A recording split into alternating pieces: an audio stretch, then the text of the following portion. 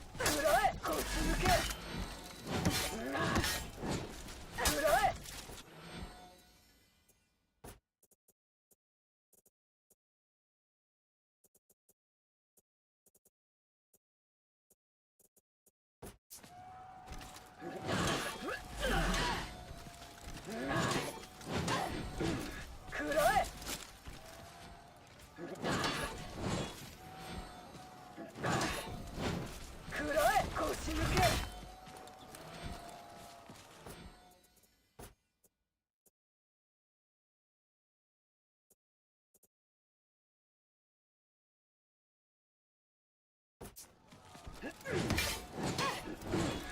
らえ。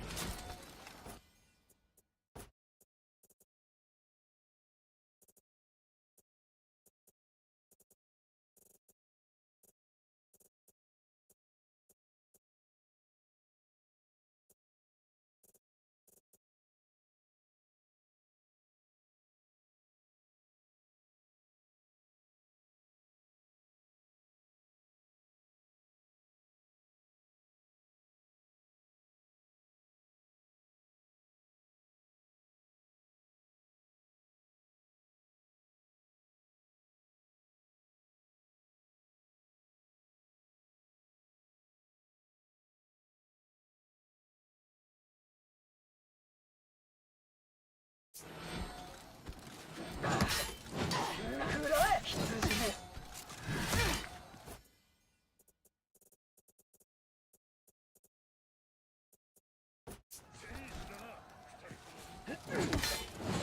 食らえ羊め。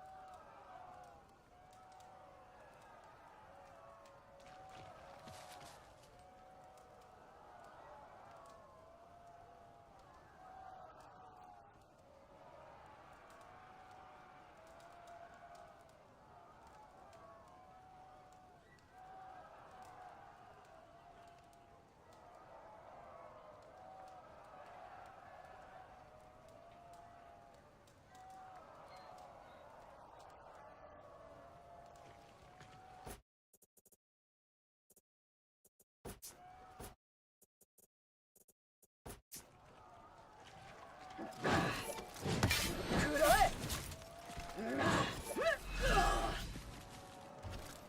そこで止まれ。食らえ。食らえ。食らえ。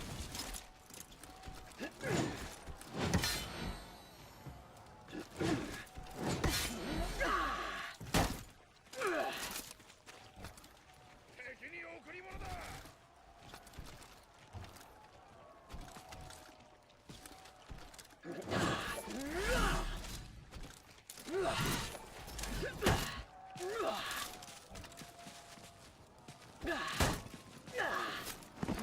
食らえ羊め。食らえ。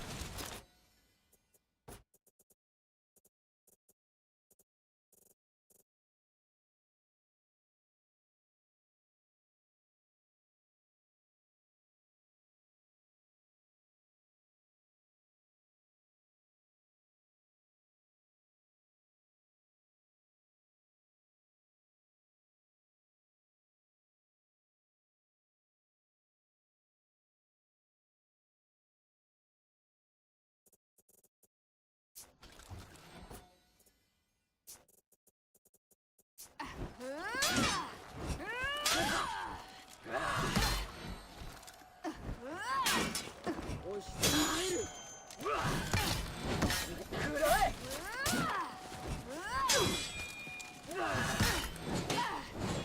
食らえ腰抜け。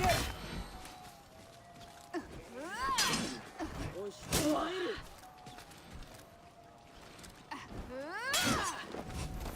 押し込まれる。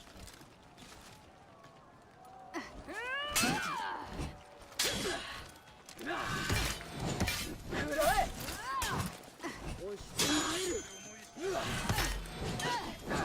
食らえ腰抜け。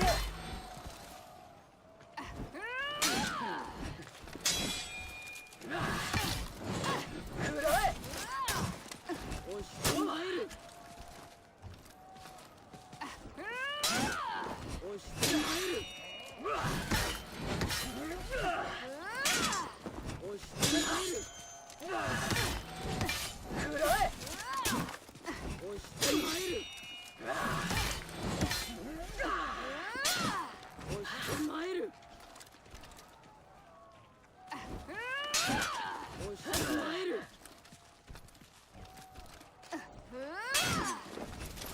おしえるうわおしえるうわおしえるうわおしえるおしえる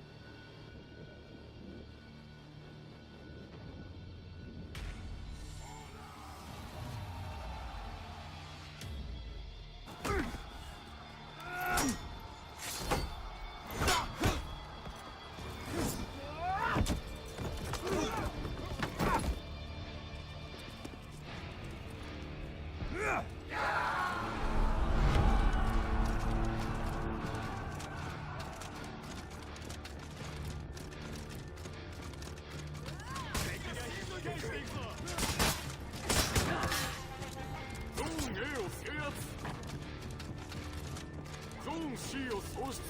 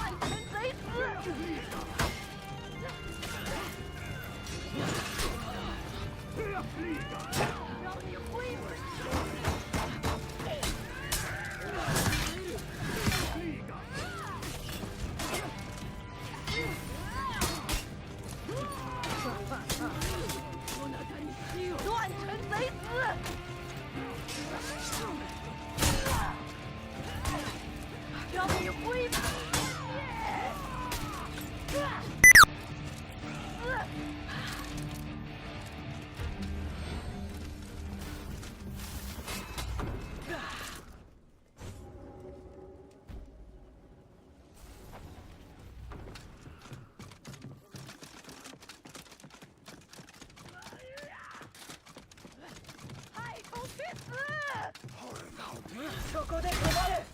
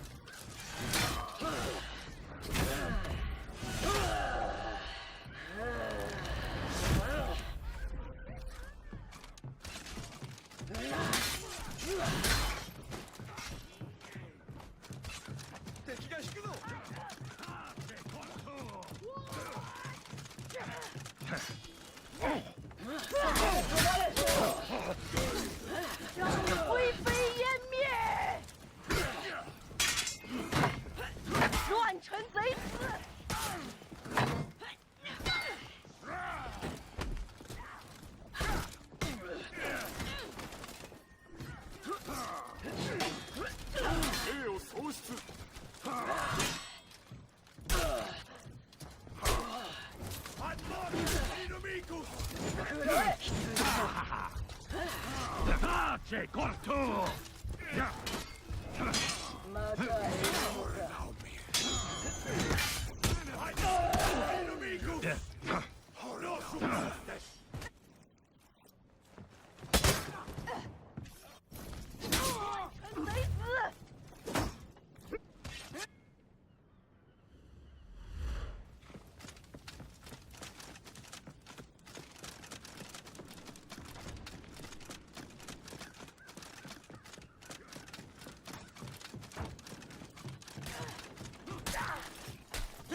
そこで止まれ。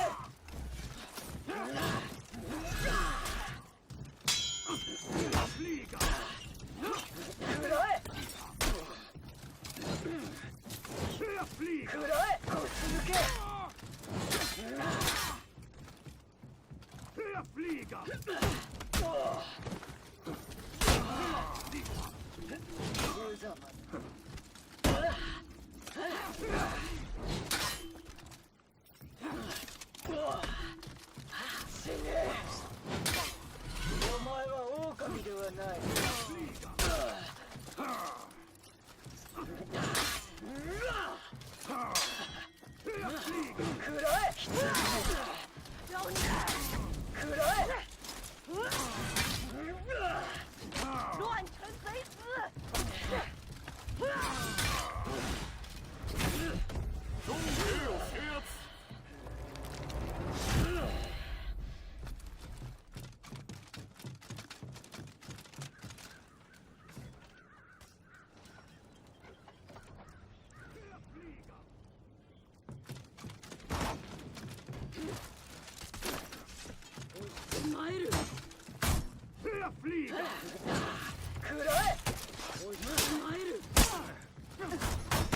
そこで止まれ。食らえ、こするけ。食らえ、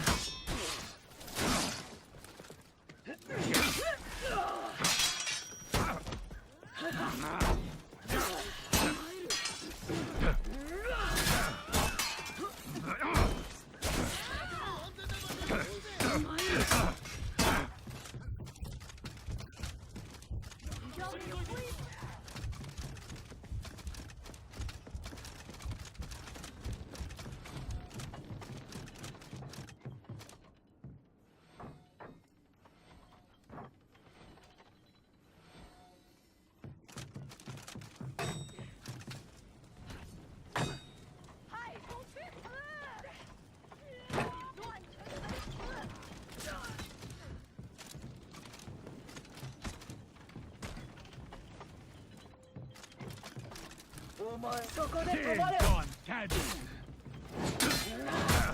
食らえ腰抜 Yeah. け。弱すぎる。 Ad mortem inimicus.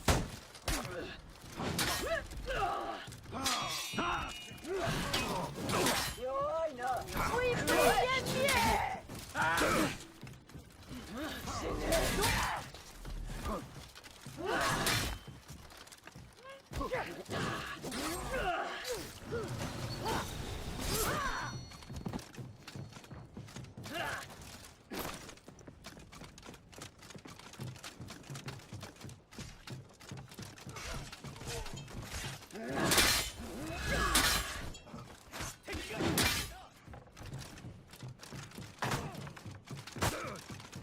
Yeah. Yeah. Ah, c'è そこ corto. で止まれ。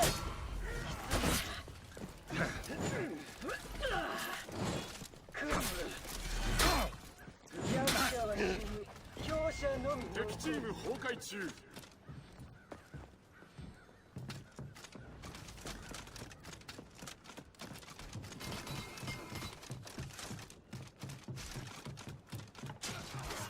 敵が退くぞ。そこで止まれ。食らえ腰抜け。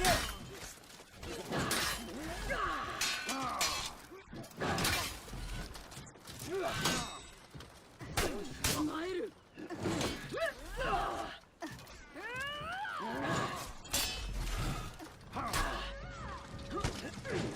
食らえ腰抜け。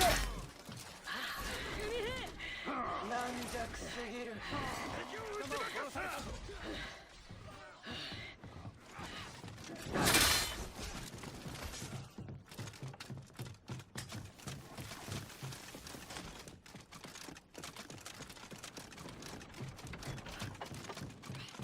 犬がいい！勝利。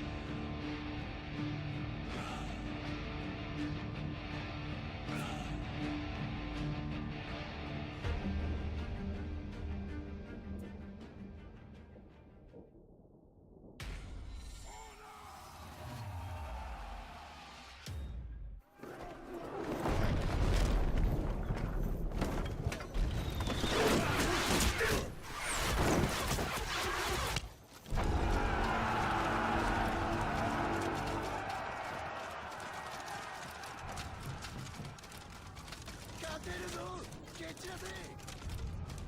ーン A を喪失。C を制圧。そこで止まれ。弱い。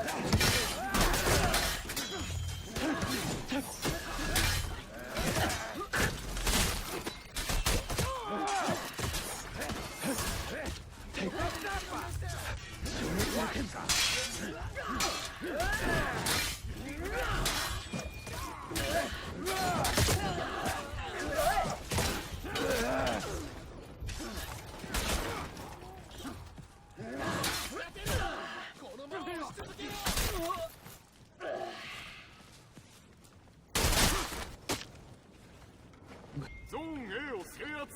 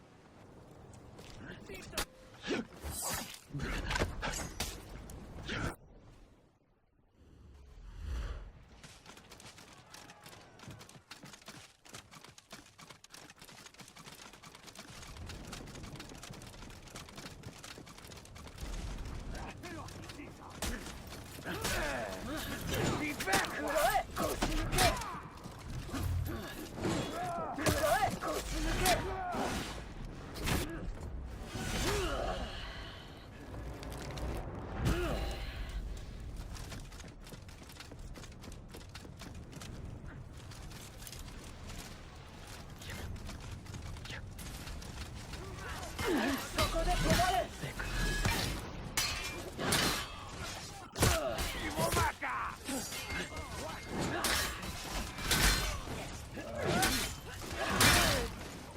そこで止まれ。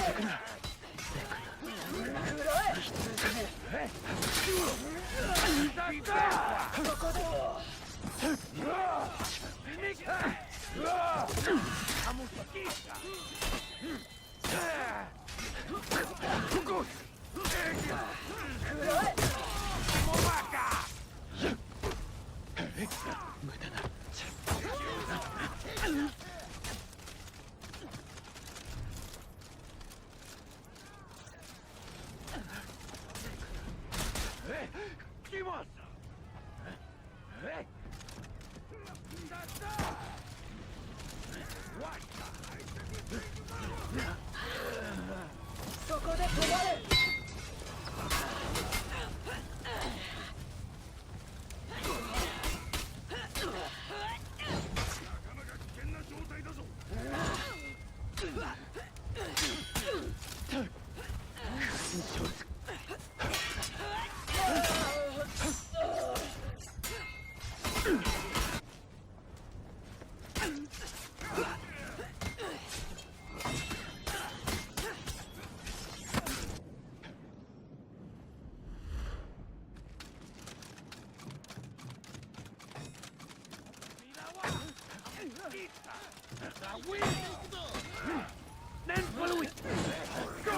こす抜け。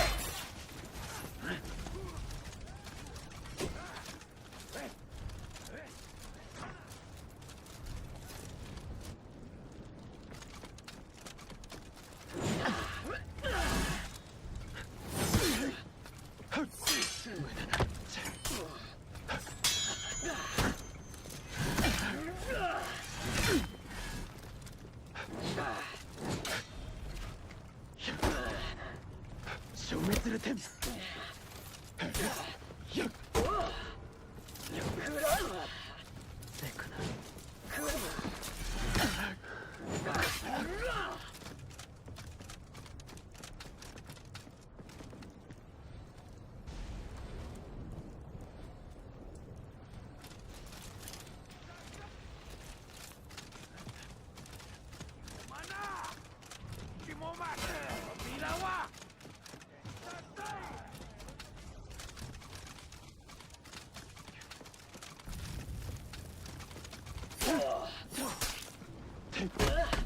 また獲物か。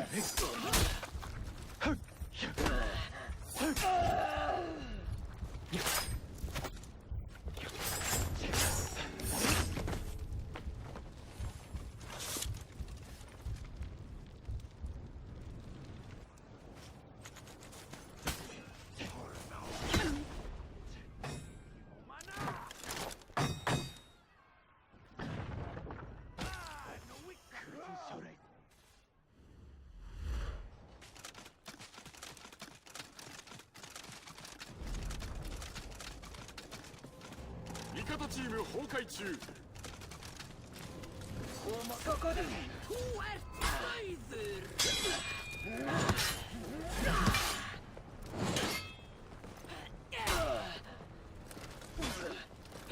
くらえ、羊め。お前は狼ではない。ゾーン A を制圧。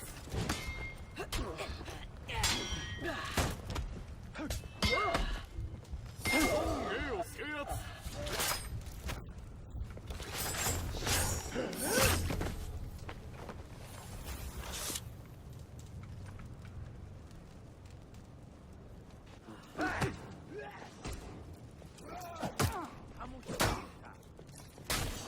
敗北。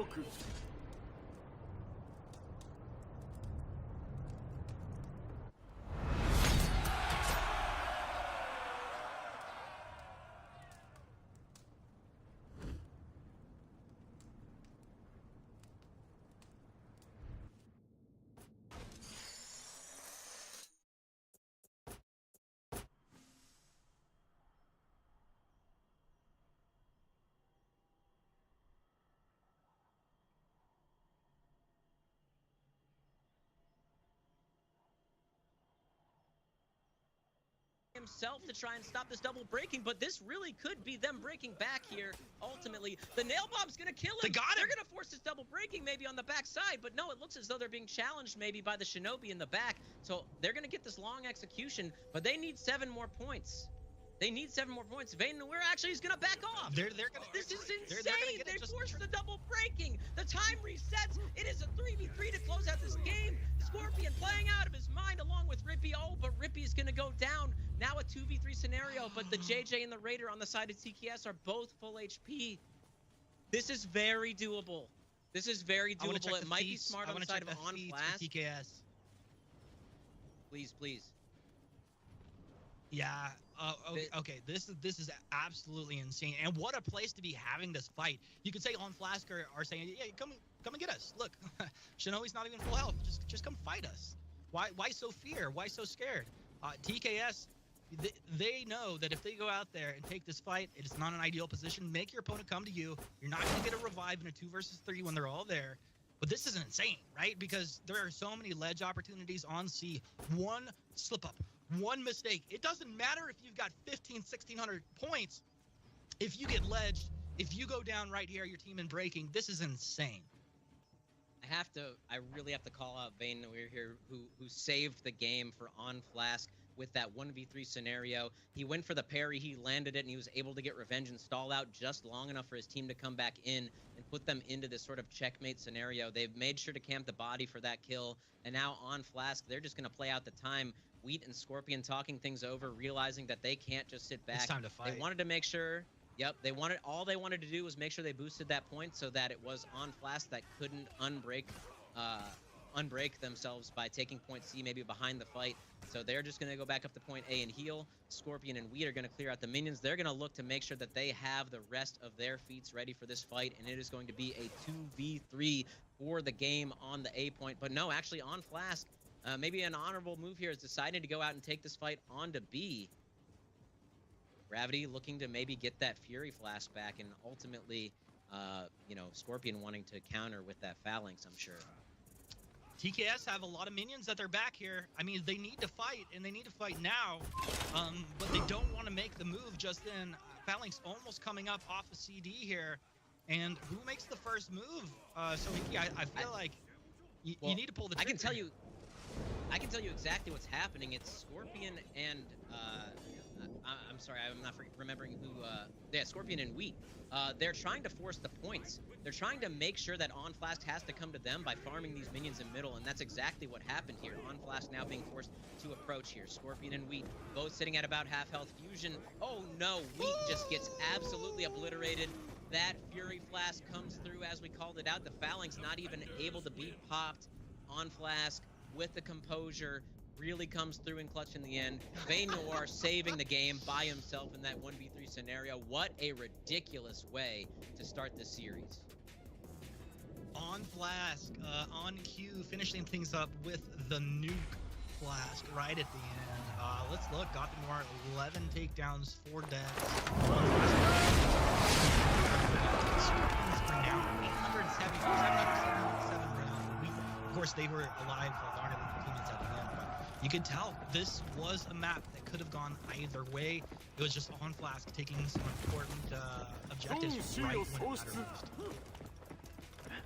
Yeah, we're gonna take a look right now here at sitting at 3 and 5 on the scoreboard. This was sort of a left field thing that we didn't see. I thought it might just be a map pick. You know, there's a lot of opportunities for Legends. Clever swapping this scoreboard out going into game number 2, but it's also possible that Clever was just like, hey, this is what you're comfortable on. He didn't play terribly. I just think that they had such a rough start with all those ledges. Honestly, being able to break it back into breaking was ridiculous. As I shouted out 2 different times, Vayne Noir saved the game. It looked like they were flushing out there, able to stay alive just long enough to make sure that they could finish the break. That might be one of the best games of all time. Yeah, it was good. And of course, we're watching North America, so you know you would expect that. So I won't tell Vivid Nods. Of course, you know the EU fanboy over there. But yeah, I mean, and that was TKS that had picked High Fort. So now we're gonna go into a map that was not even their preference, and we'll see what they can do. All right, but with that, we actually have. Yo, Take it away. I'm absolutely sweating after that game. TKS did stumble at the end of the game, but absolutely back pleasure. That game, of course, Central Bridge. Usually you get to see the snowballs in this match, so we're hoping to see just as exciting game as the one that we had. And TKS need to win this game. Their team fighting potential later on was pretty good, so we're hoping to see a bit more of that here. Hopefully we don't see Cluckies on the Warlord. I feel like kind of said it there. On the map, but hopefully it's actually well. And of course we had to see Raider on the Star Wars banner. It didn't really fit, especially that end game scenario where if he had Fire Pass, he could have done a lot more in that game 1. Yeah, definitely really good analysis coming out from Vivid Nods. Surprisingly, showing us incredible insight there, Vivid Nods. But ladies and gentlemen, it's Sanctuary Bridge time. We saw this in Europe, typically picked as the first map, and it's definitely super snowbally. It's interesting to see it picked up here as map number 2 in North America, and I really don't even have a good feeling about how either team approaches this. So, what do you think?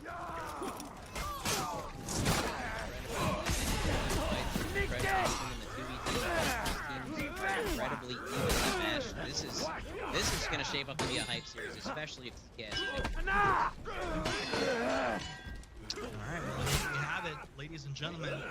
They've got their own home points captured on both sides. And this is where things get typically a little bit sloppy, but you see both teams patient, waiting for the engage, waiting for their opponents to make a mistake or slip up something that they can take advantage of.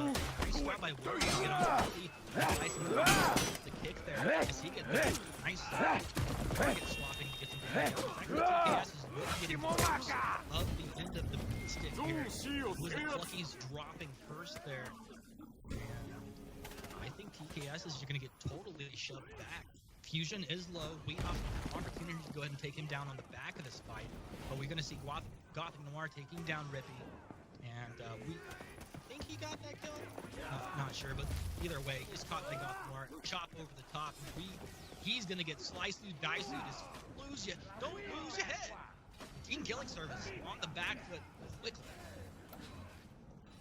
Here in this back cap scenario is going to finally get the peel there from Vayne Noir, but it looks like Scorpion's trying to stick to. The reinforcements are coming in though. This is starting to look a little bit dicey. No, but they are able to get this kill very quickly. Excellent job there with the Luckies working alongside the beat. They are going to feed revenge here, but I don't think it's going to matter that much. It looks like Gravity is the last remaining member of On Class here, going to use the revenge to try and just back off from this fight. Yeah, trying to back off, but he's trying to block that line. He's trying to drop attack. He runners up there above him, trying to find him. That Scorpion waiting there the whole time, trying to drop down. That's one of the most cool things when someone's just on the edge of being able to do that drop attack. I have to say, Willem, I really liked that push onto the home point, even though it didn't end up working out for him, because it was a two-player thing. Not only did it really cancel out the ability to heal of the remaining members of TKS, but it also was a really big distraction. It was one of the main reasons Cluckies and Ricky both. Willem had moved back over to B, taking a couple of heavies and almost chopping him down, but that's going to be his revenge popped off. And with that, Cluckies goes ahead to take a step back with his McDonald's shield there. It looked like Scorpion was going to go ahead and take him, but looks like Scorpion says, yeah, Cluckies, you got this. Take him down. Nice kill on Willem in the B point. Now Young Gravity comes in. He wants a little bit, some chicken nuggets. Looks like Cluckies is going to give it to him. No, he'll actually go ahead and show some. He looks to rotate up towards point. Some actions happening on flat. We got 1 down, 2 down, 3 down. Executions, team killing service. Hello. Great chase down there, using the crush just Cluckies, and finally coming alive on the scoreboard here. So 41, really big renown lead as well on their side. And if you want that renown on anyone, you probably want it on the board. That is who has their blast on the side of TKS. Yeah, the on Flask go down to a nice Flask here at the end, but Team Killing Service obviously playing much better than they did in the first map. It's just so interesting that they didn't even choose this one. Up about 300 points approximately. 2 ledges, yep. There it is, getting a little bit of revenge here is TKS. 2 different ledges there during that fight. Now finding himself does have revenge. Is able to kill on Cluckies, uses that tier 2 to regain his turn. Man, a lot of trouble here. We're sticking those points out. No light parries to be seen on the side of the beat. Gonna stick his own light out and commit to that hit. Himself right back to his fight. This one is semi. Make sure that they can take middle. Lands that parry there. I was talking about those light parries. Unfortunately, though, he's going to be able to get away from Gravity. Yeah, usually Gravity comes from above, but Gravity came in from behind this time. Can he like throw his zone and get 2 kills at the same time? Do it for America. Do it for North America. Scorpion, he's low. Scorpion Give him the slice-u dice-u. There's the parry. And Young Gravity would turn around. He'll take himself a little bit of a kill and a victory dance. Throwing some heavies, cleaning up some minions, but we can look over towards A. We got a contested point here. Fusion dropping down low, but the revenge tags are there. He's shoved back. Cluck is the warlord of the year. He gets the shove of this point A, but not still just yet. Fusion, no fear, getting on the edge of the fight. But a nice kick coming in. Clucky's out of stage and on the back foot. He's been there for the whole time, but he really can't do anything. Fusion, it's like a little mosquito pest bugging him. Fusion will eventually just get stabbed. I'm okay there, but Clucky's taken down. Clucky's nowhere to go. He's rounded up, but Scorpion is coming in from behind. If he can stay alive just a second longer, Scorpion might be able to peel from Clucky's. Scorpion platform is Clucky's going to go ahead and drop him and run across the map and try and heal. I'm not sure how that will. Yeah, Scorpion's here, Root's here as well. Big damage coming through.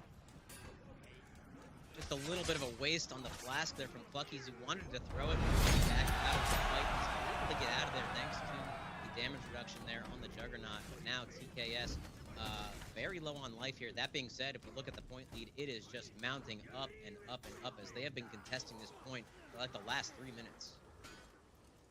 Yeah, I mean, this is night and day. Team Killing Service in complete control over this game, and they're back capping, creating a real challenging situation. And even in this situation where Wheat is, like, the fact that he got the revenge procced off is amazing, is more than they needed. On Flask, far in breaking, it looks like TKS are going to round this one out here if they're able to seal the deal and tie up the series 1-1. A series that we knew was going to be pretty even, but it's just interesting to see, like, a one-sided map 1 into a one-sided map 2. Even though map 1 was double breaking, it was like On Flask had a huge point lead. Yeah, for sure. But now it is TKS with about 200 hard point lead here.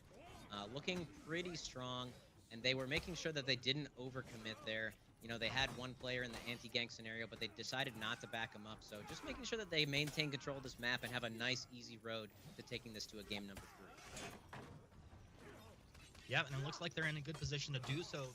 Fusion thinking about dropping back to potentially heal, but no one's going to let him there. So he has to stand his ground. In the meantime, Rippy, he's going to go ahead and Naruto run himself up into A, where Scorpion and Gothic Noir were in a 1v1, and it looked like Scorpion was not getting the best of that, but he will get himself the execution there at the end.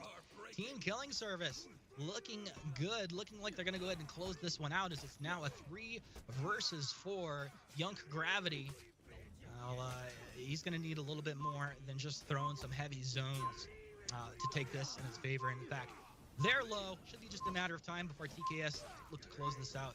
Doing some 360s up on this point A. Rippy shielded up. He wants Fusion. Fusion's just going to get slapped around here. And we'll see if they show some honor or just destroy this man. They're just trying to end this man's whole career. TKS, they're going to take map 2 and tie this series up 1-1. I have to say, one of the things that impresses me the most when I watch Team Killing Service is just their ganking. The execution on the ganking, you can tell that they've run it over and over and over again. Even in a situation where you might have seen someone be a little shaken up, Scorpion finding himself low on life, but the rotation comes in from Rippy. They have that absolutely perfect Shinobi gank. Just really impressive stuff, honestly. And we look at the score here, 11-2, 11-2, 13-3. Wheat 6-2, but still holding it down all right on the Raider. And wow, night and day for Cluckies between first game and this game as well. Yeah, absolutely, and showing an off-meta pick to be one of the highest, one of the highest scoring heroes in the game is pretty impressive. But was it TKS that got the lurches? I'm just like blacking out. I just saw people get lurched into the pit. Yeah, no, but was it TKS was inside. They got 2 ledges in that 1v fight about halfway through the game. So, anything you can do, I can do better. Is that I think what they were trying to say there. So, honestly, we called it out as maybe a map pick because High Fort has so many spots to get ledged on. But I mean, if there's a Warlord on the map and there's even one spot that they can find to throw you off of it, you can bet that they're gonna go for it. Yeah, absolutely. And now that I feel like that was kind of the point where you just have a couple extra seconds before you respawn. takes control over B, and suddenly just find your way back into the game. Yeah, has definitely the fastest way to 100 to 0 your opponent is to do something that literally takes instantly kills them. But I believe we have the third map ready to go here. Our second series of the day. Viminaz, take it away. Well. Would you look at that? We're at game 3 of series 2, the first NA. And you know what, Clucky? I take it back. Stay on the Warlord. Obviously, that looks like a little bit of a counter pick. But here in Harbor, there's a lot of 2v2 fights. Now, High Fort, we thought we would go in the way of 2Ks, but I feel like we just had some initial bumps. I think it was just mistakes they were making, getting ledge all the time, picking really questionable fights. But going into Harbor, they do have the momentum after winning game 2 so flawlessly. So it is basically TKS to lose at this point, especially with their map selection. Harbor, one of the most interesting maps in I said before, it's just like you have these multiple ways to get over with the ropes, and we've seen that used a little bit. B being, so you touch on consistently is that it's very quick to clear out B on Harbor, so we see a lot less focus, although sometimes when you get those team fights, as both teams are, they've got A and C cap respectively, so they just clash in B. But just a couple of standout things. Yeah. And if you're team killing service, you are so happy to have game number 3 on Harbor. This is definitely a comfort pick. Really, we saw this team come alive for the first time on Harbor against Guidance on that first major. So I have to imagine a shaky start on game number 1, but they're really talking in the comms right now, being like, guys, this is our map. Take it. Take it. Okay, I save everything. On flash. Early on here, they're down 0. Make it 2 as Young Gravity comes down. Scorpion, he's turning it up. He's getting a nice renowned lead early on here.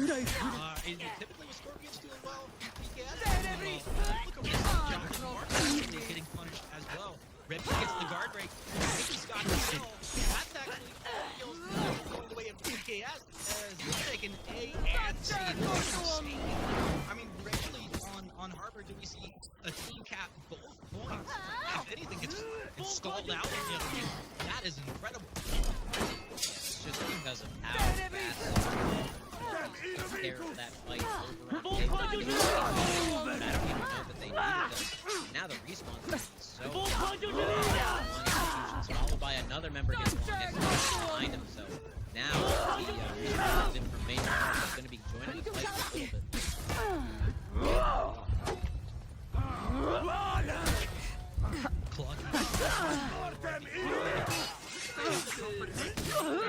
And, I think comfort pick is just as important as playing when you're at the highest level. Of course, you want to be playing the strongest hero, but if you've got an edge on a hero like this Warlord, you make it happen. Goes for the headbutt. He'll catch him with a nice heavy. Young Gravity is one attack away from going down, and it's going to be Scorpion that grabs it as he swaps targets. Scorpion almost taking fusion down with the top heavy. He'll connect. Scorpion gets another one. I mean, Scorpion is just off right now. Bucky's playing so strong here, really just off of that headbutt, but it looks like on Flash finally getting some ground on this map. He's trying to get on Rippy take over C. That being said, TKS with a pretty sizable lead here early on in the game. That is due to the play of Scorpion and Bucky's getting out a little bit on the tape. He's finding himself in this super gang. He's going to get hit by the kick. He's going to try and dodge. He doesn't fight on that unblockable, but that is going to catch him there. He's going down, and now on flat. Going weak, barely avoiding the ledge angle. Realizing that the only thing that can really instigate him here is that guard break, so making sure he doesn't fight on that. Gravity going for it again. I have to imagine Weed is just going to get heavy sitting at this life total. Yep, and he does right there. Just not wanting to get guard broken here. One right back for him. This Raider versus Raider fight. They both trade lights. Gravity just barely edging it out there, and on Flask now. A little bit of advantage in the fights right there. Unfortunately, there's very healthy members on TKS. They're just going to back Man, watching the tournament is like watching two heavyweights in the 12th round just throwing these blows. And eventually, yeah, we taking the advantage. Now, Clucky's on the stairs here over by A. He's going to get a kill. He's going to be able to get the execute as well. Great job as Clucky's taking down Willem. I want to shout out Clutches for, like, this is the 5th time he's just thrown a heavy knowing that he wants to trade or knowing that's what his opponent's going to do. He realizes that Shugo wants to trade with him, but he's like, hey, I don't have my life. I can throw this heavy at you. Ultimately, that's what allows him to get the kill there. Back over towards Wheat in B. You see Young Gravity is low, so he's going to be really cautious here. You see he's getting hit by the minions. Nice parry allows him to trade some damage. Coming back, the old 1-2, switches it into guard break. He's going to let loose with a heavy, yes he will. But it's Rippy who dances on in on the Shinobi to be able to take the kill. Rippy taking down Young Gravity. Now Rippy looking for Willem. You see, Willem, I feel like Willem's been a little bit quiet here as of recent. He can get this kill on Rippy, would be huge on Flash, as they are currently down 200 points each. Willem, careful, Rippy wants to run. Show us the speed, man. That's why he was the first pick in the game. And they'll go ahead and drop that one to Young Gravity. The trading coming out of the Shugo. It's nothing to counter that. Right now, he's shielded up. The 3 versus 2 makes it really awkward here. We'll watch from Fusion's perspective for a second. Look, he's right in the middle. Rippy still alive. Rippy flip side. Shows the cracks there. They're like somebody just killed Rippy on the side of the fight. I think he's been so distracted by his low health bar that they're gonna get destroyed. Rippy stays alive. He's about to get this kill. Come on, make your move. Fusion, swing, baby. Swing. Oh, they got the revenge, but he couldn't trigger it. Rippy falls down. 1-2, 1. But really, Rippy literally that's insane. Clucky's headbutt. Willem's like, no, you, buddy. He's got no brain cells left between the sword or the shield. Bashed in their head. Gotham Wars like, come over here. This way, I'll take those with you. Not gonna happen. There. He's up against the wall. Gotham Wars trying to do a little bit of an interrupt, but it's not gonna happen. Listen to the amazing fight, so it just continues to keep on giving the fight that never ends. On A over here, finally converting that to a full health Clucky's. So Clucky's played himself over here. You think Clucky's would be getting the ledge? He's the one that got ledged. Man, I really was about to shout out Rippy for coming into that fight late and just trying to stall out as long as possible, but now this is on Flask's turn to try and take back this map here. They have A, they have B, and this is a really important anti-gank on C for Scorpion, sitting at about a third of his life, going to heal back up to about half health. Fusion going to pop Inspire here, try and help his team out and just get this fight finished as quick as possible. Rippy now back out onto the map though. Luckily for them, he's able to rejoin this fight. Ooh, Rippy, however, eating a big heavy there from that external on the Raider.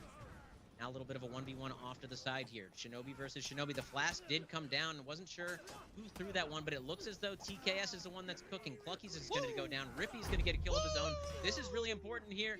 Oh my goodness, the Raider just trying to stay alive, but TKS, he's going to land the guard break, the double dash into the guard break to close it out. Wow. Here is going to be the res onto Clucky's. TKS really saving the game there, making sure that they're able to maintain control of C, ultimately get that execution, and now break back out into B.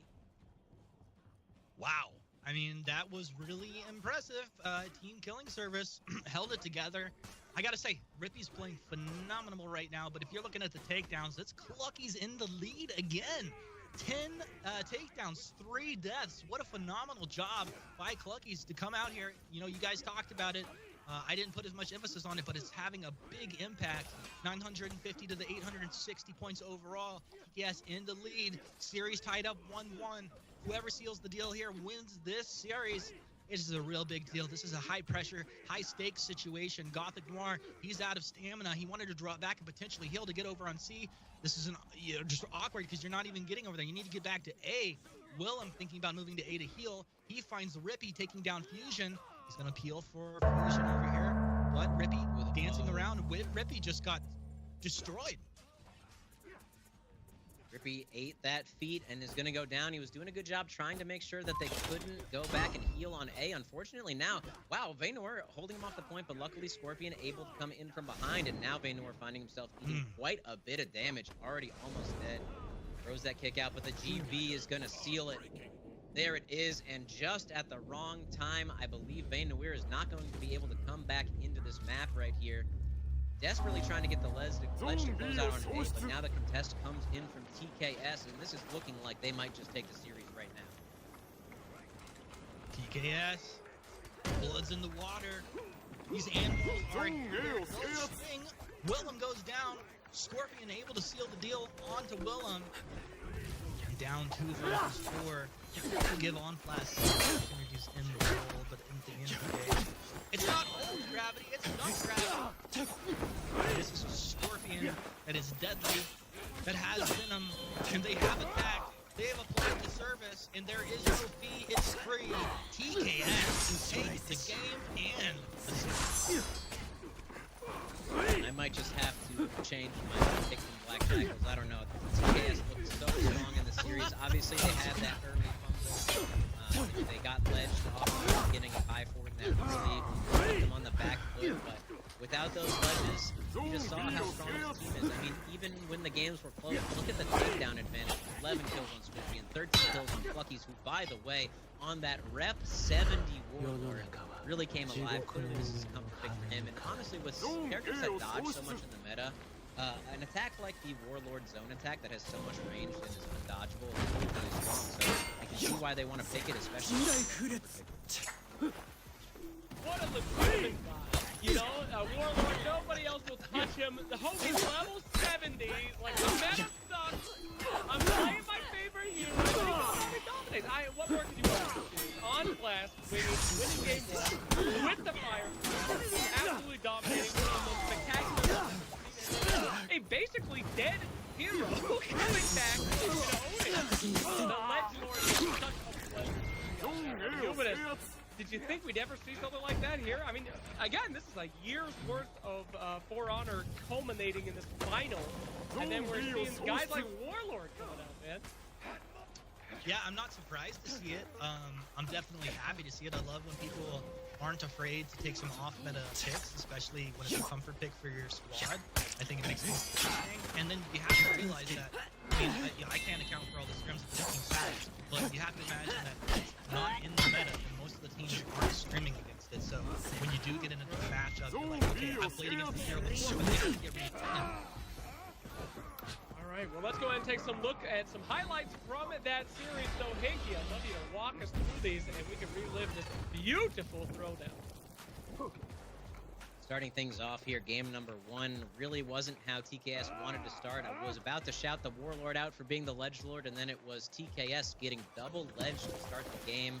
They did a good job of clawing their way back in, honestly. They were really smart about their rotations. They made sure holding on to A this entire time, and then were able to force this double breaking here. Vaynor, who really saved the game. This one was anyone's mistake. You're seeing it right here in this situation. Rippy in the anti-gank, but unfortunately for them, right as Rippy rotates back around, he's able to land his parries after the kick, stalling out just enough time.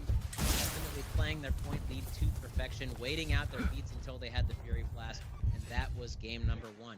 Going into game number 2 now, though, KS had something to say. They were like, guys, listen, you got a couple cheap ledges in game number 1, but that is not how it's going to go down here. Speaking of ledges, you see Scorpion up there just whipping, making sure he's seeing these indicators, and then finally going for that plunge attack to take out Young Gravity.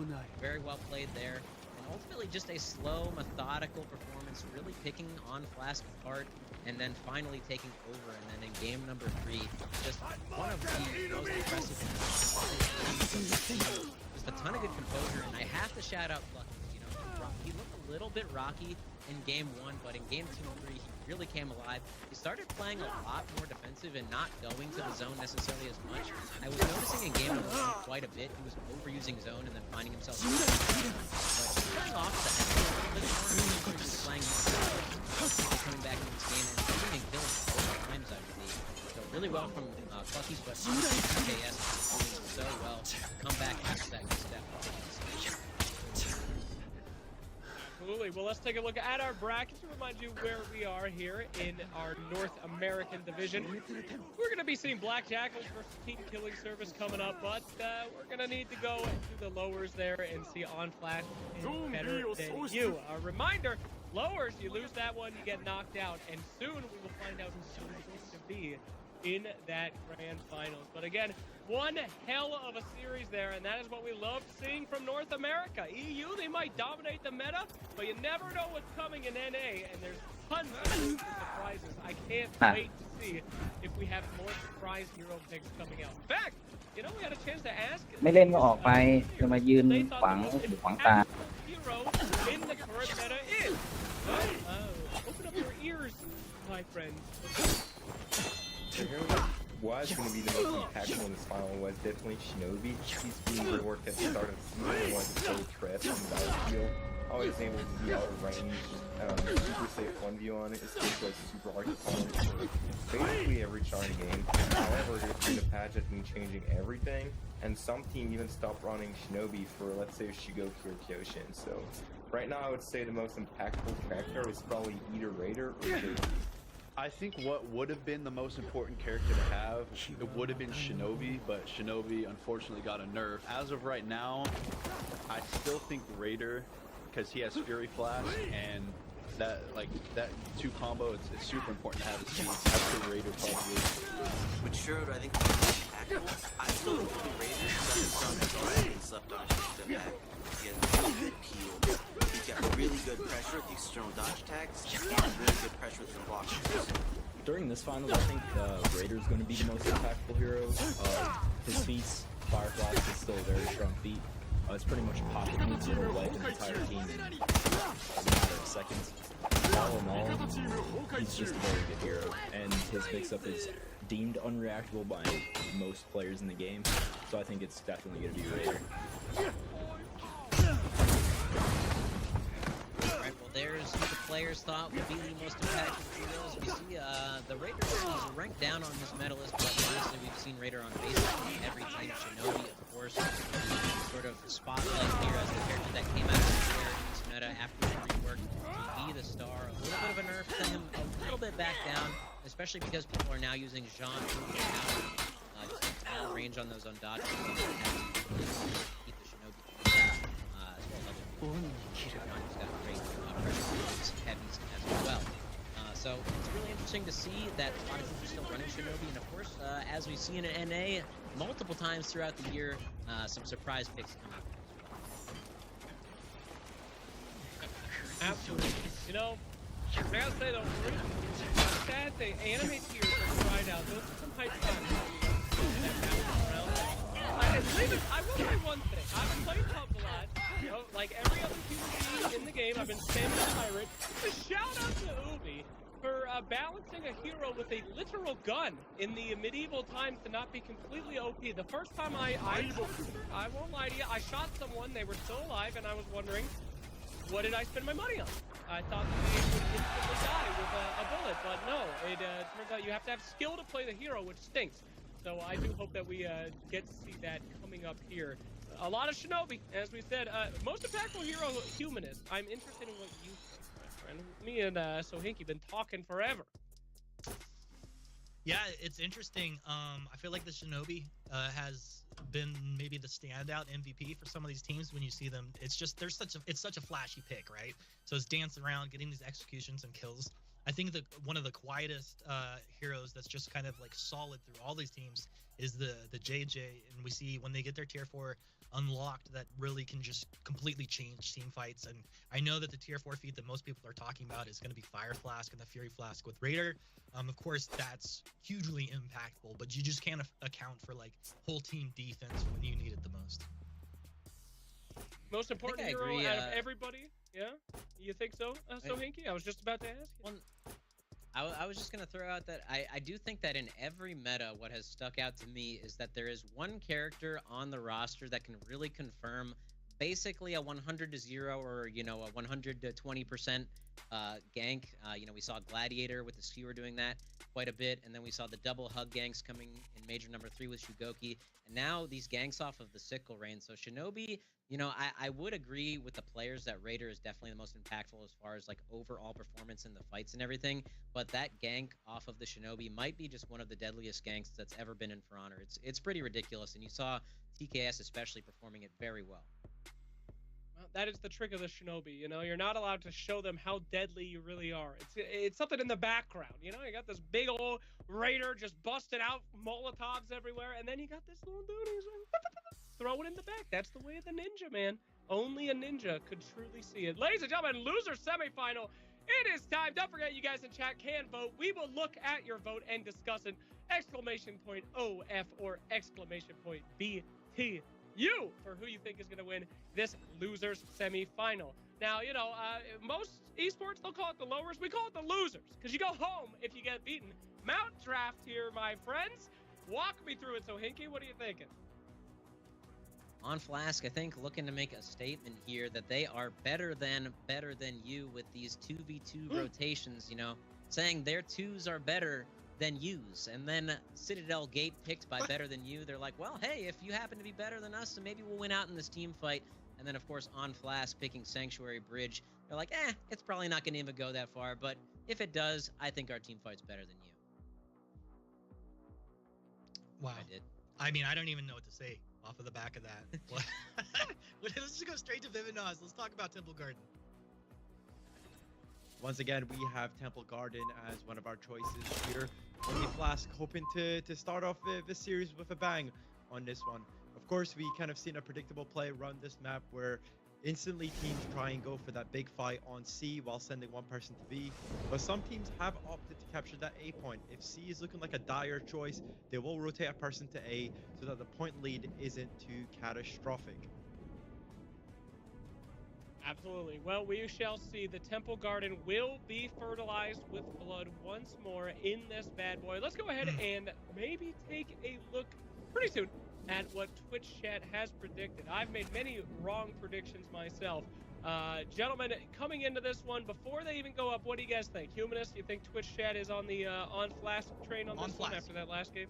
Okay, take it easy. I'm thinking Twitch chat predicts On Flask. On Flask is going to win. Better than you is not better than me. Is better than me. Okay, all right. Very defensive for no real reason there. Thank you very much, Humanist. So, Hinky, do you agree? Yeah, I think so. You know, there were last-minute roster shakeups on the side of better than you, and honestly, with their roster that they had in the LCQ, I was thinking that they might have a chance to win the entire thing. But obviously, things didn't work out that way, and now they finally on Flask. Not only have shown themselves to be very strong, but are definitely performed coming off that series with TKS. So I think Twitch chat might just have it right. All right, now, this does I know we heard your real convince them otherwise. I want you to convince them that better than you is going to win, and I want you to let R go down. It's your best shot. He's a veteran. So he's no competition here. I have to imagine, you know, after that loss, Tetsu really brought the boys together. He was like, guys, these are the things we have to work on. Let's tighten our game up. There he is.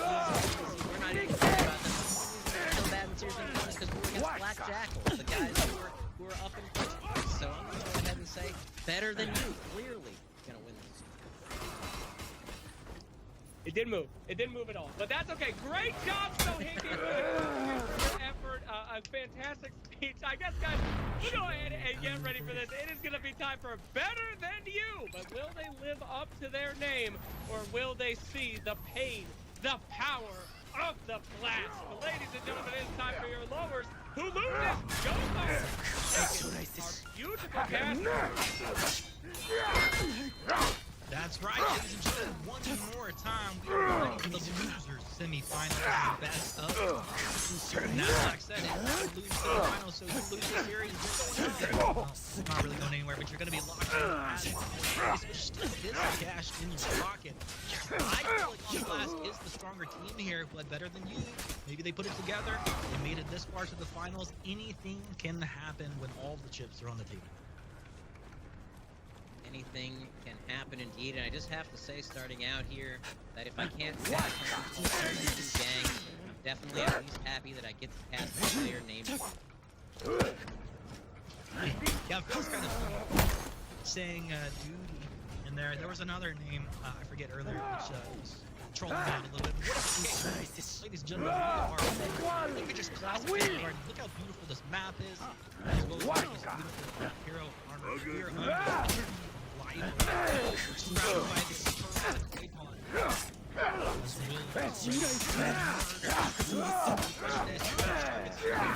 waiting, fighting, last have a couple of numbers dropping incredibly low. On the side, I can't believe you're still alive. We're honest. He's actually gonna will stays alive.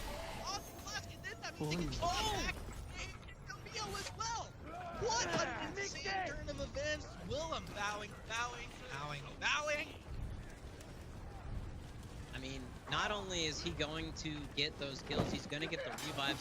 You just saw it there. Willem already almost on his tier 3 feet. That is ridiculous. Just letting those heavies fly. I mean, it felt like a desperation move. Target heavies took them out so easily in the dodge. Of that fight. Willem just with the absolute clutch.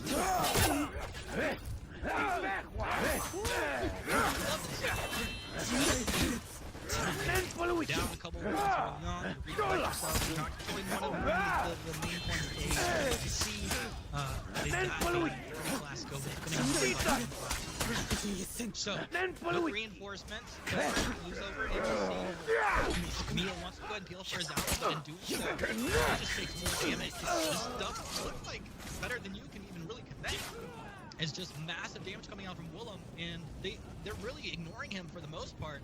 Now Mio swings, Young Gravity, dropping low. Mio, nice target swapping to go ahead and dodge back, keeps himself out of danger. Swings for Young Gravity, doesn't quite connect there. Willem finally getting low, but Willem able to take one. Cordonus drops down to Gothic Noir on the map. Willem gets his tier 3 feet unlocked as well. Can't believe it, this is insane, better than you. 3 heroes dead on the map. Can you make it 4? Can you make it 4? No, it's not gonna be 4 dead at the same time. But Mio taking down Young Gravity. Of course, Mio eventually getting taken down by Willem. And this is just absolutely insane as Willem picks up Young Gravity off the ground. It's possible that's the fastest tier 4 we've ever seen. Willem sitting already on tier 4, just playing absolutely out of his mind. People think of JJ as the that dodge a lot, but they added those dodges. Just a lot of safe offense, especially up against JJ there. Playing so well as well. 5 God, that's insane. 5 early on. I don't really know which on this bridge. That's interesting. Willem was like, yeah, did split up better than you, but not devastating damage coming out here. Wrong place, buddy. Cordonus will throw out the zone there, trying to kill his ally. But Duty, I felt like he was going to get out of there, but they don't control A. So there's nowhere to rotate out to heal to, and they almost are just going to stick around and just fight to their death no matter what happens. Willem, one more attack, he almost gets taken down there. Willem stays alive. Young Gravity takes down Duty. Willem takes down Cordonus. I mean, OnFlask are on point. Yeah, using that tier 3 and tier 4 early, very smart. I think it's like, hey, I got this early, I might as well use it. You know, it's not necessarily something I need to close the game out with, especially because it's going to be up again and it's later on in the game. And OnFlask, they've just maintained control of both of these points so well. There's just nowhere for the side of BTU to heal. Finally, they're able to all move out together and retake B. And I have to imagine, yeah, they're just going to definitely... No, actually splitting up, so deciding that they're going to try and take these 2v2s as their way to get back into the game. But if things go the way they've been going, Willem's just going to tear them apart on C. Have to imagine this is going to go the same way. Yeah, Willem has just like turned himself into the Temple Garden boss. Basically, Point C is a dungeon, and you're gonna have to raid yourself over here. Put on a clinic if he's gonna try and take his hounded on here. Will have his revenge triggered off, but you can see that on Flask was basically like, look, it doesn't matter if his revenge triggers off, just keep hitting the guy. They're able to get the kill, and of course, who's gonna take it? It's gonna be Willem. He's gonna get the execute, and this is just on Flask marching their way in game 1.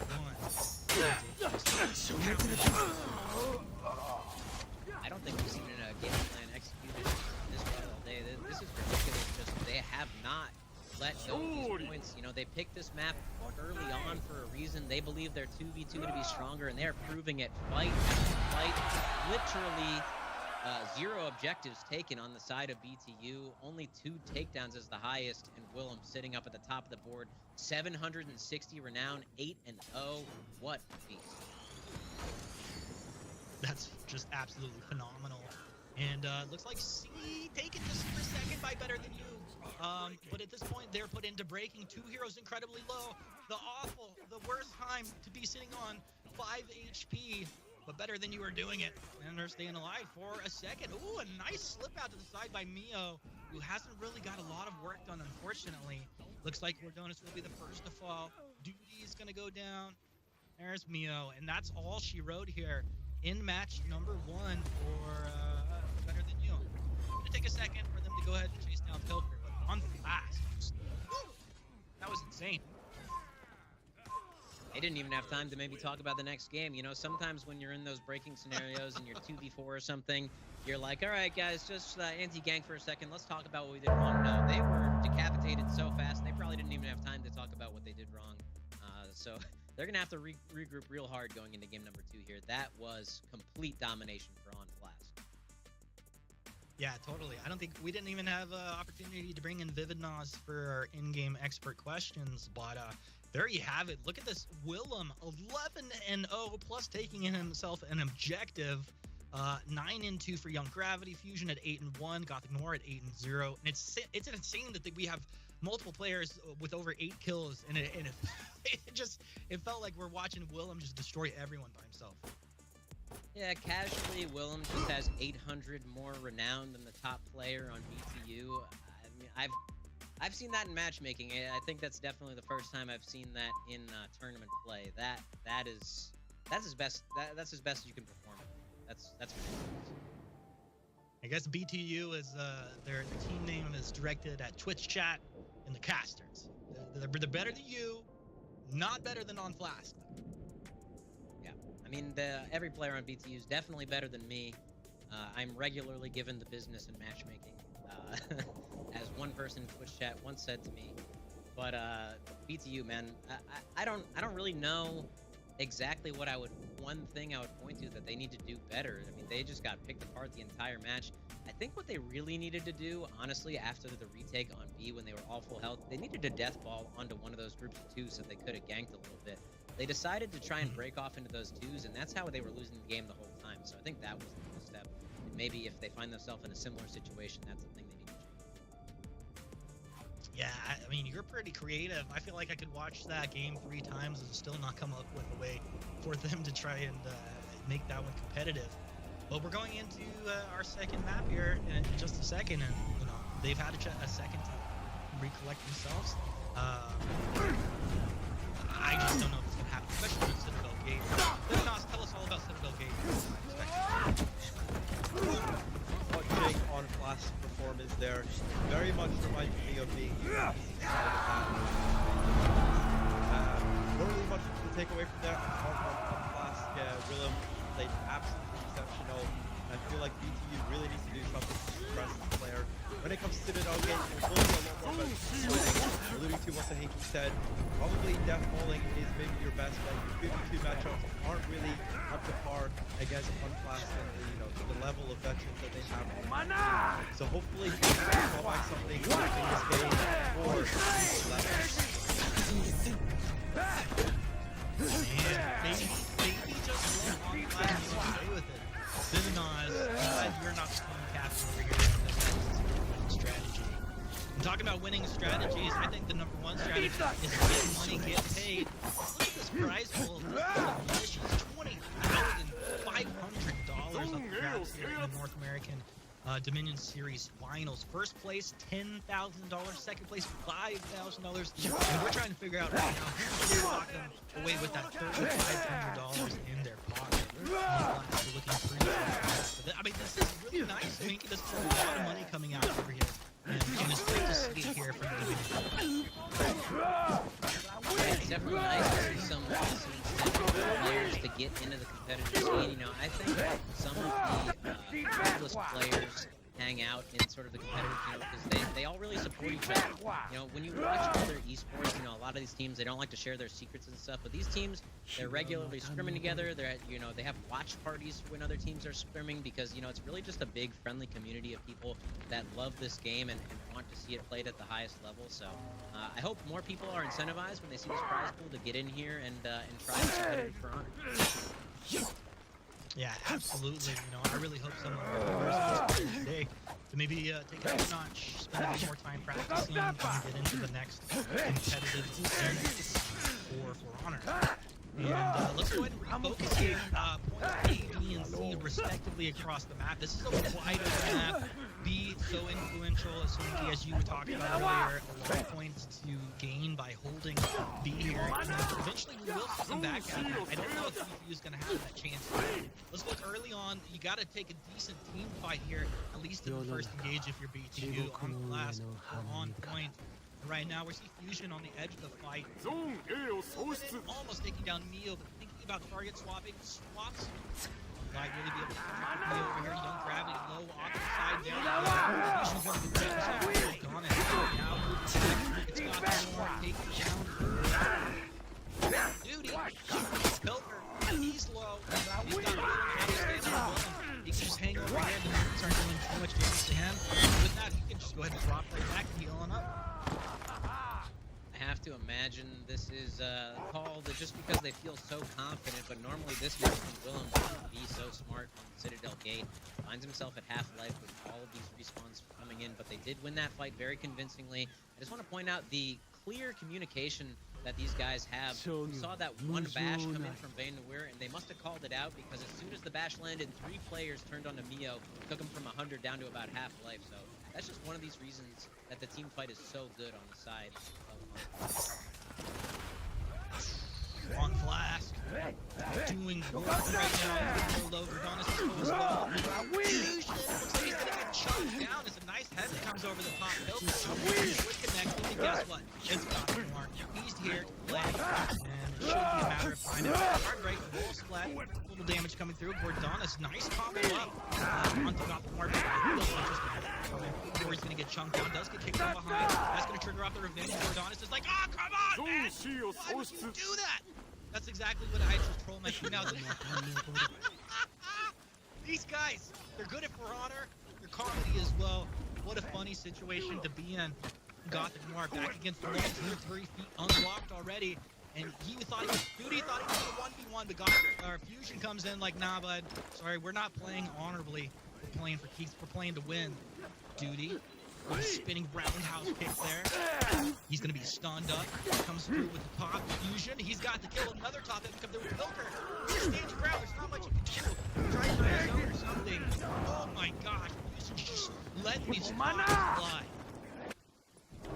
And now, man, better than you finding himself in the exact same situation as last match. Nowhere to heal. However, it looks as though they're challenging the home court on Flask here, and this is a little bit of a bigger map, so this might be a little bit more successful as far as the retake goes, especially because Gothic Noir finds himself so low right now. EB's going to come through and land a little bit of damage onto Young Gravity, but already sitting over half the bench, so they're not going to want to almost got the revenge now, and this is turning into a problem here as Will has come back into support. Another member from One Class joining the fight, though. Shinobi comes in for that revenge, is finally triggered off. Now, Raider on Raider action, able to dodge that external heavy. Does land the guard break, though. This is going to be a throw, but really good job from Neo there to hold Young Gravity off from being able to kill out. Now, One Class finds himself a little bit. However, Vaynor coming in with the respawn now to take onto Mio, and that is going to be a kill. It looks like Willem had revenge triggered off the backside of the fight. Vaynor holding Duty back out, and now he's going to be forced to use that run and retreat. Not able to do it because of the fact that he was out of sync.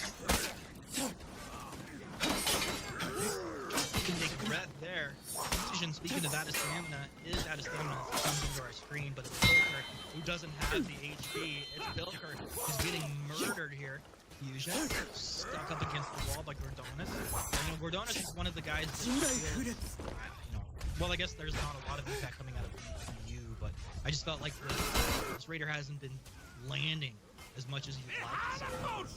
Willem comes in along with Mio, and Gotham Noir showing up to the party as well. But you see, these fights are just really so long and extended, and at the same time, On Flask has control over everything else on the map. So it's just like, yeah, BTU, you can try and win these fights, but they're not even winning these fights at the fully complete.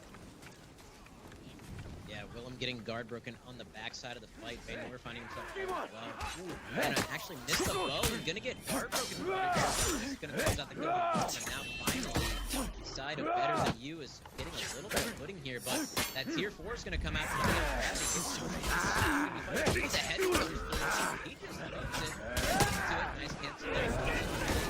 Tries to roll out of the fight, but now he's finding himself out of stamina. It is a good job stalling for Vaynor, who's trying to just Naruto run his way out. Around the pillars, just trying to stall as much as he can. Oh, he almost got that ledge there. Good job for Ruby making sure that couldn't happen, getting a long execute. It was Fusion coming in, trying to join the fight. Held off the point by Pillar. Great job to make sure that they couldn't come in and keep on reinforcing this fight. On Flask are just marching their way forward slowly but surely, and they know that extra $1,500 is coming their way, which is really nice to think that you're just, you're already dominating this victory, so you gotta do is close it out. Big light carry there from 1v1 against Mio. I wonder why he's not getting nice carry there from Mio. That is going to be I guess they just rushed Mio to finish that fight. He's gonna get the long execute, but oh no! The Raider is here. We just went away from it, but I think that, yeah, Young Gravity was able to kill Mio there during that long execution. Now Gordonis finding himself to get low. Young Gravity gets 2. It's a disaster. Pilker finding himself on the outside of the fight is going to trigger that trap there. Trying to push in onto the home point. Great shot there from Young Gravity. Doing their best to stick these lights out, but ultimately, Young Gravity going to get the carry now. The rest of the class. Yeah, Flask is gonna be flooding in, but I gotta say, BTU, the last 3 minutes of this match here has been about the best I've seen them play all day, and I don't know if it's because On Flask has realized they're this close to victory and they can just kind of roll it. My guess is that's what it is. Definitely taking advantage of the small mistakes and small missteps. With 1,500 points here, On Flask about to put BTU into break with just one hero down Better Than You. And what does Willem want to do? Because he's been playing so solidly today. Has these fire arrows ready to fire. Where will they come down? BTU Mio sliced up. This game lane, so much emphasis on it. On Flask, 20 points, 10 points away from putting BTU into breaking.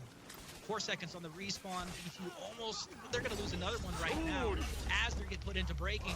Oh, very unfortunate. They will not be having that respawn. And now On Flask just continue walking forward like the Terminator. BTU know that their time is up. 2 heroes down. It is a 2 versus 4, and Better Than You's fate has been sealed. It's just a matter of style and time before On Flask is going to close this out. Yeah, pushing into the point. I believe it was Vaynor coming in from the backside. Is going to drop this nail bomb, and that should be all she wrote. On Flask looking so strong, and honestly, this is just a testament to how good TKS is, because while the series was close, TKS is able to beat these guys, and look how far the space is between Better Than You and On Flask. Getting that triangle execution there, a little bit of disrespect, and that is going to be it. BTU is knocked out, and it is On Flask that has secured at least 3rd place.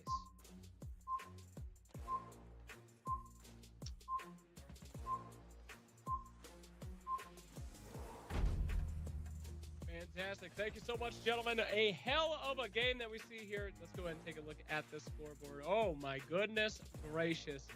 Better Than You, our first team eliminated here in North America as On Flask survived. Move on. That first game was quite quick. The little bit more of a fighting game too there, but oh boy, Young Gravity with the level 70. Oy, that's a hard thing to stand up against, my friends.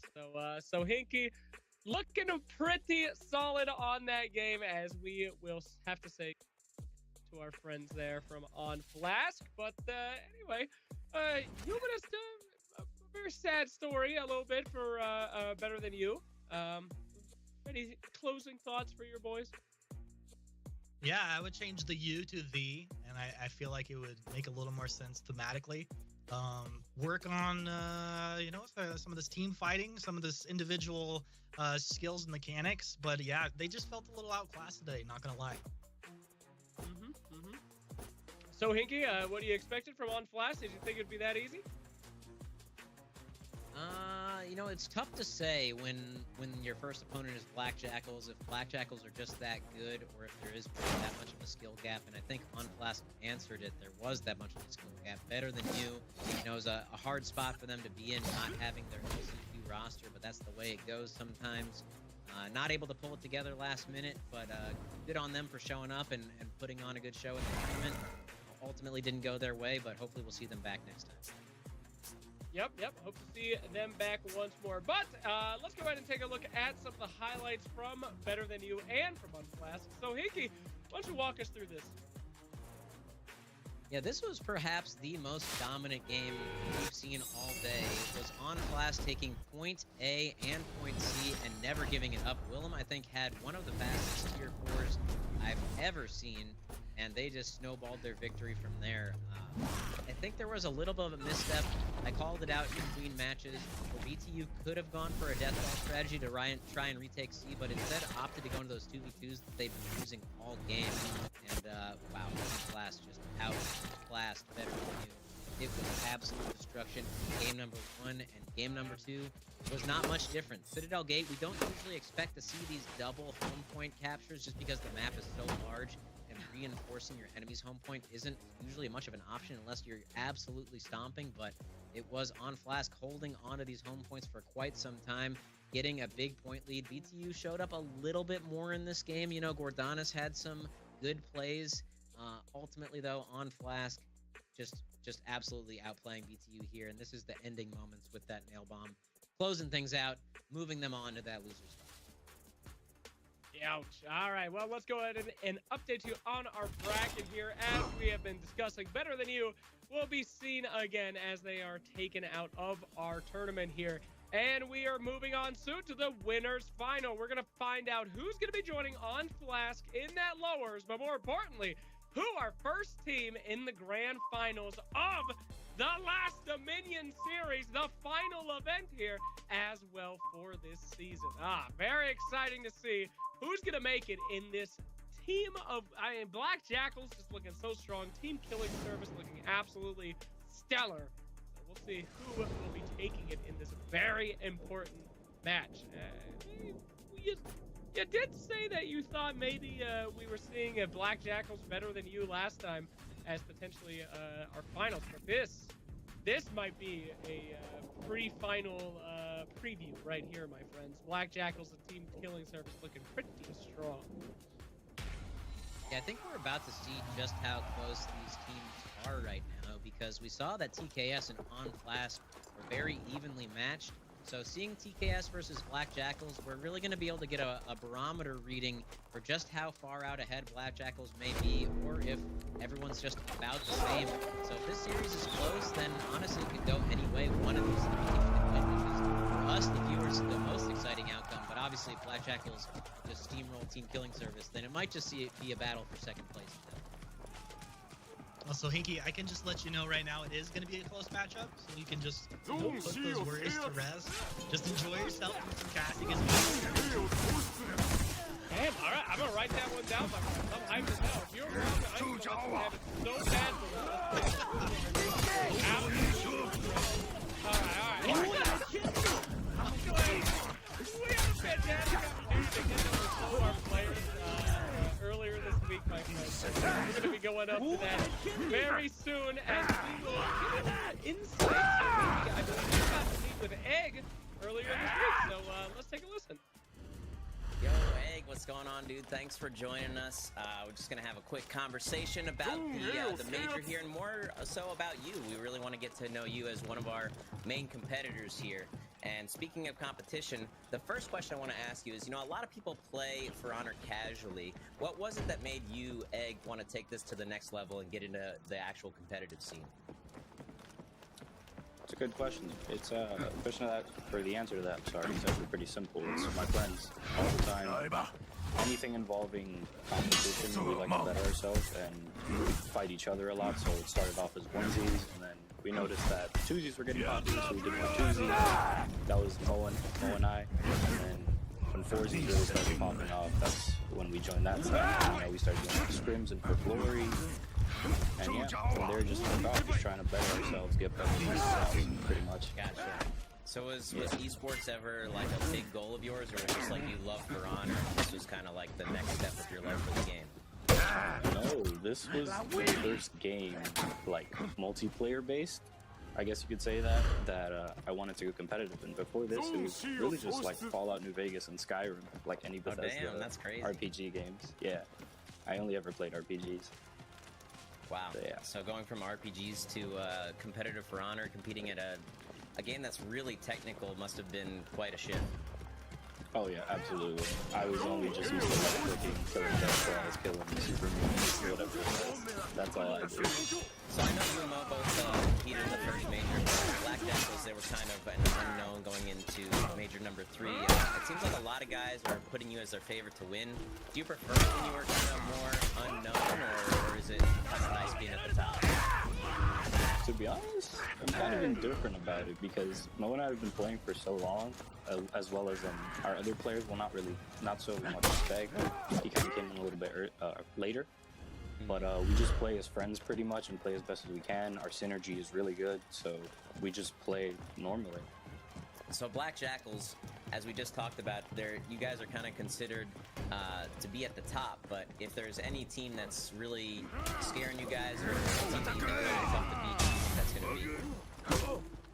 As of now, lately we've been scrimming a good amount because I came back from a little hiatus. It would be BTU.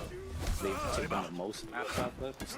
Still, pretty much every scrim session we have played, but they've gotten very close sometimes into double breaking situations, so that's BTU, I'd say. So when Black Jackals wins the tournament, do you have any plans for the money? I'm actually working right now at a hospital as a physical therapist aide. That's what I want to do as my career, so I could like to PT school. I would do that. Alright, so the last question I've got prepared is, what are your wishes for things to add or change when and if, let's just say when, they make it For Honor too? What I would like to see added is definitely warriors from different cultures, which I know they're doing right now, but they can definitely expand on that in the future. So, yeah, for sure. Yeah, more heroes, different cultures. That's awesome. Alright, well, thank you so much, Egg, for joining us. I appreciate it, and best of luck to you and Black Jackals in the tournament. Thank you for having me, so thank you. Hello. That was one of the better interviews I've ever seen. Welcome to Winners Finals, by the way. It is time to find out who's going to the Grand Finals and who will be facing off in the lowers. Don't forget, friends, it's almost time for you to start voting, and we will see those votes very soon. So hold on to those votes for now. There it is. That is exclamation point BJ or exclamation point BKS. I love Egg. I know, I don't know who's there. I'm still starstruck by the interview. What a humble, kind man. What a nice lad. I like that Egg character, you know? I played RPGs and started playing competitive For Honor. A humble boy. Like him very much. I'm a little biased now, I have to say. I'm all about that Egg in this trying time. Did he put you over as well, or are you still a Scorpion main here? No, I just can't trust physical therapists. It's something about that. Okay. So, just kidding. He seems like a super nice dude, of course, and to see that, you know, he may even have a career as like an esports physical therapist. You know, that's the thing. There's a little niche there moving forward. But a super nice guy. Both of these teams, you know, I'll be happy if either one of them take it. Black Jackals look great. I'm still favoring TKS though. Just kind of a fan of TKS. Yeah, that was really interesting. The map, Hinky, the map. This is more interesting than anything you could have ever thought. What interests you from this map? Well, Black Jackals hit very much here. We've seen the teams really beat to see. So we'll see if they want to take an advantage in those early fights. And of course, TKS in the winners finals, they want to have a competition as their first pick. They picked one of their best maps for basically the entirety of the Dominion series. So I'm not surprised to see that. And Sanctuary, Bridge, Black Jackal, once again, like favoring themselves.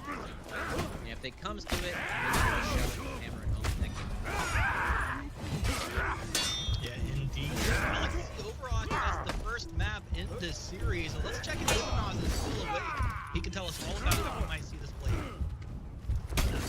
Look, I know Black Jackal probably favor themselves. But we saw, apart from, let's say, the start of the first game for TKS, we saw a start when it came to these split map settings. And Overwatch, we do expect this a lot, especially in the initial phase. You'll see a split between C and B, and hopefully, if this can play to TKS's favor, this will really help me in my prediction. Look, please, I really need this. I am begging you, TKS, don't let me down. Well, as Vivid literally begs anyone to get one of his predictions right on this entirety of the series, we're going to be going in real soon. Here we have our results from the voting, my friends. Black Jackals leading ahead, very strong. These guys are feeling the egg, they're feeling the omelet. But Team Killing Service, not the biggest discrepancy we've ever seen, actually. With the team so heavily favored as Black Jackals, that's a pretty okay number, I'd say, Humanist. Yeah, you know, honestly, I'm just daydreaming about how cool an in-person live finals would have been in Vegas, but now we'll snap back to it. And I just gotta say, they don't know what they're talking about. Team Killing Service is gonna take this. This should be 90-10. Chat, you will. Jesus. Okay. You daydreaming of Team Killing Service as well coming through here, somewhere?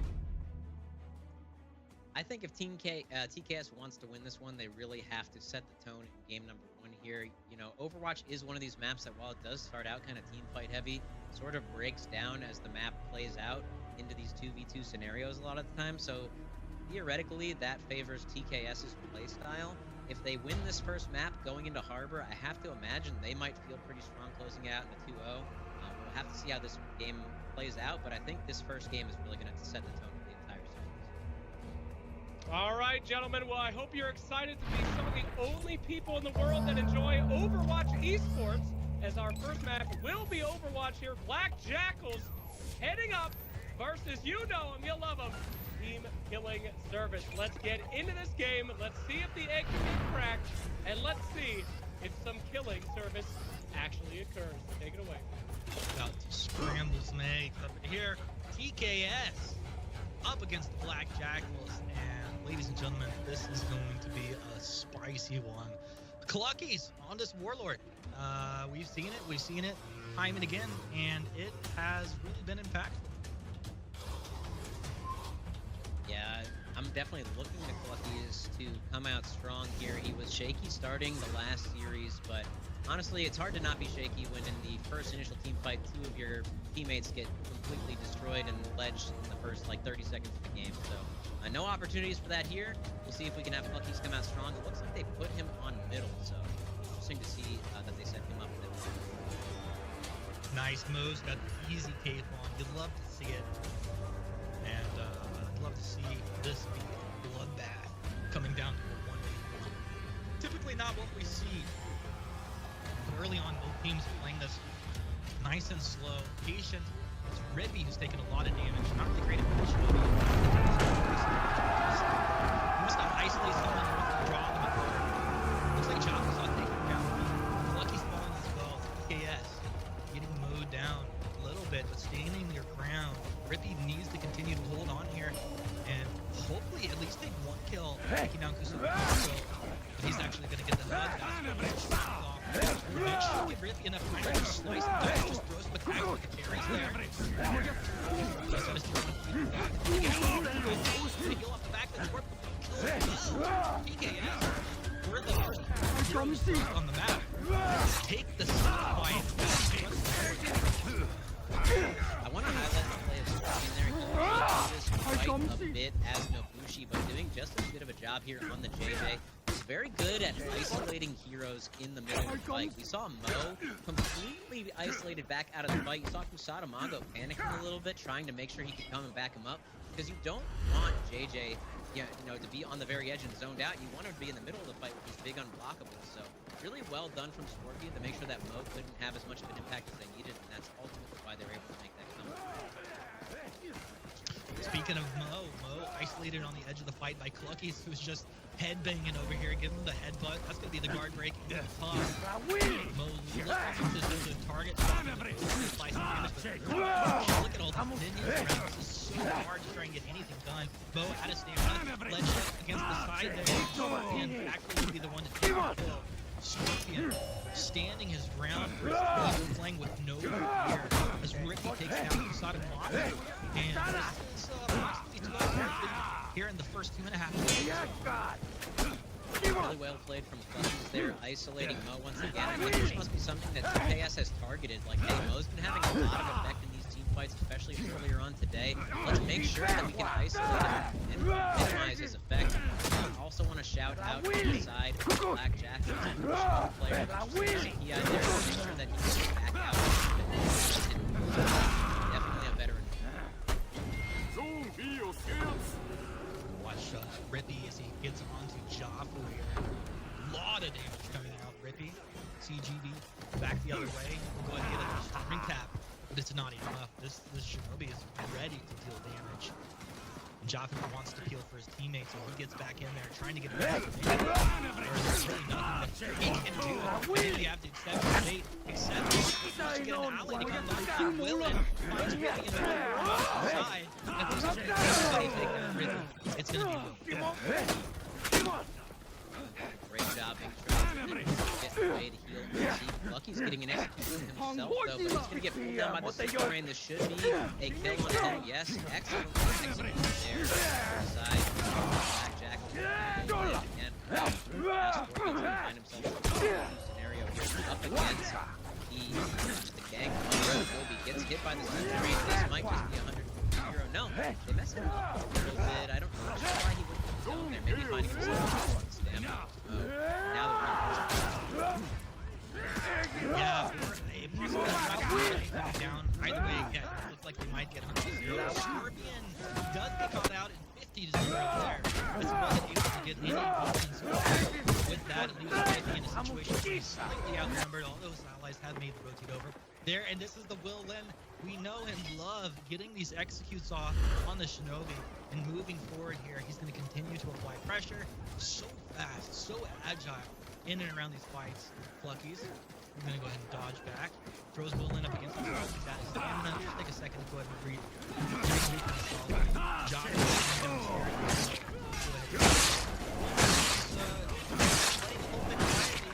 needs to have an impact on this Raider. He doesn't have to.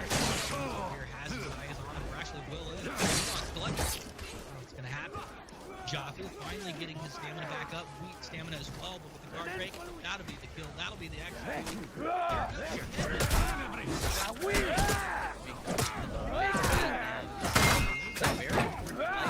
Teammates dead on the side. It's going to come through, confirming the heavy, confirming another heavy. He had revenge for a second there. Now he's turning into to this point.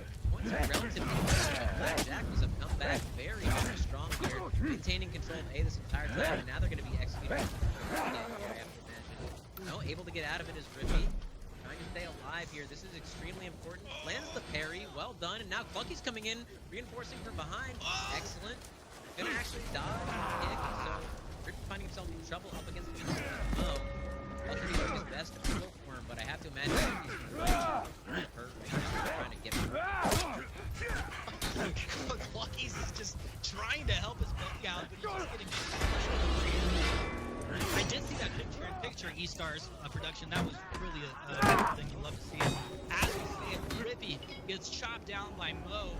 Scorpion has rejoined the party, and with the guard break, they'll be able to give him a couple of top heavies, and he's down to 30% health. Make that 5% health. Really not where Scorpion wants to be. He wants to be just, living through these fights, trying to build.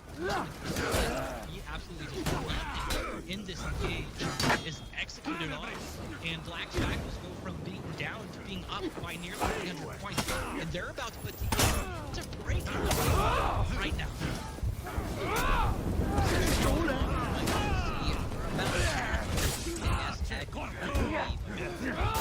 Side of Black Jackals, then they move back. Finally winning that fight, and the entire time TKS was basically earning those points, which is why you see such a big point lead on Black Jackals after they finally close the fight.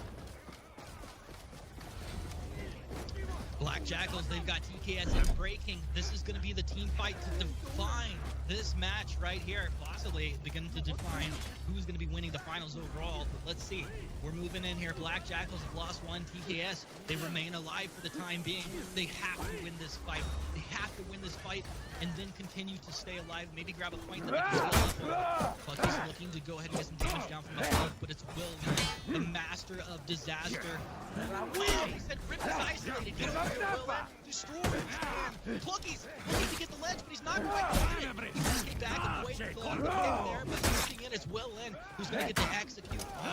As TKS down 2 versus 4 in breaking, and they just don't see a way back for them in this. That was an incredibly important heal, as it looked as though Willen was going to get ledged there, and then TKS might have been able to take back point C, ultimately unbreak, but heal came through, made sure Willen didn't go down, and now Black Jackals taking the game number 1 despite such a good TKS. Yeah, like you said, this is the end of the game. They know that they're not going to win this. Are they talking to each other? Are they talking about what went wrong, what they can do potentially in map number 2? Whatever the case is, this is going to be game number 1 going over to Black Jackals in this winners final. That's the free series. Yes, down 1 will Black Jackals. They're a team. They could have had the lead.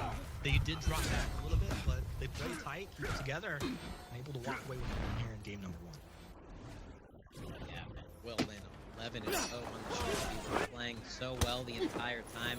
Mo was silenced early on in the game, but ultimately, as soon as it reached the mid-game, came back incredibly strong.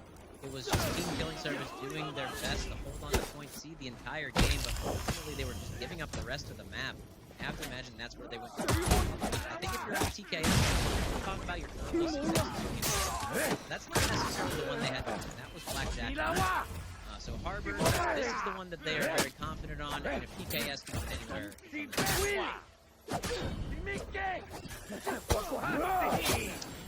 Black Jackals, they take their own map. Now it's TKS on Harbor, as you say, and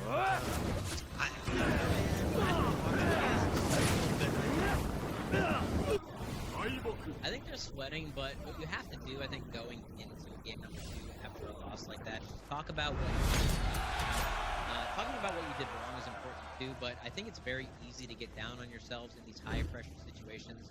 I think it's very important to talk about, hey, this is what we were doing right, more of this, maybe here's where we slipped up a little bit, maybe we triggered off revenge a few times that we didn't need to, making that fight on just last a little longer, but our early ganks were really good, our early team fight was really good. Scorpion, keep up that isolation on Mo, and let's get back into it on Harbor. Harbor is our second map of this series. Of course, TKS are on the back foot here, trying to look for a win to progress to the grand finals, or even have a chance to progress to the grand finals at this stage. Black Jackals have been a strong performer, especially in these 2v2 setups, so it'll be interesting to see how they fare up on Harbor against TKS, who have been notorious to be very good on this map. Notoriously good on this map. I've said it before, if you guys are just joining, Harbor is definitely one of the most fun maps in the entire map pool. Just so many ways to get around the map. It's interesting. Yeah, it looks as though we lost Humanist there for a second, but going into Harbor, you know, we see TKS, they really like this 2v2 split. We've also seen this map played differently, though. It's possible that Black Jackals, knowing that they have the stronger team fight, are going to want to force maybe a 3-man rotation onto C.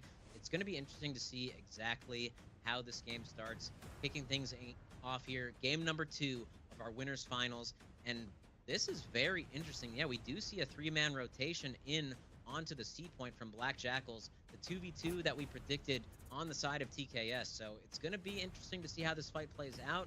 It looks like TKS is deciding that they want to rotate in, but Black Jackals just matching them move for move. Let's go, baby. This is what it's all about. And we're going to be fighting over on B. Not a lot of minions that you got to deal with here, and they're going to be fighting on the edge. To start things off, it's Will Lin, one of the most important characters for Black Jackals. And he's taking a lot of chunk damage. Mo has his back to some minions. Maybe thinking about dropping back for a heal or repositioning to take down Wheat. Wheat, you can't allow him to connect like this. Wheat shoved back down the ramp. It's Clucky's moving forward. Can Clucky's peel? Or who do you want? You want Will Lin? It's like crazy because you get onto Will Lin and then he dashes back 20 meters. You have to immediately just go ahead and retarget. Will Lin with his ally down. We'll be going 1v1 with Wheat. Doing such a good job of avoiding the damage there, and they're just deciding to back him off. Light parry on the Cluckies. The heavy's going to come through, but that's not going to be enough. Light parry right back at you. Cluckies is going to get the kill here on Will Lin, unless someone comes in and disrupts this execution, but Kusada Mago is busy here fighting up against Scorpion and Rippy. Rippy, full health, but taking a little top damage from Mo. Mo looking for the guard break, but it's going to be countered off. It's Rippy that wants to do a little damage on Kusada Mago, who is focused on his ally.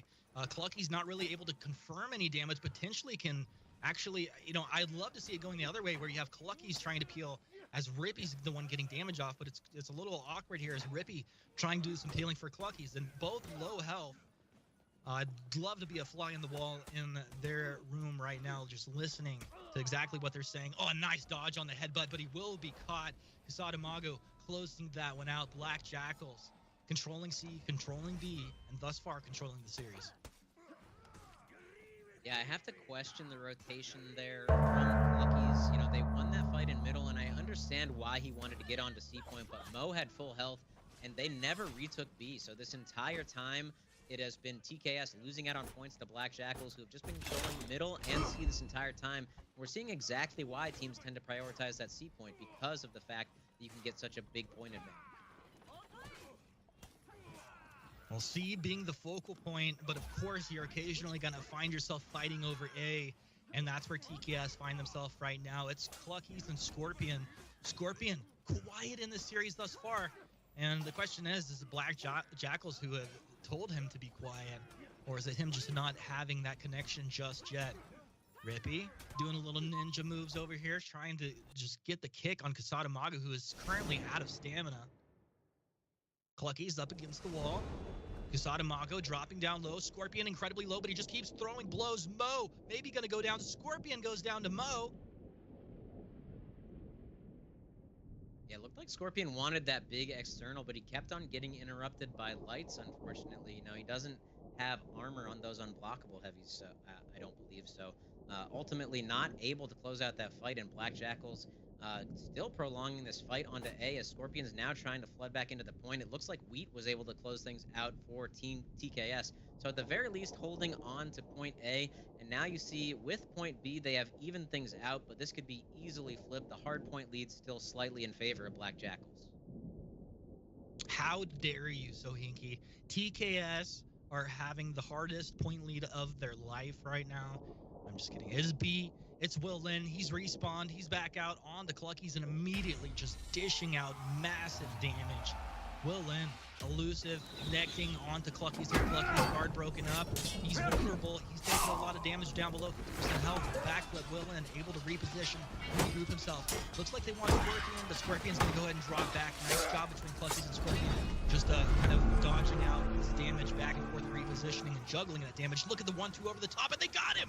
They connected onto Will Lin. It looks like he'll try to get the execution, but that is still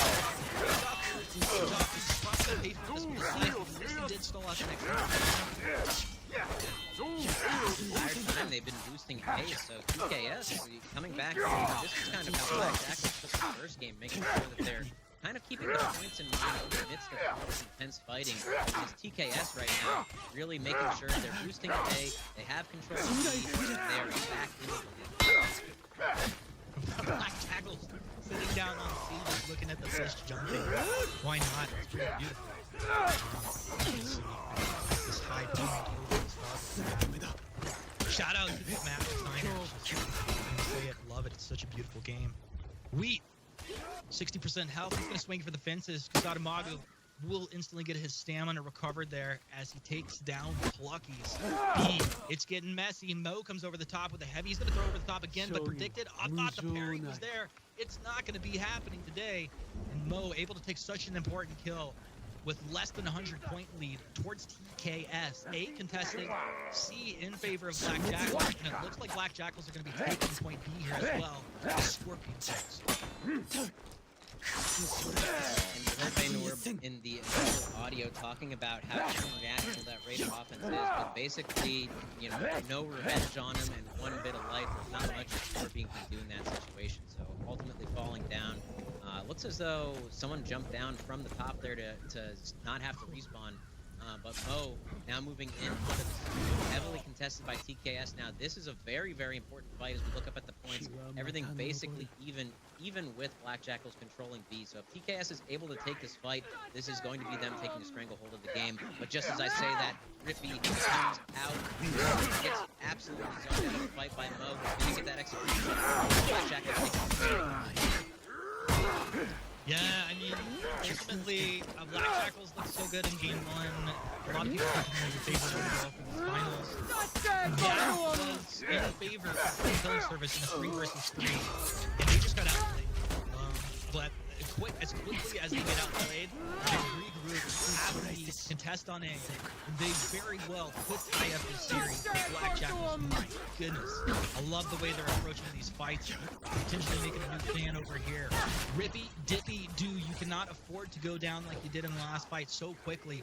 Willin, nice parry off. He's trying to get on to Wheat, who's pinned up against the wall, but a nice dodge out by Wheat on the side, continually buying time. Willin will eventually be able to get the kill, but Rippy, he wants on to Willin. Willin will reposition out of the way. You gotta deal with the Rippy if you want to get over to the Shinobi. It's not gonna happen. Mo, going over the top. Mo takes Scorpion. Mo takes Scorpion down. Black Jackals wins the fight. It looks like this is it. They're gonna be able to shove Clutch to get the kill. Black Jackals, they take A, C, and B, but it matters most. Ladies and gentlemen, this looks like Black Jackals is about to close Team Killing Service out in style. I don't know who made the call, but man, that was such a fast rotation by the entirety of Black Jackals onto the A point. Noticing that TKS was low. Worst possible timing to get ledged there, unfortunately for Cluck. He's going to find himself out of the rest of this fight. It was TKS, though, that was able to take that B. They are in a position where if someone's able to get pulled out of the fight, they might be able to unbreak the A. Have some but it looks as though he's just going to stay here and attempt to make this last stand. Kusatamagu finds himself incredibly low. This could be the fight that they're looking for. Rippy is zoned out of the fight now. Going to get guard out of that double dash. Unfortunately, Scorpion, the last one left here, is going to go down, and that is Black Jackals taking a convincing 2-0. TKS had moments where they shined in this series, but ultimately did not win a game. Black Jackals moving on here.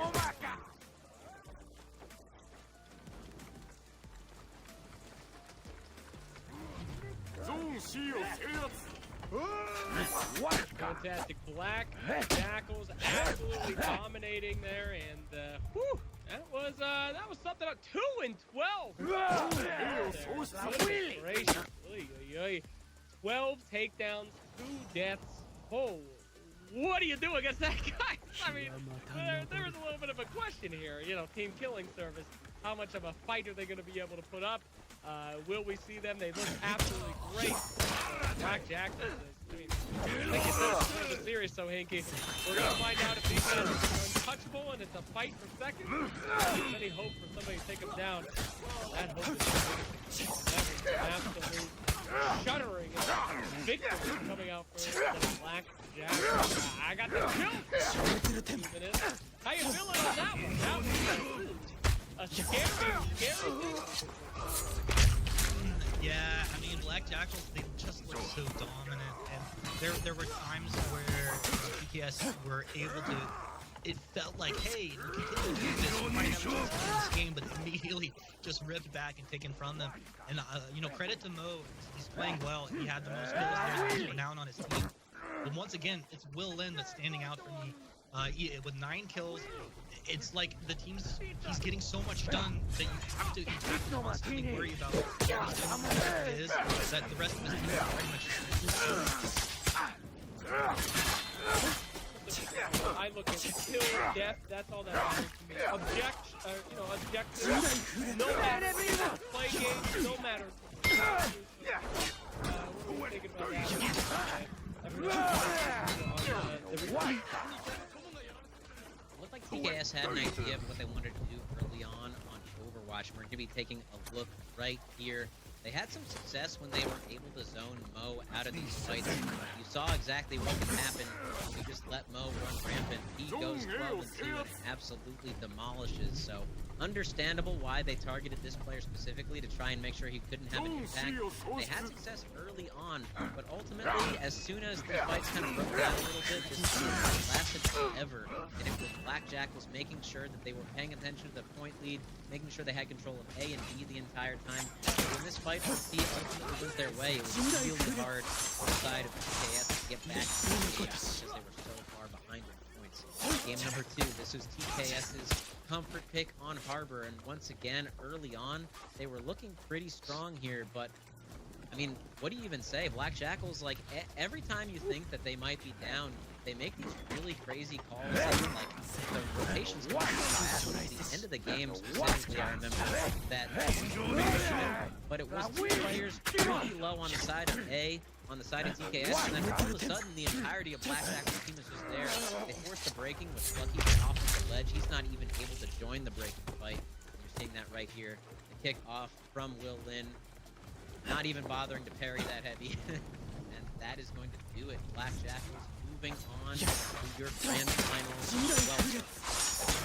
Woo! Black Jackals so dominant in both of their series here today. They look like the team to beat, but we'll need to find out who can possibly stand up to these Goliaths of For Honor in our bracket final. It's going to be Team Killing Show versus On Flash. 2 teams that we have seen do exceptionally well. See how they now fare again. We've seen this before. Team Field Service pulled out that one, but it was closer matches. On Flask, now we'll have to see if we can survive and thrive. Maybe everything will be okay. Whoa, what do I know? Could be anything, gentlemen. Very frightening. Anyway, we asked people, what was the toughest challenge that they might be able to face here at the tournament? And what team was the scariest? So perhaps now, well, I know what it is now that we're at the tournament. So let's see what they had to say before they got. Which roster are we the most afraid of? I'm not really afraid of any roster, to be honest. But the one that will be the most challenging is Black Jackals. They're mechanically as good as us, and they're rotationally better than us. So we're going to have to play really well to beat them. Well, the team that poses the biggest challenge for a team is Black Jackals. It's probably one of the only team that we're struggling a lot to become good friends. The matches are the toughest one by far. So I would say that every team in this tournament can be a tough match, because every team is playing in a different way in its own freeway, and makes it different to fight each team. The opponent's roster that I think is going to pose the biggest challenge is BTU. They're new kids on the block. We haven't really seen much of them. A lot of them are from console, and I guess all in all, it's just going to be a bit of a rude awakening. We kind of look down on console, but I think they're gonna bring the heat. The teams that our team worries about the most, I mean, I would say TKS and BTU, they're both pretty even. I think that they're definitely going to put up a challenge. They've gotten better. Like, these teams have definitely gotten better. I'm surprised. BTU has been putting in a bunch of practice. They got all 4 players are really good. Same with TKS. They're all solid players, and I think that this tourney we're going to have, it's going to be good. I feel like they're probably going to be close games, and I'm looking forward to the challenge. They're all both teams are great. So humble coming out from Mo there. I have to say though, Tetsu with the milk. I mean, that was the most aggressive maneuver I have ever seen. He took a moment to drink that milk, look directly at the camera, and talk some mad shit. Now, granted, they were eliminated first. That's the end of that statement. But anyway, he can have all the milk he wants now as he watches the rest of Dominion Series. And we are getting ready for the rest of this game here. We are going to see now the losers final coming up. Going to be pretty hype. We're going to get into it very soon. But Humanist, oh, there we go. Don't speak, Humanist. Do not speak right now. Don't forget, guys. Exclamation point, OF or TKS to let us know who you guys think is going to win. Who will have to face off against the deadly Black Jackals in the grand finals, and who will be going home. I would just like to remind you guys, this is the final, losers final, that we will see this season in the Dominion Series. So it is all on the line. It is all as hype as humanly possible. Now, Humanist, now you may go. Please regale us with your I was just gonna say, intellect. don't type OF in the chat. You will be instantly banned. Slacks didn't warn you. Only TKS is currently allowed in the chat, so don't do that. We want to retain our viewership, so just don't make any mistakes, guys. Good God, this man just lies every time I work with him. I don't know if he has some kind of mental condition or something. He's actually psychotic. You know. What do you think about this, man? I just want to say, you know that glass of milk was warm too. That's the thing that really gets me. That's... You know it was not. You don't drink your milk warm? No, not a fan of the warm milk. I like a nice cold glass of milk if I'm going with that. All right, getting a look at the map draft now. TKS choosing Overwatch. You know, they did come out strong against Black Jackals on this map, even though it didn't ultimately go their way, so I'm not surprised to see them picking it first. Sanctuary Bridge for On Flask. Also not a surprise. We saw that they really favor their team fight, and of course TKS with this map pick advantage is going to end it if they get to game number 3 on their comfort pick of Harbor. Really what we expect from these two teams. You know, we saw them face off earlier in the day. They were probably two of the closest, or the closest series we maybe even witnessed this entire Dominion series. So I'm looking forward to another close one, and we'll see who's going into the final. So we start off this loser series with Overwatch, the staple map in the Dominion series here today. But of course, Team Killing Service very much favors this map in the essence that it is a 2v2 map, and they have been performing exceptionally well. They do favor this sort of map. Last time around, we saw them kind of clutch it out on Harbor, and what they need to do and make sure this time around is not allow on Flash gang up on the guys.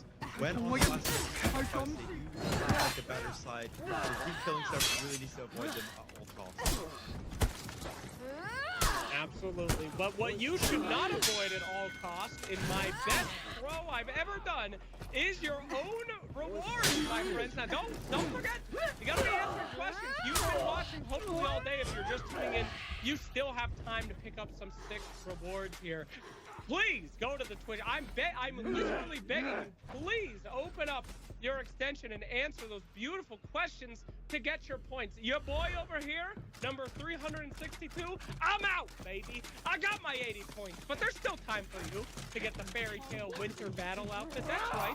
You can crack your own tail and get the beautiful dress here. I'm not sure how they had those dyes back in the Samurai. I think that must have been very rare, but who gave it to them? The Ice Fairies, of course. Read them once in your lifetime, Pinky, and you'll know that the Ice Fairies were the ones that provided those beautiful blue dyes and those beautiful weapons. What kind of sword is that? I'm not big enough of a nerd to know, but the fairies surely do. And finally, the Sword of Ice effect. I don't see a sword, but I do see, oh, there it is. I do see ice. And there it is. Ice, sword, what more can you ask? Ladies and gentlemen, welcome to the lower bracket final. You guys say the losers final is all about that, all right? Everyone here is a winner except the guys who lose. Now, here we go. Team Killing Service on Flash. Chat has been on fire. What was once their boys? Their proud boys. The Flash thrown out like the milk. It is gone. Oh, Humanist betrayal, I It's really just unbelievable, but if, you know, if anyone's gonna spam get in the back, it's gonna be Twitch chat, so no surprise there. Yeah, I'm not surprised to see this. You know, I wouldn't imagine Twitch chat would ever pick what they would consider to be an underdog. You know, a few brave souls, perhaps, but definitely not surprised to see it go that way. That being said, I would be surprised if it's not a close series. It's gonna be awesome. Let's get to it. Let's get to it indeed. We will see who is correct here, the analysts, the chat, the players, or my team killing service. They are going to face off against the man, the myth, the legend, the drinkers themselves, the on flash. You better not be near that flash, or you're going to get burned. Ladies and gentlemen, let's get into it. The lower final. Take it away. The time is there. And as Slack said, these teams have everything on the line. This is the loser bracket final, Slack. Whatever. We know what it really is. And the only thing I can say is, Soinki, that I know for sure, whoever wins this is going to the grand final and walking in a guaranteed $5,000. So this is a very big series. Basically playing dollars right now. As we see this 3v3 breaking out onto the C point. See who gets this early advantage here as Willen finds himself getting guard broken early on. He was playing so strong in the previous series, but already finding himself pretty low. And now it's breaking out just into a total 4v4. I think both players on middle decided to rotate. We see Vayne and we're coming in time to get this rotation. Give his team an advantage, but Rippy is here as well. So much action going on at the point. Fusion finding himself low as well. And looks as though the Jean Hu on the side of Monflash gets taken out. Really well done there. Rippy getting the heavy and lands the guard. Nice. TKS the arm very low, and Vayne and we're on the side of Monflash. Lucky's gets the revenge, he's gonna get the knockdown into the heavy. That is a complete triple cap. TKS, they were low on life. They clutch it out. Man, so Hinky, you're doing all the work, and this is great. I didn't have to say anything. But what I'm thinking here the whole time is, Vivendaz said PKS had to simply avoid team fights at all costs. And there's no way to avoid the team fight on C. Really good.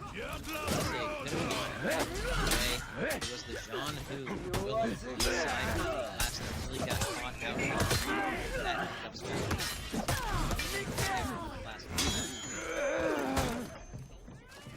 Fusion.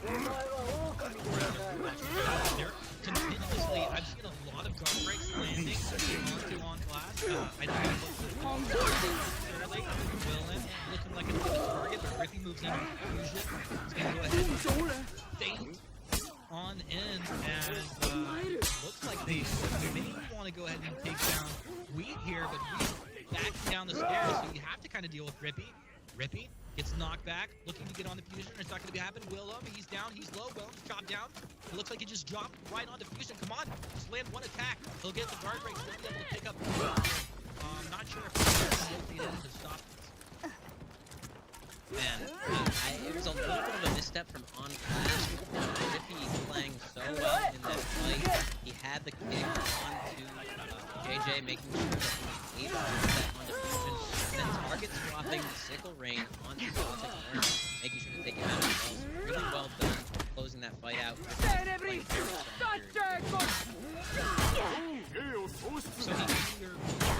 big brain, we have another big brain, our engaged. That's Vivendaz. And Naz, you said that TKS had to avoid team fights at all costs, yet here we are. Yeah, I completely bite my tongue. But I kind of piggyback what Sahin said there. Rippy is playing completely out of his mind. His ganking capabilities have been absolutely incredible. Just seeing the setup of how TKS has gone about the map, capturing both C and A, and even forcing members of on Flash to actually commit suicide on the minion wave just to get respawn because they have nowhere to go to heal up on any point. Yeah, I actually didn't catch that as far as killing themselves, but that's really good we get right back into this. It's TK on the back foot. They just like lost the fight on C, and suddenly they lose the fight. Maybe when you're talking about two fights, the 2v2s that weren't doing so good, or maybe the just started to fight them. Sometimes you don't land a couple of attacks, get that carry off, and suddenly you're down 50% health. But whatever the case is, on flash, get back in. They are basically, C and A being killed by flash. Yeah, unfortunately, Rippy couldn't survive the double cast myself first, and then Maz on top of it, really cursing him into oblivion, was immediately eliminated out of that fight after we were both shouting out how well he's playing, but now Rippy coming back in strong. Two players on the side of OnFlash finding themselves very low, trying to use this bear trap to their advantage here, and as far as the position goes, not triggering it off. Able to find Fusion here with the guard break, well done there. Not going to be able to chase him into this trap, though. That looks like it's finally triggered off. Fusion, not long for this world. The GB is going to close out the kill. They get the execution. TKS coming back soon. Yeah, get the execution. The fireworks are there. Please, I thought he was going to die before he could get here, but he's alive. The headbutt into the lane. Got the corner. He's going to try and get the kick there, but it's not going to land. Hello, this bicycle. He's one light away. We'll go ahead and get that blocked off. Nine, more. He's going to go ahead and jump off again. You love to see it. Young Gravity, chopped down 100 to 0. 100 to 0 there, excellent gank, and I want to point out that was really good composure on the side of TKS. High there. Gets his tier 4 unlocked. Hop down that finds himself alone here, but it is Fusion that will eventually put it down. That is going to be it. Actually, no, sorry. In as Clucky's coming back to this room. Yeah, Clucky's coming back over, but EKS taking another one. Scorpion able to take down Willem. Important that Scorpion's getting some kills, getting some renown here. But, you know, the longer they fight, more people are just flooding in. We do see this usually on C, but occasionally the fight does spill out onto A. And looks like right now on Flash said, look, we need to grab A because we need a point to heal on this map. That's more important than anything. Scorpion almost going down, but Revenge being triggered off. He's going to get the guard break, but not able to follow up. There's the follow-up. Gothic War is chopped down as Scorpion able to seal the deal. Such an important kill when it looked like he could have just dropped down there. Fusion into a 2v1. Clucky's is low, but once again, Willem has respawned and flooded his way back out onto the map. But ladies and gentlemen, look at the points. TKS has got OnFlask in breaking right now. OnFlask have to win this fight, and Rippy just needs to survive, but he has got the barrier, he's got the shield, and he's going to be able to get one kill for himself. TKS doing exactly what they need to do here is OnFlask on the back foot, down 3 versus 4. Gothic Noir trying to get the pickup, but Rippy not going to have it. Moving on in, looking for the kick. Gothic Noir looking to potentially apply some damage here, but he wants to pick up as well. It's definitely not going to happen with Scorpion joining the party. And you have one more member of OnFlask that needs to get on in here. I'm surprised they didn't go for the unbreak on B. They can't do it now, as you see TKS is above 1,100 points, but initially they went up the ladder, and instead of going for the unbreak, they decided to go for the res. It didn't end up working out for them. The reinforcements came in from Scorpion. Lucky's breaking onto the point now as well, and Young Gravity going to get absolutely... Oh no, that was actually Willem's tier 4, but the heal's going to come through, and it's just a matter of time before TKS takes this game number 1. Woo! TKS! And, you know, it looks like Twitch chat was correct in this prediction, and my memory is not failing me. OnFlask only have Young Gravity remaining, and he does get the ledge style points for Young Gravity here, but they're gonna have to you know, recollect themselves here moving forward. Hopefully they're talking about it and not getting tilted right now, because this is seriously a stressful situation to be in, to be losing your first map in a best of 3, especially when you're in the losers final. Not exactly where you want to be, but I believe that was TKS's pick. So once again, they're just kind of holding serve. It's not over for OnFlask just yet. but we shouted out Rippy early on, and for good reason. We may have caster cursed him for 1 death, but he went 12-2, playing so well that entire game. And honestly, I think why they had such good control of the map, even when they lost A and C, it was Rippy coming in and making sure to land these ganks that TKS is just so good at. And that was how they really got control of the map back. TKS holding serve, now going on to on-flash. Yeah, TKS, they looked good. I was just relying on my analyst to give me all of the proper information. Vividnaz says TKS has to avoid the fight. They take the 4 versus 4, they dominate, and just rolled on from there. So I literally don't know what to expect moving forward. So Hinky, you're gonna have to just do all the big brain for me. Well, it's getting late in the day, but the brain has been activated by lots and lots of caffeine, so I'm gonna do my best here to activate the big brain for you. But on Flask, you know, they kept it pretty close. They actually were able to flip control at one point of that match, so not all is lost for them. You know, they may have dropped map number 1, but they're going into their comfort pick now. We'll see if they can hold and go on to game number 3. I feel like this is pretty evenly matched team. Obviously, TKS winning that first fight convincingly, and then maybe a couple of those fights after, it's pretty easy to seal the deal when you win that first fight so hard and you're capturing a couple of those points. So on Flask can definitely do it. We saw them take the High Fort map earlier, and we went into that super double breaking. I mean, on Flask had more points than anyone I've ever seen at like 1,600 total points there at the end. But we have Vividnaz ready to talk about map number 2. Let us know how this is all going to play out. Look, I just want to set the record straight. We did not caster curse Rippy. We actually gave him a caster buff. That's why at the end he ended up going 12-2. But we are going into Sanctuary Bridge, one of the staple maps of the Dominion series. And of course, this map is all about the snowball potential. We see that initial fight that goes over on B and usually dictates the early pace of this game. Of course, we saw Team Killing Servers put up some really good team fights. So even though they didn't select this map, they might have a good chance of taking this game 2 against Onflask, who are basically breaking and are looking to fight their way back into this tournament. On Flask in breaking for their tournament life, but they are on their comfort pick. They've been showing really strong team fight all day, so I have to see them come out really strong here. That being said, their confidence might be a little shaken. They did lose that initial team fight last map on Overwatch, so hopefully they can regroup a little bit. Honestly, it's looking a little dire for them, but they are on their comfort pick. We'll see if they can come back. Hopefully regain their nerves and bring it. Ooh, Sanctuary Bridge. This is what it comes down to, huh? You know, I'm just hoping to see some nice ledges into the pits. Extra style bonus points if you see one of these gates fall, you get trap gate kill. Besides that, this is just so exciting because this is definitely a match that goes into double breaking so frequently. Backcaps are there. Made right now on Flask. This is the time. Everything that you're and deliver. Ladies and gentlemen, loaded into the map. Minions are making their way out to point B.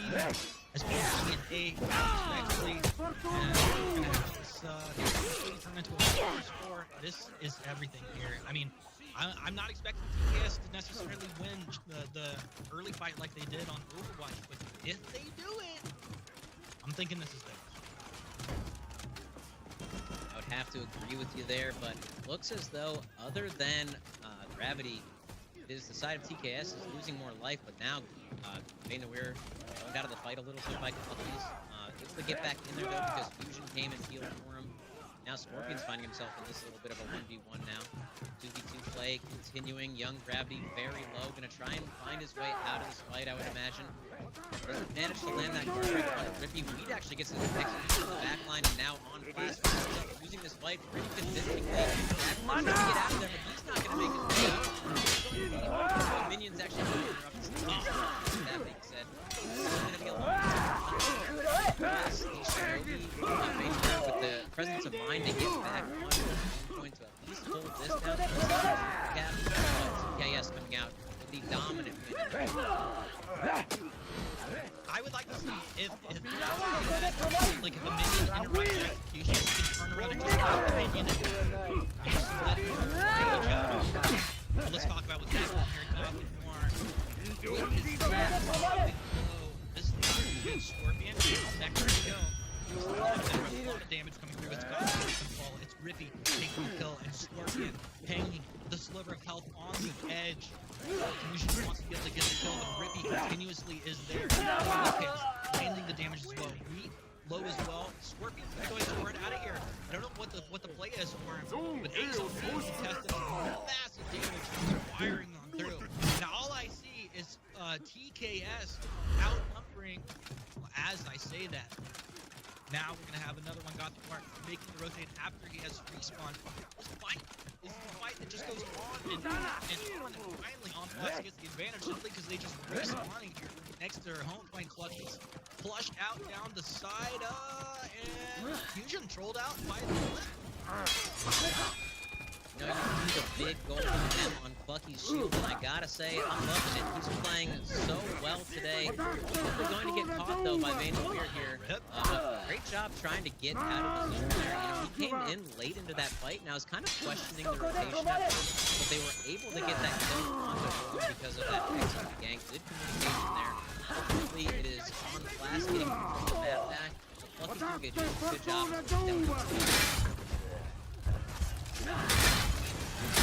Moving in feistily, but immediately taking a ton of damage. Fusion constantly there where the Shinobi is, and they get against the ledge, and a little 1-2 over the top. Rippy, you cannot allow that to happen, and he's going to be chunked down by Hero on the backside. A great kill, a nice read there by him to go ahead and just swap targets and to get onto him. Goblin Noir, what's the play? A lot of minion disruption going, and he wants to go ahead and dip back. You can tell he's feeling very uncomfortable. Scorpion happy about that. It'll take this time to go ahead and clear out B. This should be going back over to the side of TKS here any moment.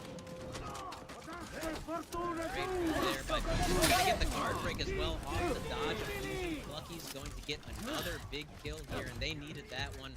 Closing that out quickly. Now Gravity finds himself in the game. He doesn't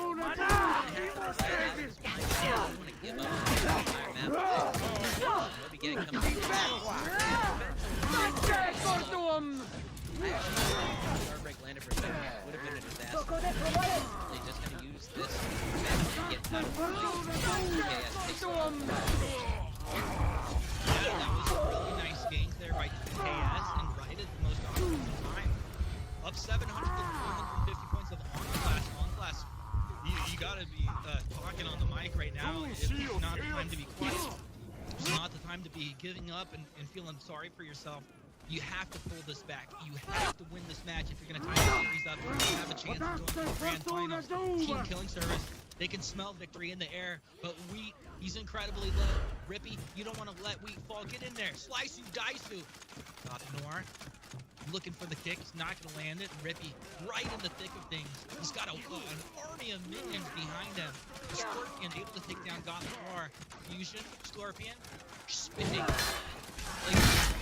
Right here in this map. Look at how chaotic just absolutely insane this is. But they continue to play. Willem build up, he's gonna drop it. Slightly overextended, can't really get back. Secure that kill and just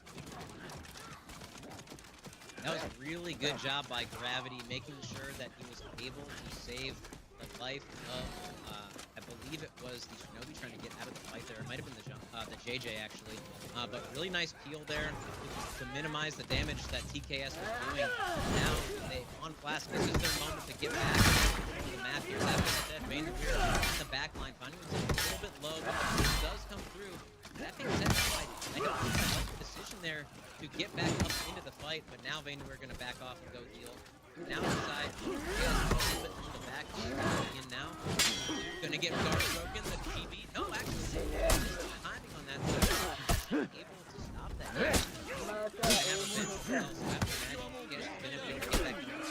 They do land the guard break. Excellent timing there. Oh my gosh, the damage on that. They got the guard break as well.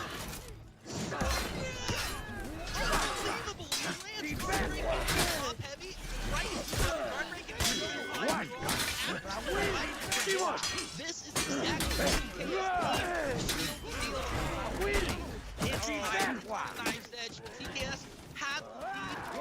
right now. Seeing a phenomenal play like that from Scorpion that has got them this far in the Dominion series.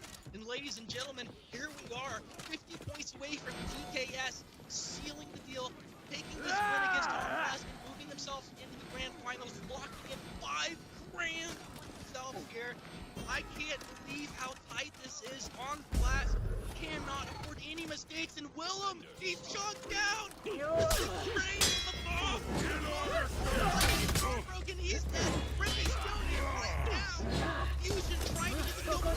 He's alive. OnFlask are in freedom. One down. Scorpion lands another TV into a top. He's taking him down. What an absolute madman. TKS have the lead, have the advantage. And this is a numbers advantage as well. It looks like OnFlask are on their last leg, and this last leg is about to get kicked in right at the knee. What an incredible play from Rippy. So he lands the Sickle Rain there, and that is, wow, that's going to be the end there. But he landed the Sickle Rain. He could have closed it out with the light follow-up, but he saw that they were about to enter into breaking. So he really did nothing. He stared him directly in the face, waited for the break to kick over, and then landed that last attack. Ultimately eliminate him from the game permanently. Such good veteran decision-making. TKS, you know, it was a very, very close, maybe even the closest series we saw in their first series today, but TKS coming out as a better team here in the lower bracket. Just absolutely there's not a ton of kills. We saw game 3 kills, 13 kills, 15 kills, 9 kills, 10 kills. The 6 kills for Luckies. A 7 for Scorpion, 7 for Rippy. We've been able to see a lot of these high drops getting unlocked. It was the way they played together.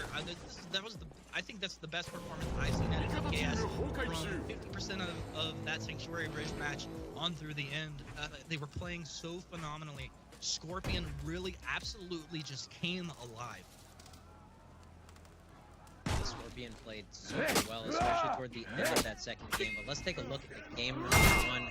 This is where things started off strong. We were calling out Naz quite a bit. That people saying that they didn't want these fights, but KS came back. They must have been listening to the podcast. They would have been playing so well this entire series. And that initial fight KS away, they never really gave back. OnFlask had one moment where they flipped things back into their control. KS, they just came back with such veteran decision making, and I mean, we've been saying it all day, but Rippy on this Shinobi, he just felt really at home. I believe he was playing their Shugoki before, so obviously they're opting to not go with that character, and Rippy definitely looks much more comfortable here in this assassin. And that's game number 1 here. Young Gravity able to get that ledge at the end, but going into game number 2, TKS once again with these early team fight victories. They almost overstepped themselves. You know, we almost saw them pull a I'll call it a set mix. I don't want to call him out too much, but I just remember his team always overextending on this map. But that being said, Clucky's had a really good job in an anti-gank scenario to make sure they didn't give back up too much of the map. And here's that play we were talking about at the end. Rippy noticing that they're going back into breaking, closing that kill out. TKS moving on to your grand finals.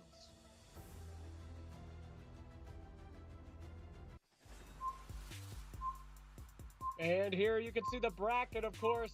Team Black Jackals and Team Killing Service will move on to your grand finals of North America here at the finals of the Dominion Series. NA. Gentlemen, that is some miseru that we saw right there. Yes, that's right, my friends. I have my own disgusting Viking flask that I took off a Viking. I actually filled this with gasoline, and we're going to light it on fire right now to celebrate OnFlask. Let's go. I'm just kidding. We're not. Gentlemen, they did it. They did it. Well, absolutely I thought you got a new there microphone for a second there. The mic quality went way down. Don't make fun of my wording costume, okay? I've been practicing my miserus all day against my dog, just running at him, shoulder bashing it. Also, this is real chainmail, by the way. It's like 50 pounds. My poor, dilapidated body can barely sit up right now. But you know who couldn't sit up in that series? Of course, our boys OnFlask. Any final thoughts for them here before they exit out here, Mr. Humanist? No, I mean, I just want to give them, give them credit for all the hard work that they put in. I mean, they're going to be walking away with, I think, $3,500 or something like that for competing here at the grand finals. A stellar team all around. I hope that we see them again. Don't give up. Don't be feeling too bad about yourself, because this is, I mean, you put yourself into a top 3 team in all of North America. That's really credit for something. And, you know, we did want to say, me cosplaying, I would love to be a part of the For Honor community. I feel like you're not a real For Honor player unless you cosplay as your favorite hero. We asked the pro players why they love the community, what they love the most about the community. So before we get into the grand finals, guys, we're here because of you. Let's hear what they have to say. I'd say the thing that I find just the most impactful, or what my favorite thing about the For Honor community is just kind of the brotherhood that it kind of brings everybody together. A lot of teams have kind of shifted. I'd say there's 20 or so guys that have played in competitive, and we've all grown to become really good friends. We all hang out outside of scrims. We like to play other games. I feel like I've made lasting friends, and I'm hoping to someday meet them in real life. My favorite thing about the For Honor community, or more specifically the For Honor competitive community, is everyone that plays this game at the level is passionate about it. There's a lot of passionate people already put time to improve, and I've received a lot of advices from multiple high-level players that help me get better for myself, and just overall the game has really been a passion for me as well. Since I started playing it, I've been putting a lot of time into everyone else. The best thing about the For Honor community is that since it's a smaller game and a smaller competitive community, everyone knows each other. It makes it really fun to have a community of everyone who loves the game and always comes back. So yeah, I think that's what makes it pretty unique, and that's why I like the community. What is it about the For Honor community that I like the most and keeps me coming back? Really, it's how helpful everybody's been. There's been people like Vayne Noir, who's helped every team I've been on since the beginning. Everybody, at least in the competitive community, has been very helpful and very nice and very good to work with. And there you have it, ladies and gentlemen. Welcome to the grand final of the Dominion Series, North America. We have been looking for the greatest team in North America. Don't forget, exclamation points on there for both of those teams, guys. But I'm just so excited. This has been a year in the making. We already have the map draft going. I mean, I can talk about it for hours, but so keep talking to me about it. Before I get into the maps, I just want to say, excellent cosplays, Slacks. I'd really love to see what you could do with a Shaman or perhaps a Nusha cosplay, but maybe we'll save that for next Dominion series. And as we're going to look at this map draft, it is basically the same as last time, and I'm not surprised to see this. You know, TKS, they have to be saying to themselves, hey, you know, even though it was a 2-0, we didn't lose by that much. So they're just going to run it back. Overwatch is the first map. For game number 1, Parker, the first pick for game number 2. And if it gets that far, Black Jackals did pick Sanctuary last time as well. That seems really interesting that they just have an edge. And to see if we even get that far, we're Swift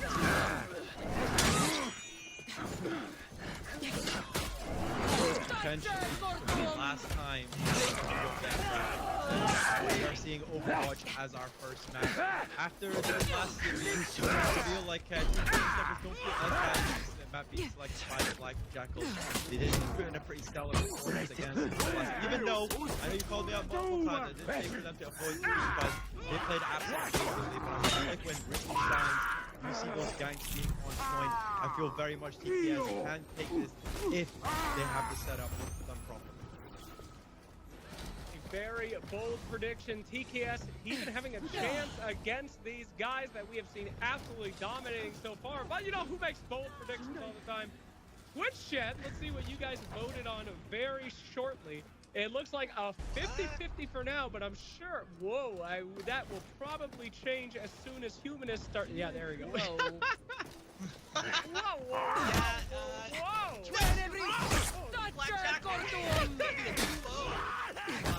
It's gonna happen fast. You can blink your eyes before Slacks can get his helmet off. gonna be Blackjack. I mean, surely they're the favorites, but Team Killing Service, they've already got a lot of information about these guys. They already lost to them once. You know, people talk about the lowest bracket advantage sometimes, is that you're the one that gets to make the adjustment. Blackjack, they won the match. So they're thinking, say, let's go out and try the same thing. But TKS are the ones that get to assess what they did wrong and make a change. We'll see how things kind of play out in this game number 1. We'll see if they're able to change up versus Blackjack. You know, I did pick them to shoot, so I have to say, with Twitch chat here a little bit, I think Blackjack will probably take it, but I wouldn't be surprised to see if Alright guys, well, about time to go to our grand final. I know that a lot about a week, but you know, I will have to quote him here. Show yourself! Black Jackals versus our boy Team Killing Service. Welcome to the grand finals of North America. Let's bring it out and let's see some bloodshed.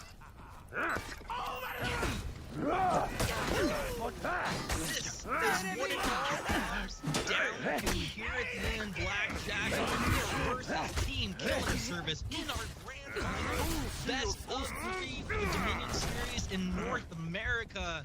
So, Hinky, it's been an honor and a pleasure to be casting here with you all the way into this grand final. And it's just insane that we got here so fast.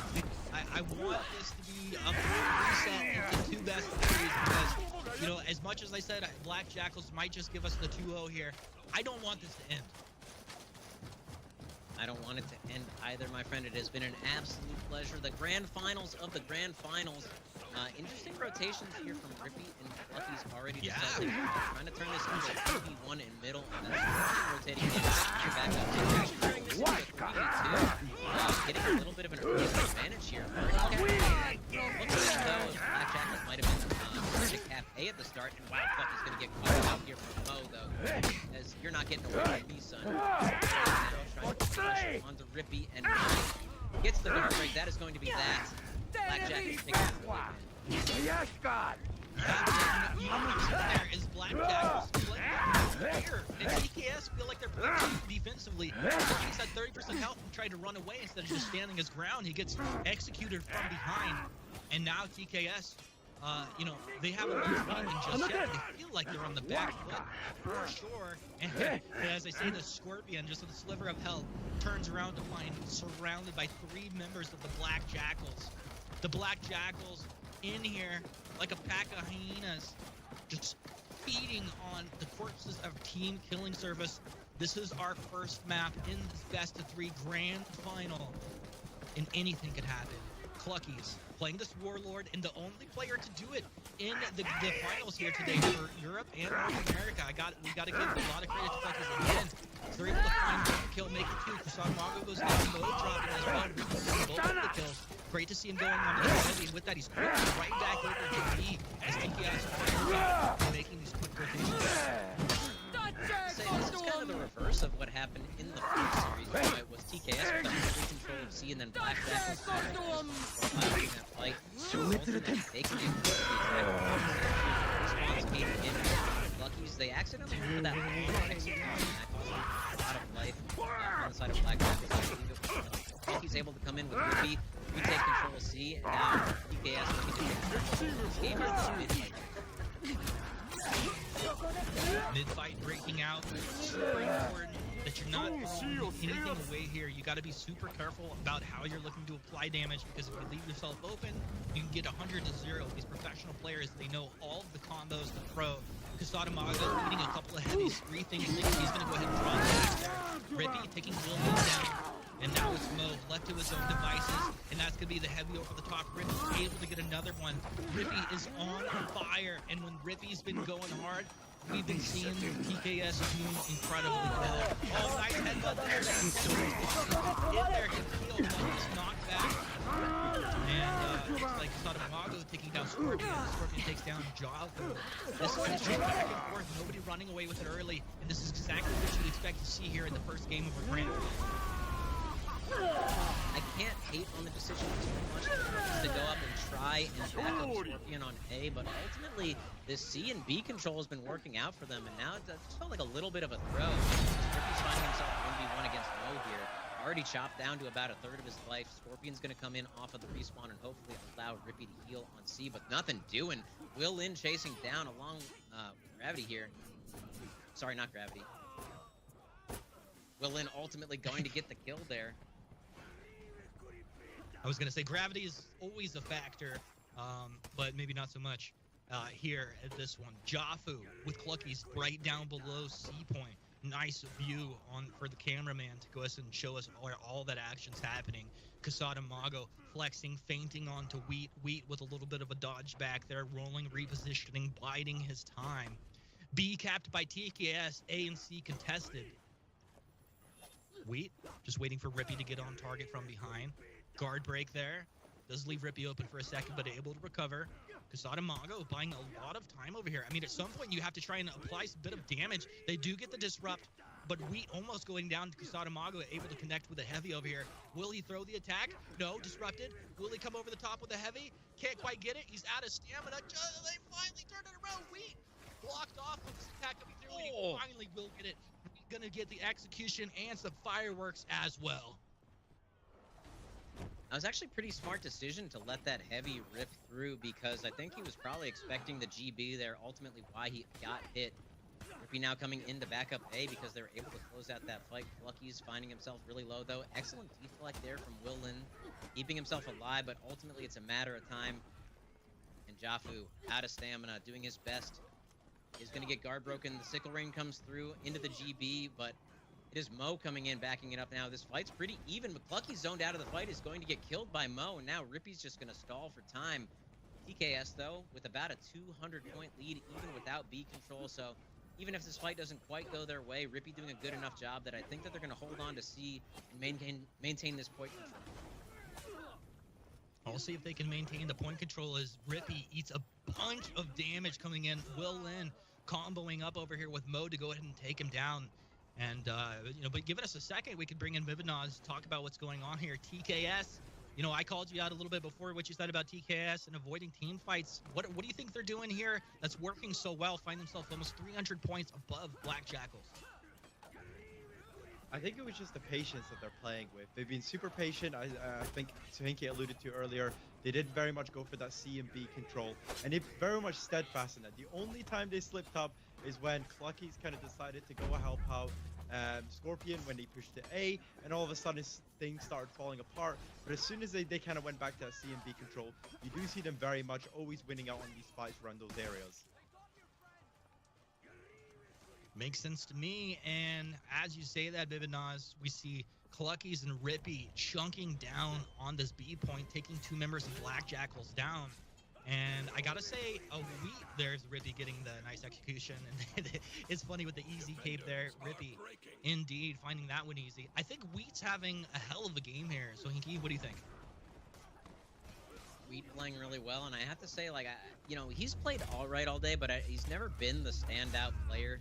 It's very interesting to see the Raider with that stalwart banner as opposed to rocking the blast, but obviously it's something that they've worked out in their team fights. But Rippy, of course, you know, we've been shouting him out all day. He's done so well this game with the rotations. Obviously, that's one of the biggest strengths of the Shinobi is just how fast he can rotate. And it looks as though TKS in this breaking scenario making a statement and taking game number 1. TKS, ladies and gentlemen, very welcome to see TKS come in here after I caster curse Black Jackals. Black Jackals, this is their first loss on the day, is it not? I do believe you're correct. And TKS, this is not their map. This was the map that Black Jackals picked, and now they get to go into Harbor. This is exactly what we talked about in the first series, where if they're able to take Black Jackals' map, they have a lot of confidence going into their comfort pick, and TKS has to be feeling pretty good about that right now and trying to get this Grand Finals reset. Yeah, definitely got to be feeling really good. And, you know, it's interesting to see Wheat with only 4 kills, but just maybe it was the use of these heavies, the zones. Things were chaotic down in that B point, and really everyone putting it together for Team Killing Service. You love to see it here in the grand finals that it's not going to be a 2-0 for Black Jackals, no matter case, but we're going to be moving forward here. Moving forward, and I also just wanted to shout out Cluckies. We're talking about Rippy all day, but Cluckies, ever since that one slip up in that first game of the day on High Fort, has been playing so well. The Warlord pick is really working out for them. I'm not sure if they've been scrimming with this or not. I didn't actually get a chance to see any of TKS's scrims, so it's possible this was a little bit of a surprise to some of the teams here today. And ultimately, Warlord's always been such a strong character. Fell off a little bit when that crashing charge got nerfed a bit, but ultimately still very solid. Yeah, I mean, I said it earlier, I'll say it again. Yeah, I think one of these heroes that's not just like devastated as far as what he can do. If you have a player that's really good on that hero, you pick it. You got to give him a chance. You're going to be landing all of the abilities, all of the attacks, the combos that you need to. Clucky is doing a great job there. And we talked about it, but now we're moving into map number 2 on Harbor. And this is TKS's comfort pick. They did get beat on it earlier, but this really is where they shine, these 2v2 scenarios. So Vivid Naz, why don't you break it down for us? Coming off of that game, TKS must really be feeling themselves. Of course, as you kind of said there, TKS is like the Harbor map. They've had, even though they've had a bit of slip-ups so far in this Dominion series in Harbor, this is a staple map for themselves.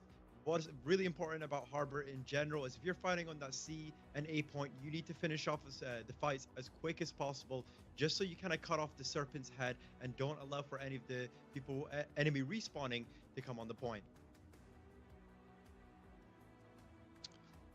Cut off the Serpent's head. Let's see if they can do it. Himself to try and stop this double breaking, but this really could be them breaking back here. Ultimately, the nail bomb's gonna kill him. They're gonna force this double breaking maybe on the back side, but no, it looks as though they're being challenged maybe by the Shinobi in the back. So they're gonna get this long execution, but they need 7 more points. They need 7 more points. Vaden Weir actually is gonna back off. They're gonna. This is insane. They forced the double breaking. The time.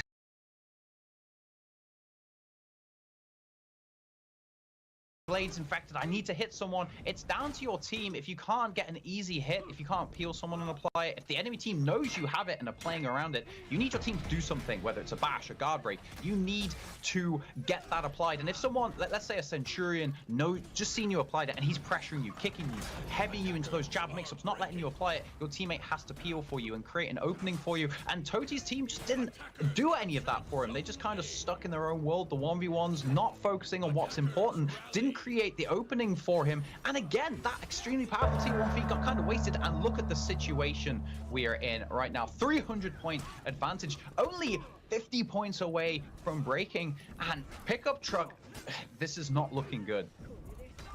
No, it's not looking good at all. And Lycan up against the wall. They don't care. They'll feed some revenge over. It doesn't matter. We're just going to chop you down.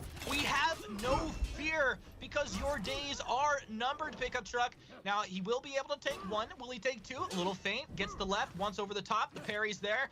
Little knee breaker right there. Gets the counter guard break as Mina B really just laying into Lycan over here. Lycan will get guard broken, and that's going to be the execution right there. Immediately Nature able to peel. Oh, he gets the toss down into the pit. So some counter revenge happening as the breaking has come out for pickup truck. This is only 2 versus 3 at this point. It's a little bit of an awkward situation to be a clutch. Yeah, but you see what's important here. Even if pickup truck come out on top and take this point, look at the scoreboard. 100 points would be taken off that. They'd still be over 1,000 points. They can't unbreak any longer. They just hit 1,202 points. They can't unbreak any longer. Toti, the last one alive, getting bashed, getting ganked. Pickup truck, they have been dumpstered in this first game. Very comfortable win. This is going to be their 3rd loss in the row for the day. Are they going to be able to come back from this? I mean, you have to wonder, like, I gotta say, like, in his interview, Totemine seemed very confident. I don't know if you were getting the same vibes, and that either, for me, that meant that they really have been practicing and feeling confident because of that, or maybe they're just kind of overestimating the practice that they put in.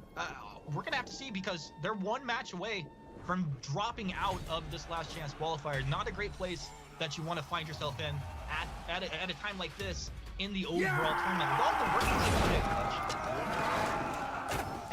I don't necessarily think it's overconfidence. Like I said, I've seen these guys practicing in their downtime. I've seen them practicing off of streams, and they've been doing better and better. They've been performing extremely well against some of the best teams in the world. That's why they were my pick for that #2 seed behind Russian Mind Games. But I'm not sure what it is. Maybe just the synergy isn't quite there yet, because of course these guys are playing for a lot of money.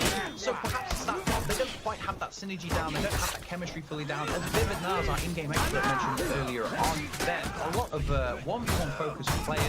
They don't have as much experience. They've got some, and they've been practicing a lot, but not quite as much as they have in 1v1 scenarios. Maybe they just don't have that chemistry down yet, and in those high pressure, intense situations, maybe it's just kind of all falling apart a little bit, and the communication is suffering. Well, somebody whose communication doesn't suffer often is our man Vivid Naz, and he's going to break down Temple Garden for us right here. I'm loving these segues. Here it is. Now, Temple Garden, we saw this in the last set that we had. And of course, once again, looking at the C and B point prioritization for both of these teams.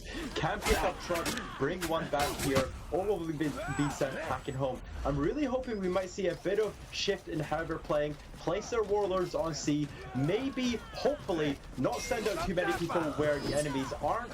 Of course, if there's been quite a lot in these rotations where they send allies too late, and by the time they send them up, we see their opponents always having the advantage. So hopefully pick up truck and pick that one up and get a win here, or their days are over.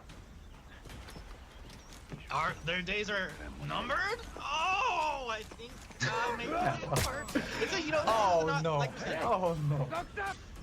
You know what? Here's the deal. Let's just say this real quick. I like if it was just why Dan, and I like to imagine they have a teammate named Dan, and then they're always like, why Dan?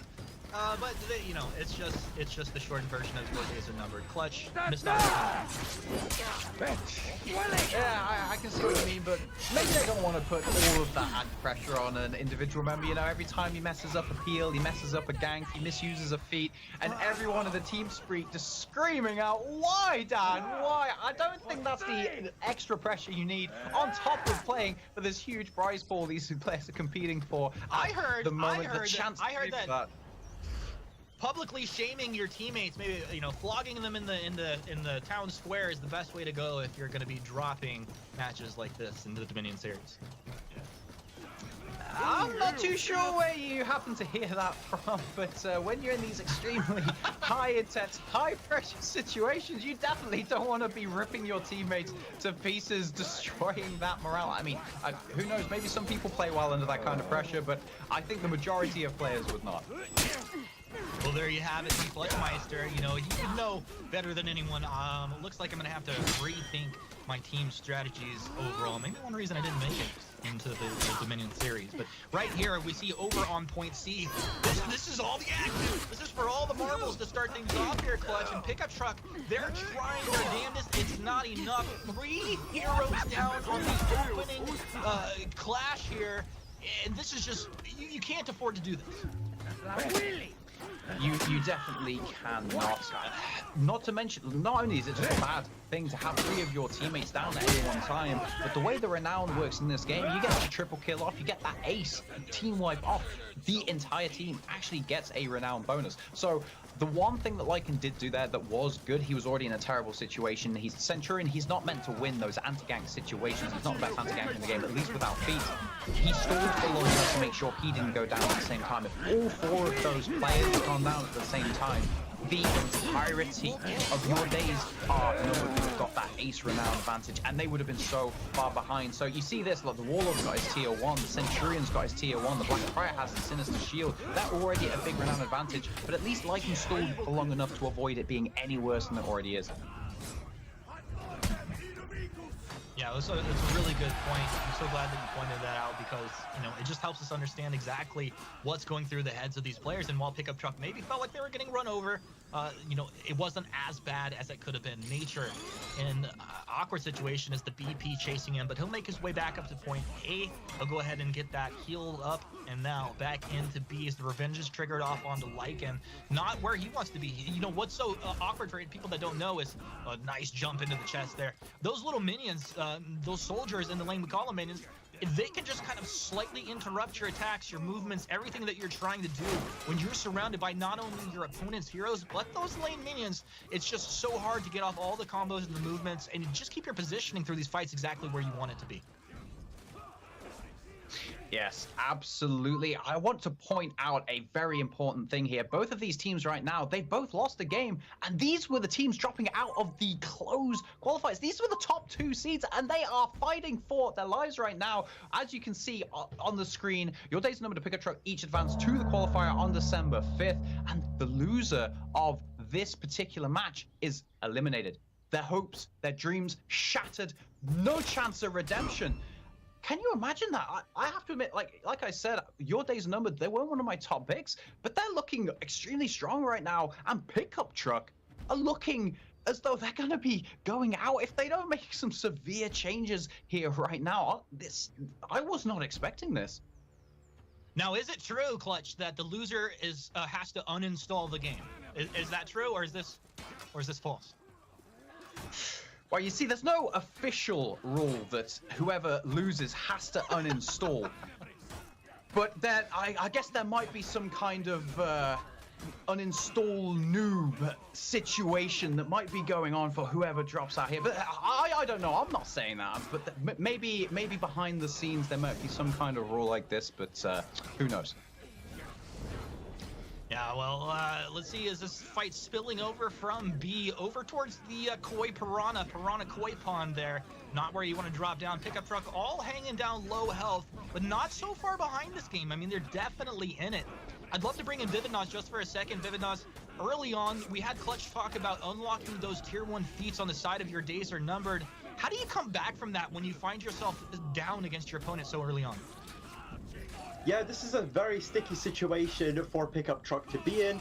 What happened is they lost the fight on C whilst also still fighting on B. And what you saw, people like Ficus, especially on the point C, used a longer execution. This allowed the enemy teammates to be down for longer, and also allowed their teammates at B to stall at the fight longer, win the fight, and also be comfortable in knowing that if they were getting low, they could easily rotate, switch out members from C and B to get that cap.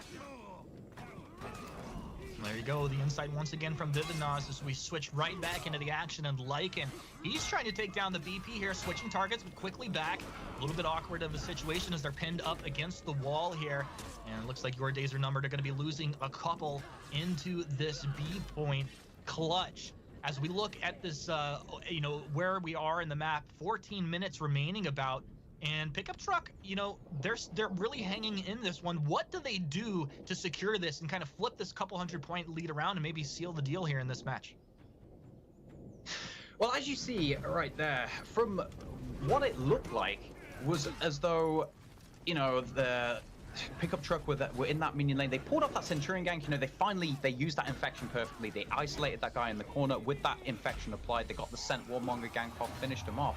The problem is that they were pushed so far back, fighting away from the minion lane off of any points. They had 3 people in the minion lane and they didn't have control of the map. So they won these fights, but they weren't actually contesting any points. The problem with this means that the enemy would have time to respawn as they're rotating to the points to capture them. Then they have to wait for those 6 seconds if there's only one person capturing the point. Less if they have multiple on, because the more people you have on a point, the faster you capture it. They would be respawning and coming back in, and they'd be able to contest again. So what they need to do right now is pick up. They're fighting well right now. They're good in team fights. They are feeling confident, but they need to work on those rotations, their game sense. They need to make sure they're winning the fights in the right places instead of winning fights in the wrong places. Wow. That's the next level. The next level. You must be talking to Russian mind games because you wrapped my head up there. Anyway, corruption's going to be applied off, and I wanted to talk about this, Clutch. This is the first time we've seen the tier 3 feat unlock so quickly for Turbine, and he's got to tier 4 now. It's Warmon this time. It's time to drop some infection corruption bombs, and this is how you win matches. Look at this. A, B, Exactly. C, 1, 2, 3. You and me, baby. Pickup truck really have what it takes to really turn this around, and everything is just looking so much better for them here. Exactly. You see the difference there. They win a big fight on C versus they win a fight almost in their own spawn. They win the fight almost in their own spawn. They're still down on the map, and then they have to push all the way to the C point, at which point they already rotate back into contest. They win the fight on the C point there. They kill everyone. All of a sudden, they have huge numerical advantage on the map. People to go rotate up. They captured A. They've gone from being 700 to 500 down. Look at the scoreboard right now, Humanist. It's 631 to 937, 300 points in the lead.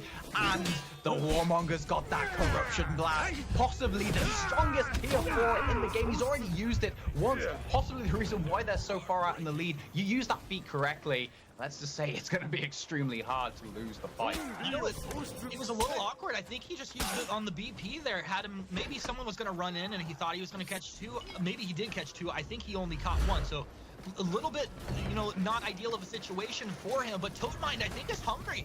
You know Toadmind's a competitor. He tries to lead his team. He's currently out of stamina, and BP is trying to take him down. They're fighting on the bridge here. This is the key to the bridge. Let's go, Toad. Get him. He's knocked back. Top heavy gonna come in. Guard break. He doesn't get the counter. And Toad, he's low. He applied the corruption onto his blade. Awkward situation moving in. Can he get the connect here? This is all the mind games right here. Who's the top? Who's the Russians? I don't know. But the fire blast drops. Your days are numbered. They're starting to burn down. Toad doesn't want to move on in. They've got your days are numbered into breaking, and with 1 down, the whole nice pickup truck do what they need to do to bring this back and tie the series up 1-1. We're going to game 3. And see, that exactly right there was what I was talking about. Clearly, pickup truck, they have the advantage in those team fights, particularly when the Warmonger gets that tier 1, they can isolate people, get that numerical advantage early, get the guaranteed second gank off, and when they have killed someone, they can then make more advantage without that infection being needed, continuously ganking people, taking them off one by one.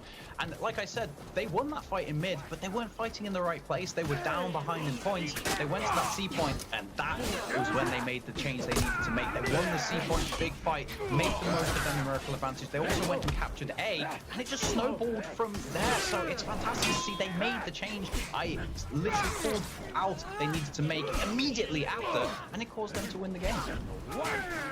I mean, you've been playing with these guys. I don't know what you've been telling them. Maybe you want them to be the best players and maybe be able to run over them and win that money in the finals. Whatever the case is, though, you definitely did what you were talking about there, and you love to see, especially when this is an elimination match. You know, the loser of this series is going home, right? So, is everything on the line? You want to see it go to the game 3 always.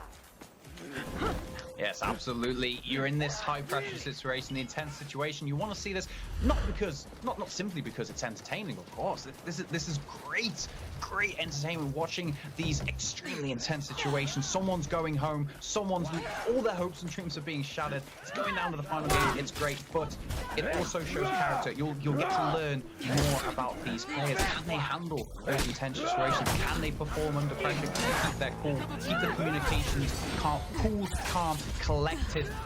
This is going to tell us a lot about these two teams right now. I can't wait. I'm so excited. I'm just trying to breathe over here, man. Well, you know, Clutch is sitting there watching these guys like one of the best players here that maybe I want to play with in the future too, depending on how things shake out in the future of For Honor Esports. You never know what the future holds. But speaking of the future, guys, this is just EU right now. We're going to be wrapping up, of course, after all our series today. We'll have our post show, a nice quick little post show, and take a quick break and then come back with North American Dominion series. And you do not want to miss that because you got some really talented teams in that North American Dominion series. Of course, your pre-show, the qualifier, and your post-show there. So that's going to be a lot of fun. Don't miss that. If you're not able to, tune in for the whole duration right now, just make sure you come back later and catch that North American. But guys, it looks like we are ready for map. So let's go ahead and throw it over to Vivinaz and get our map preview. And here we go. The map to end this series. And luckily it is Harbor, a map we haven't seen in today's Dominion series, and it's a bit different from what we've played today. It is the smallest map that we have in the competitive pool, and also it's the one where the midpoint actually holds the least value in the competitive pool that we have. You see a lot of fights occurring in both A and C, but what's interesting here is because off spawn, team members can move to these points really quickly. What's important for both of these teams is who can finish the fights the quickest. If you can finish fights quickest, you'll be able to capture these home points, able to regen, and wait for them to come off of spawn. So be interested to see how this will be decided. Will pick up truck, go home, or will your days are numbered make it to the final? Well, I gotta say, this is one of my favorite maps. I don't know how it plays for you, Clutch, but I think it's such an interesting map to move around. It's rather small, so it means the action is really fast-paced. He talked about B point being maybe not as important as some of the other maps, as the value you're going to get out of it, but a lot of really kind of fun ways to maneuver around this map. And I want you to break it down, but I have a question. There is a donkey on this map down in the harbor, and Slacks named him Horatio, and I wanted to know if there is an actual name from the Clutchmeister himself. All right, so first of all, this map, like you said, it's small, and the minion lane actually produces the least amount of points per minute compared to all the other maps in the competitive pool. Now, for the donkey question, I mean, I don't really make a name for the donkey. You know, all I'm worried about is winning the games, dominating my opponents, getting those #1 finishing spots. So, the donkey, maybe he's about as irrelevant as you know, my enemy's chances at defeating Nemesis. But hey, you hear him. Back to the map every time itself. You go over to see.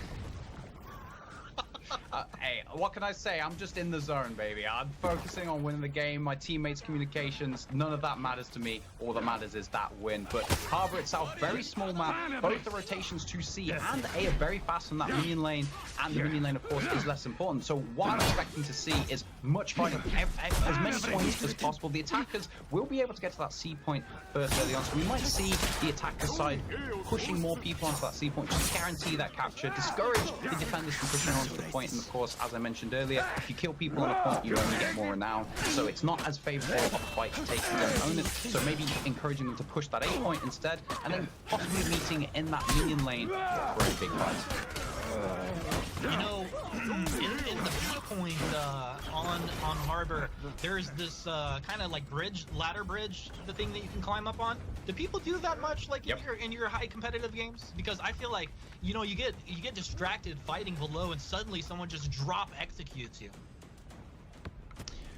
Well, people, they will utilize it, but it's typically utilized as a way to get onto those zip lines, to increase the speed of those rotations, because obviously there's zip lines going to both A and C off of that raised platform.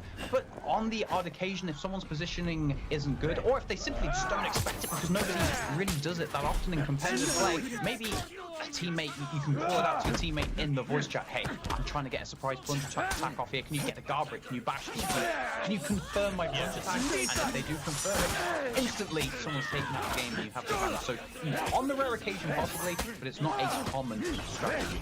I think if I was good enough to play with you and you were like, guard break, can you confirm it? And I would be like, if I did it, every time I would say, confirm. I don't let you get the execute like that.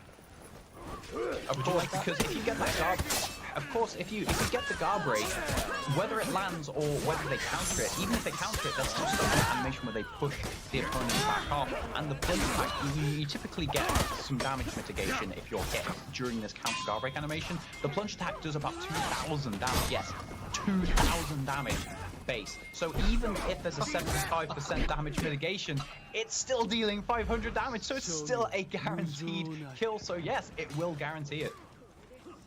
You ever get your revenge triggered off? As we see revenge triggered off right here on Mina B. Mina B able to get one. Now we're looking for more. Nature getting his revenge triggered off. It's a revenge party over in C. Pickup truck are gonna lose 3. It's your teams are numbered. Oh, you look, you killed 2 or 3 of these guys with almost 1 heavy. And they're gonna stay alive. They take all four. What a dominating contest there in point C. The low health guys are gonna stick around and heal up. The other guys are gonna start to rotate across the map and keep the blood of pickup trucks from flowing in. All right, as you see right here, your days are numbered. They went and captured that A point. They pushed on to the C point, and they won the fight, and they got control of the map. But, of course, Pickup Truck taking advantage of that nerfed healing rate on the points coming, not allowing them to heal up to full health, and making sure it's not easy. But I'm going to shoot it over to Vivid. I want to see what the in-game expert has to say about that.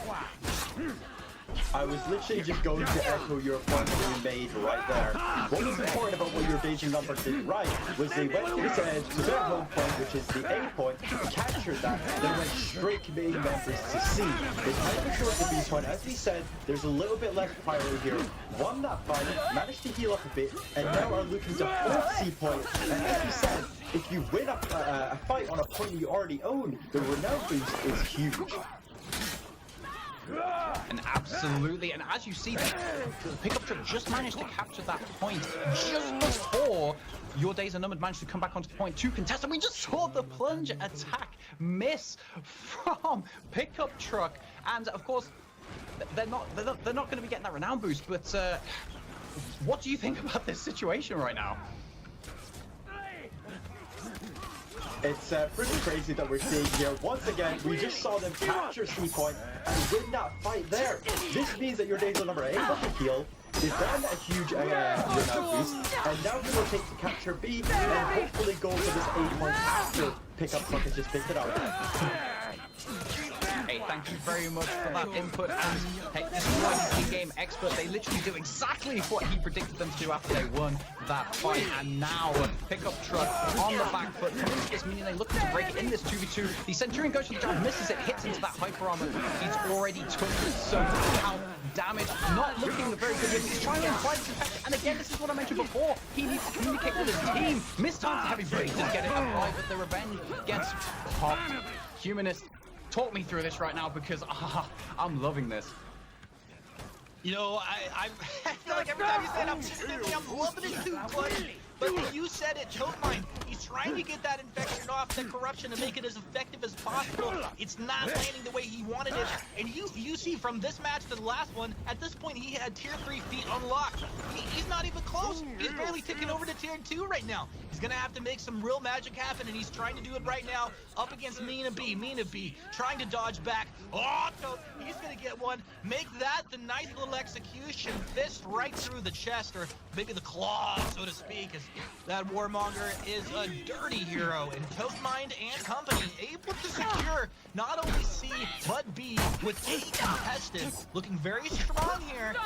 Over the next minute, we're gonna see, can they hold on to this? Because Your Days Are Numbered. He's gonna get one execute onto Just Guy. Just Guy so important to this Pickup Truck squad to keep them effective and alive through these fights. Now, Lycan up against the ledge. Nice guard right there. He would have got tossed down to the pit. And now switching over to Toadmine. Toadmine, low on stamina, low on health. That'll be the stamina down, and that's gonna be his lifeblood drained. Pickup Truck loses 2, that's gonna be A. But overall, feeling very confident right now. This could be an either way match.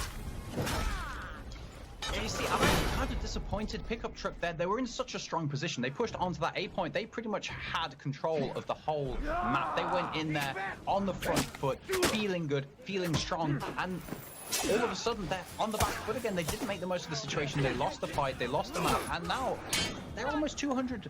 Sorry, they're almost 300. They're over 200 points behind. Once again, of course, they don't have as many points controlled, but they were in such a strong situation. They really should have made more of that advantage. And honestly, it almost feels like this is like a common trend, whereas they're so strong in those typically they're strong in the fights. They're strong in the 1v1. Saw Toti executing that Kensei in the minion lane. When it comes to these rotations and knowing where to fight, they're making the occasional slip up. What's your call when you see like this situation, this Kensei so close to getting his revenge triggered off? Like, do you just really like, okay, we just triggered the revenge off and we gotta kill him? Like, you can't really wait around. Well, no, you see, in this situation, they're doing exactly what they should be doing. Let's say Kensei had about a bar and a half, maybe 2 bars of health. He's literally 1 hit away from getting revenge. Let's say, like, if it was a Warlord or Warmonger, that would be me and my teammate Barrett, the MVP from the previous tournament. I would literally say to him in BC, I would say to him, okay, try to chip him down with those headbutts. Land 2, maybe 3 headbutts, get him low enough so that I can hit him with just a single heavy to get that execution, get the renown on the Warmonger, because you want those feats. And of course, because I'm not interacting with the Kensei, even though I'm near him, I have to do something to give him that revenge back. I have to try to attack him, I have to guard break him, I have to push him in some way. But I'm just going to stand there. I'm going to try and body block him maybe, but stand to the side, because dodges, they don't have iframes on them. So if you body block them, the headbutt's still going to land. I'll wait for Barrett to land maybe 2 to 3 headbutts, and then I'll finish him off with the heavy. And that's exactly what they did. Ricky sat back, let nature land those headbutts, you got that guard break, and finished them off. So well played.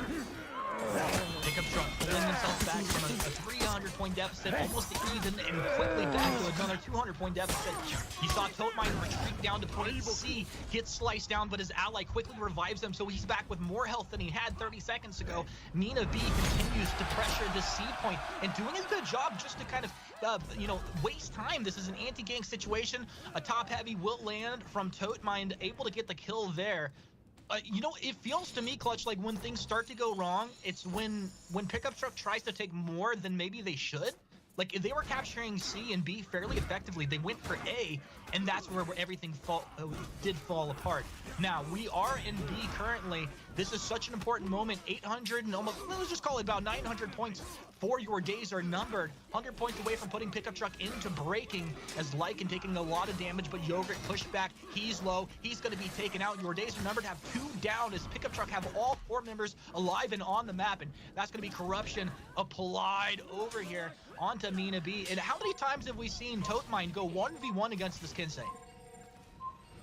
Well, we see it quite regularly, but the reason why this happens is because Your Days Are Numbered are playing the Kensei instead of Warmonger. So it's going to be their jobs to clear the mini lane. The Kensei, he clears mini lane a lot faster, but the reason why the Warmonger is going to be in that mini lane a lot is because you generate so much renown off of farming those minions, and of course, the Warmonger wants those feats. And speaking of feats, look at that feat renown bar right now, Humanist. He's so close to unlocking what is potentially the strongest tier 4 in the game. At a point in the match where they're almost neck and neck, 900 points apiece, so close to double breaking, that could be game winning. This is like, Clutch, tell me if I'm wrong. This is it. This is where you want that tier 4 feat to be unlocked. If he gets this and his team is ahead, you get this applied on like 2-3 heroes, like in one of these important fights. That's it. It could be lights out for everybody. Yeah, absolutely. They just managed to get Your Days Are Numbered into breaking. He has the feat. The Warlord's about to get his Fire Flask off of cooldown, and Pickup Truck are looking in such a strong position right now, but they need to keep their cool. As you mentioned earlier, Humanist, they tend to have a problem where they get control of the map, they win some fights, but then they overcompensate. They push a bit too hard. They need to be careful not to do that right now, but they want to push in. They want to stop them from pushing themselves into breaking, and there it is! The Corruption Blast! It's applied, and I don't see a way back here. Burn, baby, burn! Oh my gosh, can we get some Plague Doctors up in this business over here? Pickup Truck, they're coming back into the series. They want it. Totemine, 1 hero away from pulling and clawing his team back into victory to take this series. Can they do it? This is such a bad position for Vegas to be in. And now he's gonna, cue the video theme song, because he's just gonna run around this map and try and buy some time. I mean, there's not really much you can do. He's gonna jump off the ledge. And once again, a little dodge there. But he's going to show us what he can. These are his last seconds in the Dominion series. I don't think we're going to see the Nusha, major comeback here. It's just a matter of time. He continues to run. Bash from behind. Oh, no, it's not an honorable way to go. Here's the revenge. At least he'll fight through with the final revenge. Are you kidding me? Clutch Meister Pickup Truck coming through with the phenomenal and Totemine leading his way there with his team to come back and take this series.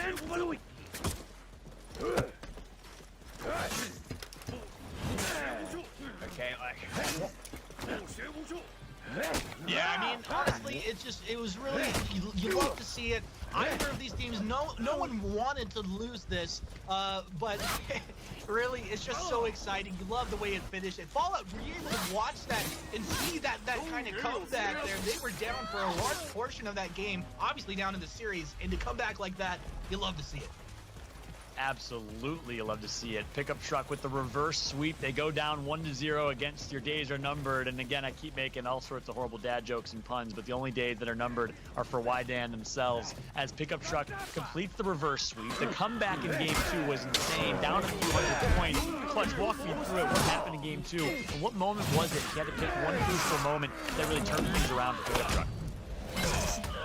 Well, as I was talking to Humanist in the game, I mentioned how they won that big team fight in the minion lane just outside of their own spawn, and I said they won the fight, but they didn't actually have anything to show for it because they were fighting in completely the wrong position. They took out multiple people, and then they suddenly went to rotate to C, but because they were fighting so far out of position off of any points, the enemy team had enough time to respawn and come in and contest. But then, as I said, they needed to fight in the right places, and they did. They won the fight on the C point. They won so heavily, they had enough of a numerical advantage to then also go and capture that A point, and they just snowballed completely out of control from then on. Yeah, absolutely. Crazy finish right there. Humanist, about to take a look at the replays. Walk me through it. Games 2 and 3 were insane, but games 1, well, it was really your days are numbered who started off incredibly strong, Humanist. Yeah, I mean, I think this is pretty classic. Your days are numbered. What we saw from them, they fought well as a team. They captured B and then just kind of camped on C. We never really saw Totemind, the captain of this team, come alive. I think there was a couple of awkward points that Clutch had talked about where, you know, maybe Clutch wasn't used to maximum effect. And ultimately, moving on to game 2, this is where we saw what we wanted to see out of Pickup Truck. He unlocks tier 3 feet very quickly. He gets into his tier 4 feet, and this team, they just swarmed as a unit. You know, it just felt like a beehive just coming alive. And you know, into game 3, this is on Harbor once again. They were down 300 points. It felt like maybe they were going to be losing the series, but they stand strong. The rotations were on point. They captured the C point. They revived Totemind as they needed to, and it was just phenomenal. And as a result, Pickup Truck keeps both of our casters' predictions alive, as both of you picked this team to advance. Can they do it? Complete what was quite the Cinderella story in making it all the way from the elimination round 1 part of the bracket to the grand finals. Well, they're going to have to play the loser of Swab Happen and Russian Mind Game, which is really our really big matchup that's coming up next. Let's take a look at the map picks and bans for our winners bracket final. Clutch, walk us through it. All right. I can't wait to see this because the winner of this, they go through to those grand finals. And again, we have an Overwatch here, and I'm actually surprised that Swab picked this map against a team like Russian Mind Game, who are so well-rounded, as well as having that Gladiator to rotate around the map a lot, to make the most of his ganking ability. That's a bit of a surprise for me, especially considering they also banned Harbor, which functions in a similar kind of way, but in a smaller map, so you maybe don't get quite as much of an advantage off of that rotation. But Russian Mind Game picking High Fort, and such a big map, of course, favors that Gladiator. Yeah, and we'll see how these picks are going to work out. I love all of these maps, and I also love this man named Vivid Nas, here to break down So once again, we see Overwatch being selected as the map of choice. And this is a bit of a strange one coming out of Swab itself, because they really struggled when it came to the previous games that they had. The new shot didn't really have a high priority here, didn't really get to see what this new shot pick could do. And in the opposite end, we saw Russian Mind Games have an absolute field day with the Gladiator here. The C and B priority were really done well. The Gladiator peels off to A when you're required to capture. Hopefully new shot feeling a bit more comfortable in the role and the pick that they've had here. Hopefully can have a bit more priority when it comes to Overwatch. Lots of Overwatch from my man Vivid Nas, breaking it down as always. I love how he put the flair on it for each team because he knows these European teams so well. As we're getting to know these teams so well, let's take a look at the head-to-head stats between these two squads. Swab Happen versus Russian Mind Games. What's interesting about these two teams is the dichotomy, that dynamic between these squads. Swab Happen certainly the underdog of this tournament. the Cinderella story in its own right. They're going up against Russian Mind Games, who I know Clutchmeister put respect on their name for based on their practice, their preparation. Both of these teams are CIS teams. You know, 7 players are from Russia, 1 from the Ukraine, and in the end, I'm really excited for this matchup. Objectives, takedowns, and deaths. Interesting stats breakdown from these two teams. But obviously, numbers are a little bit skewed based on the fact that Russian Mind dominated their match 2-0. So don't take too much of an account for that.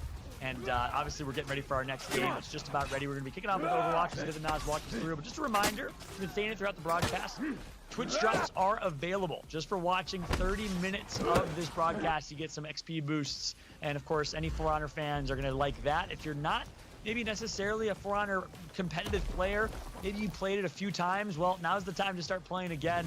I know myself personally, I have been blown away by how fun this game is. The first thing I'm going to do on Monday after this weekend is download that game and get some games in myself. I haven't played for a few years, but Dominion's getting me all types of excited. And speaking of all types of excited, we got the next matchup ready. And we got none other than our casters extraordinaire, pro player, the king of For Honor himself, Clutchmeister, joined alongside Humanist, the man, the myth, the legend. Take it away, boys. You got me all hot and bothered over here, Fallout, and you get pumped up, I get even more pumped up. I'm not sure, it's like coffee with coffee. Clutchmeister, here we go, baby. This is the matchup we were looking for. Absolutely. I can't wait to watch this game because it's off meta versus off meta, the Gladiator versus the Nusha. And we're probably going to see a 2v2 in mid and a 2v2 on C because both of these teams seem to like that rotation. And here we go, 2 2v2s on the B and C point with Nusha and Gladiator, like I said, who aren't extremely powerful 2v2 characters, but as I mentioned, Dero has played in a lot of 2v2 tournaments with Gladiator. So let's see if he can make that experience work in his favor. I want to ask, like, right off the bat, you know, what's the benefit of just hanging there in a 2v2 instead of just having someone cap A and then quickly rotate down to B? Well, you see, with characters like Centurion, who are so powerful in those gank situations, let's say they sent the Glad up to A to cap instead, and his teammate Centurion was left alone with the Centurion and Nusha in mid. Because the gank is so powerful, a single mistake could possibly lead to him eating 100 damage, literally almost all of his entire health bar. And it's just a single mistake. It's so easy to make a single mistake when you're outnumbered. It's so difficult to anti-gank in those situations. That is the main risk. So even though the Gladiator would get that renown and then come down to mid, he might find himself losing that first blood advantage. You get an extra renown advantage for whoever gets the first kill on the map, and you don't want to let your team snowball that easily. Attackers captured zone. Well, there you have it. I mean, that definitely makes sense to me. And as we kind of collect ourselves less than 2 minutes in here, you see Russian Mind Game starting to kind of run away with the early point lead here, 300 to 11 of Swab happened. As Swab happened on C point, gaining control over here. It looks like Meraxis doing his best, trying to get in some damage, but getting knocked back. A counter guard break, a dodge into a better position, trying to peel for his teammate. He'll get the block, and looks like, yeah, he'll be able to get that as well. Let's see who's going to be able to get the advantage here. He should be able to jump in and peel for his teammate one more time. Well, I mean, I can't believe that this Warmonger has stayed alive as long as he has. Like, this is just absolutely insane. And Vivinaz, I'd love to bring you in here for a second and just kind of talk about what's going through the head of a team like Swab happened when you get down 300, 400 points right off the bat. What was super sad about what happened to Swab happened just there was that they won the early fight on B. We saw the Nusha actually pick up the Gladiator and they cleared out B, but their teammates lost the fight on C. And you had all of these players from Russian Mind Games, fully health, come easily for the cleanup after cleaning up the other members of Swab, and you just saw them easily take C, B, and then followed on to A. Now, the point deficit is kind of closed off, as I believe Swab have actually shown themselves to be a bit better when it comes to these 2v2 situations that we found their players to be in. And then, you know, real quick before I let you go, obviously we have the Nusha and the Gladiator. Those are the two kind of off meta picks. If you had a choice to have one on your team as a teammate, which would you choose of those and why?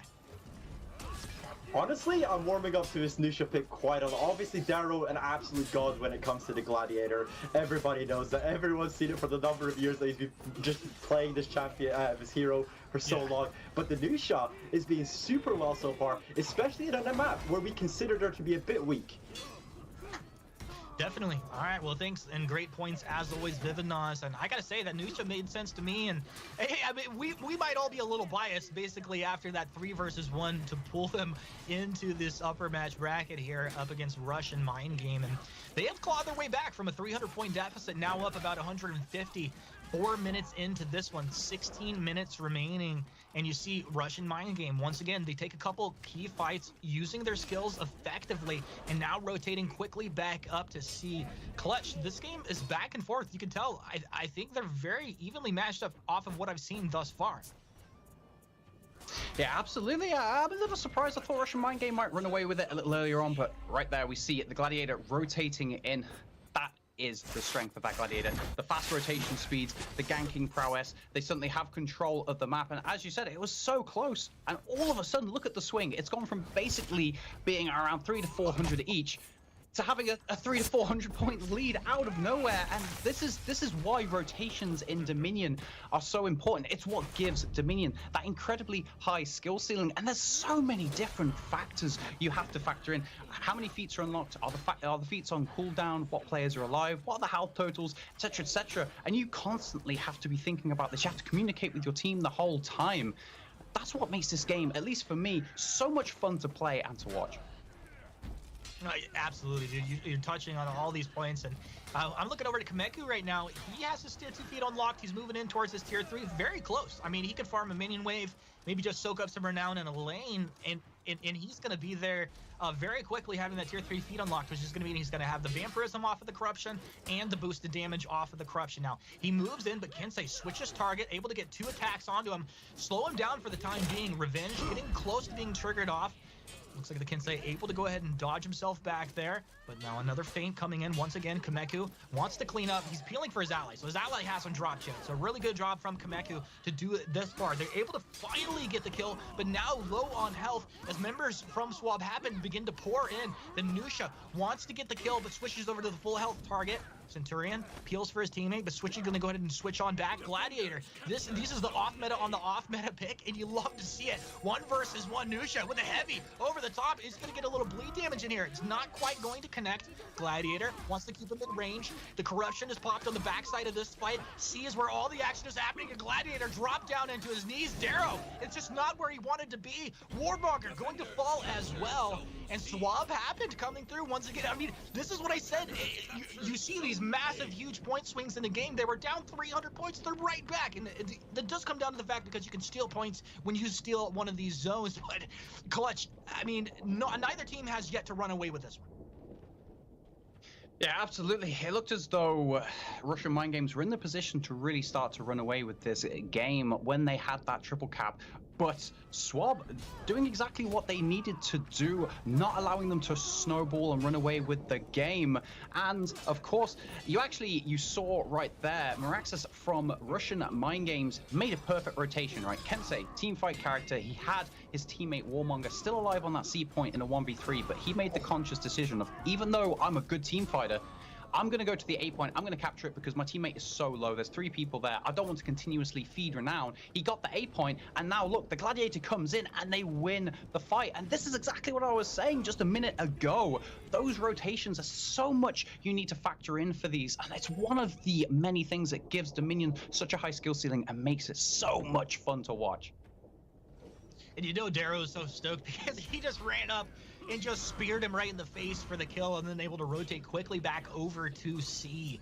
Russian Mind Game, 840 to about 700 or so points. 12.5 minutes remaining here as Swab happened. Want to get into the team that has, you know, I guess come in as a bit of a favorite here. Now the Nusha 1v1 up against Obu on descent. He's backed up against the steps, dropping on down low. Nusha not able to secure the kill, but the teammates have come in. A nice parry. Nusha keeping alive, but thrown up against, I don't know if he caught him with the spikes, but he's definitely going to go down there, pinned up against the wall, and his ally, he's just going to tuck tail and run. He doesn't want any of that business. No, absolutely. As I've mentioned before, the Centurion, not the best anti-gank in the game, so he recognized, I need to get out of here. I'm heavily outnumbered. I'm just going to be feeding renown. And on top of that, his team are getting close to breaking. But he didn't take it far enough. He retreated to the minion lane, but still allowed himself to get pincered by these two teamers. Obviously, one rotated away because they started to push the C point, but the Gladiator had a health advantage, and as I also mentioned, is not a very fun matchup for the Century in the fight. 1v1, and I feel like he probably maybe even would have been better off just pulling back a little further just to stop himself from losing too much health. So a bit of a rotation mistake there, and now as you see, the Gladiators rotated onto the C point for that numerical advantage. Oh no! Oh no! Getting tossed into the pit is one of the most depressing ways to die on this map here. And you can easily forget about that because you know those pits are actually you have kind of like a cover on them when the match starts, and then they can get dropped off. Another throw off the ledge here. As people are just getting tossed around. 3 heroes, I mean, there's 5 heroes dead across the map right now, so just essentially just a bloodbath as heroes falling like flies. And now we switch over, looking at Dragon on this Nusha, the hero that we're having so much fun watching right now, and he tries to get the guard break into the counter guard break, so the Sense just not having any of this business. He'll go for the heavy, not gonna happen. He's gonna knee him right in the face, get the jab, you're on the ground, that's gonna be the pin right into the chest, but he'll quickly pop right back up. This Centurion is just going to town, but he's out of stamina. We'll go ahead and regenerate back up just a little bit. It's just guard break, right there. Needs to go back and forth. It's just they're looking for the opening, and on the backside, Nusha knows this Kinsei is stalking him. It will finally be executed on the steps of the palace over here, and that'll allow the rotation back over from Obu over to point C, as there's quite a bit of time over on point A.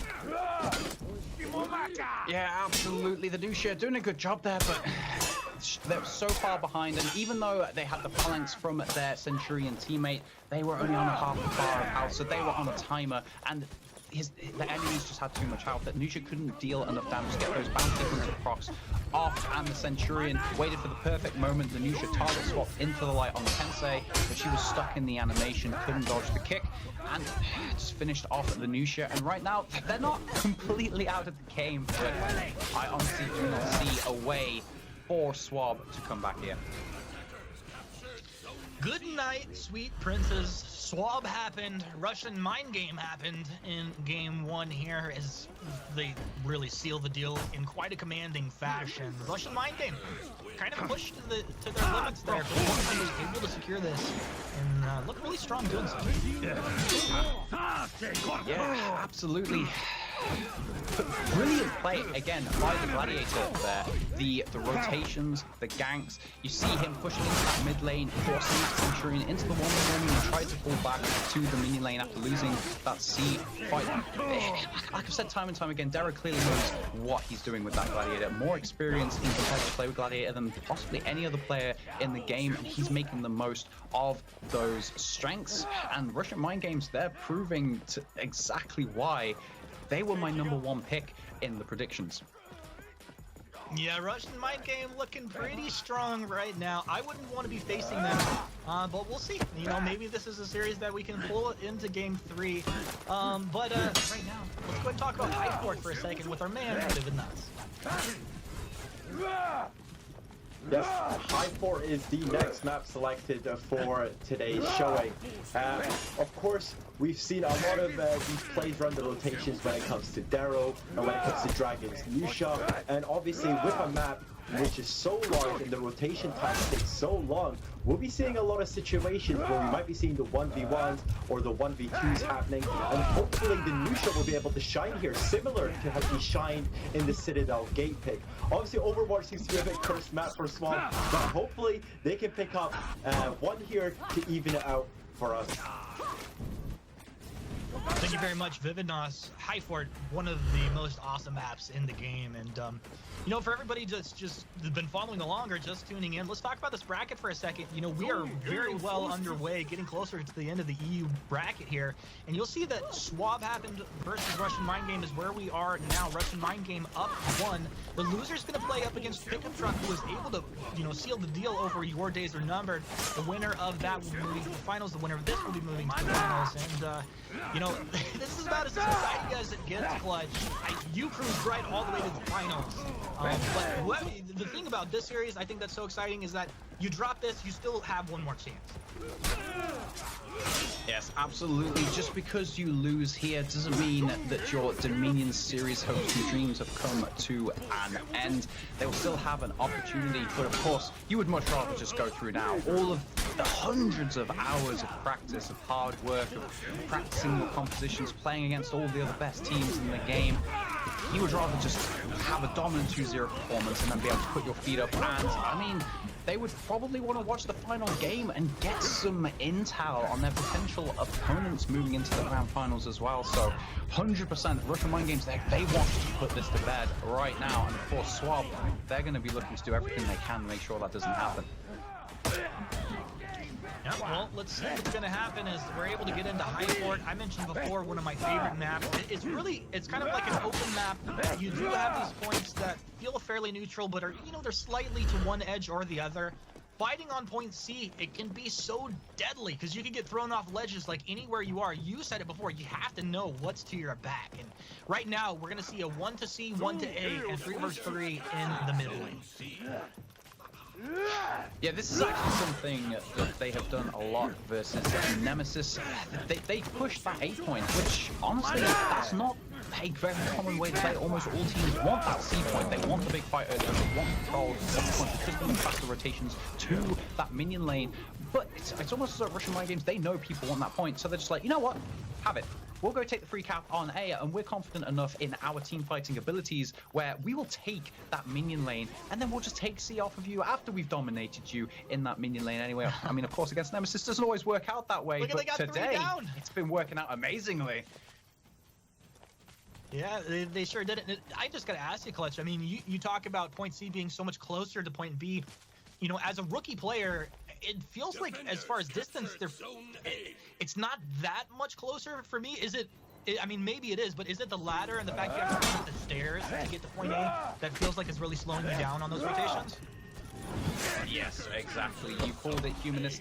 Basically, in terms of distance, there's not a huge amount of difference in them, but when you go to that 8 point, you either have to go up the ladder, go to the left, up the stairs, or you have to run all the way around up the ramp in the back. Whereas with C, you just run across a bridge, you're there. You don't have to go up any steps, any ladders, and this is what makes the C point preferable. You can just easily swap in. Let's say I'm a Warlord, I'm on C, my teammate in mid just wants 1v1, he's on half a bar of health, and he's just like, you know, swap out with me, I need to heal. And then you pop that rush as Warlord, and you're straight back in that minion lane in 4 seconds, and you're ready to support your team, continue farming, whatever it happens to be. Whereas on the A point, you have to go down the ladder, you have to go down the steps in the back all the way around. Even with that rush bonus, it's still going to be a lot longer, and that is why C point is definitely preferred on this map.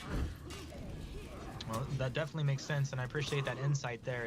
We've been watching Darrow. Darrow is able to get the kill onto the Nusha and then run a little from, you know, past point A into B and surviving for quite a long time, doing a good job. We look at Renzeri over here. Renzeri on this Kinsei, a little Kinsei onto Centurion action. He'll switch back over to the Glad. Darrow staying alive through it, very low health, but he's not too scared here. And will Gladiator be able to get the tap in? He tries to get it with that top light, but it's not quite enough, and Darrow will go down. Renzeri able to hang strong on this Kinsei, and now it looks like he'll move over. Maybe at least Swab Happen wants to move over and start to farm out B here. Yeah, absolutely. Darrow playing really well there. He might have gone down, but considering he was on half a bar, he pulled off that double parry. He stayed alive. He got some extra damage in, doing everything he can to make life as difficult as possible for Swab. But unfortunately, he goes down. Now Swab, they have a big point lead. Here we go. 140 point flat point advantage. Now, if anyone hears me saying flat point advantage, what I mean by this is if you just take away all of those 100 points from captured points, this is what the flat point advantage is. So let's say you take away A, B, and C, those extra 100 points for each of those points allocated right now, they would be left with a 140 point advantage. So they have a good advantage right now. Yes, they just lost on A. Yes, 2 people died. 3 people died. But look, they still have C. They still have that minion lane. They're still in a good position even after losing that fight, and that's what happens when you get control of the map and you're forcing fights and forcing the enemy team to fight on the only point they have, so even if you lose, you're still in the driver's seat.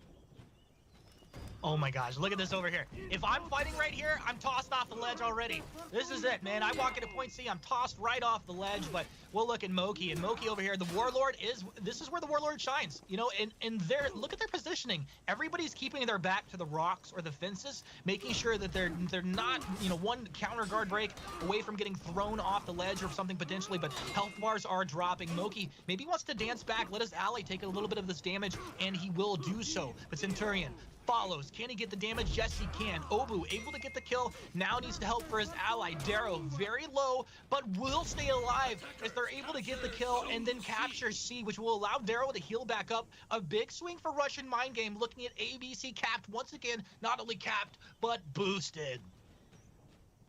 Yes, of course. As I said, they lost that fight on A. They still had control of the map. That's what's good about having map control. But the problem is that immediately the attackers went straight to that C point, and Russian Mind Games pulled off a great 2v2 and in a very unfavorable situation. They had Gladiator and Centurion against Warlord and Kensei, and as I mentioned earlier in the broadcast, Kensei and Warlord are the absolute strongest. There is not a better 2v2 composition in the game. Maybe you could swap out a Black Prior for the Warlord and you would have a very strong 2v2 composition as well, but it's still not as strong as that Warlord Kensei composition. And Gladiator and Centurion came out on top. So they won 2 fights, one after another. They got the triple cap. And just look at that point difference right now. Yeah, I mean, this is huge, and you really broke down the flat point advantage that you talked about before. And right now, like, even if you get all your points stolen, you still have the lead, and that's where you want to be in a game like the Dominion game mode. So you love to see it if you're a Russian Mind Game fan. They have 2 heroes down though, as Rinzeri able to go ahead and seal the deal, move in, try to get some of these minions. But hello, my name's Centurion. My name's Gladiator. I'm here to just rip you apart. Darrow able to get a nice kill, and then now switches over to the Scent. And this is, you know, you're kind of backing up against this. You want to use your minions as a little bit of a shield for yourself, but he's got help. I mean, he could have done this himself, but he's got the help. So they're able to get another one. Russian Mind Game, about 100 points. Now one will be stolen away, 100 points away from putting their opponents into breaking. Awkward position to be in here in the mid lane. The Gladiator dropping down low once again. Darrow, he'll just go ahead and run out here, but the Nusha jumping in. The assassin damage coming through. Look at this. Oh, Nusha able to get him, but a jab to the face. Centurion wants it. Is he going to get it before? Remember, Nusha, this was the hero. Mascot Dragon was the guy that pulled off that massive 3 versus 1 in our earlier series.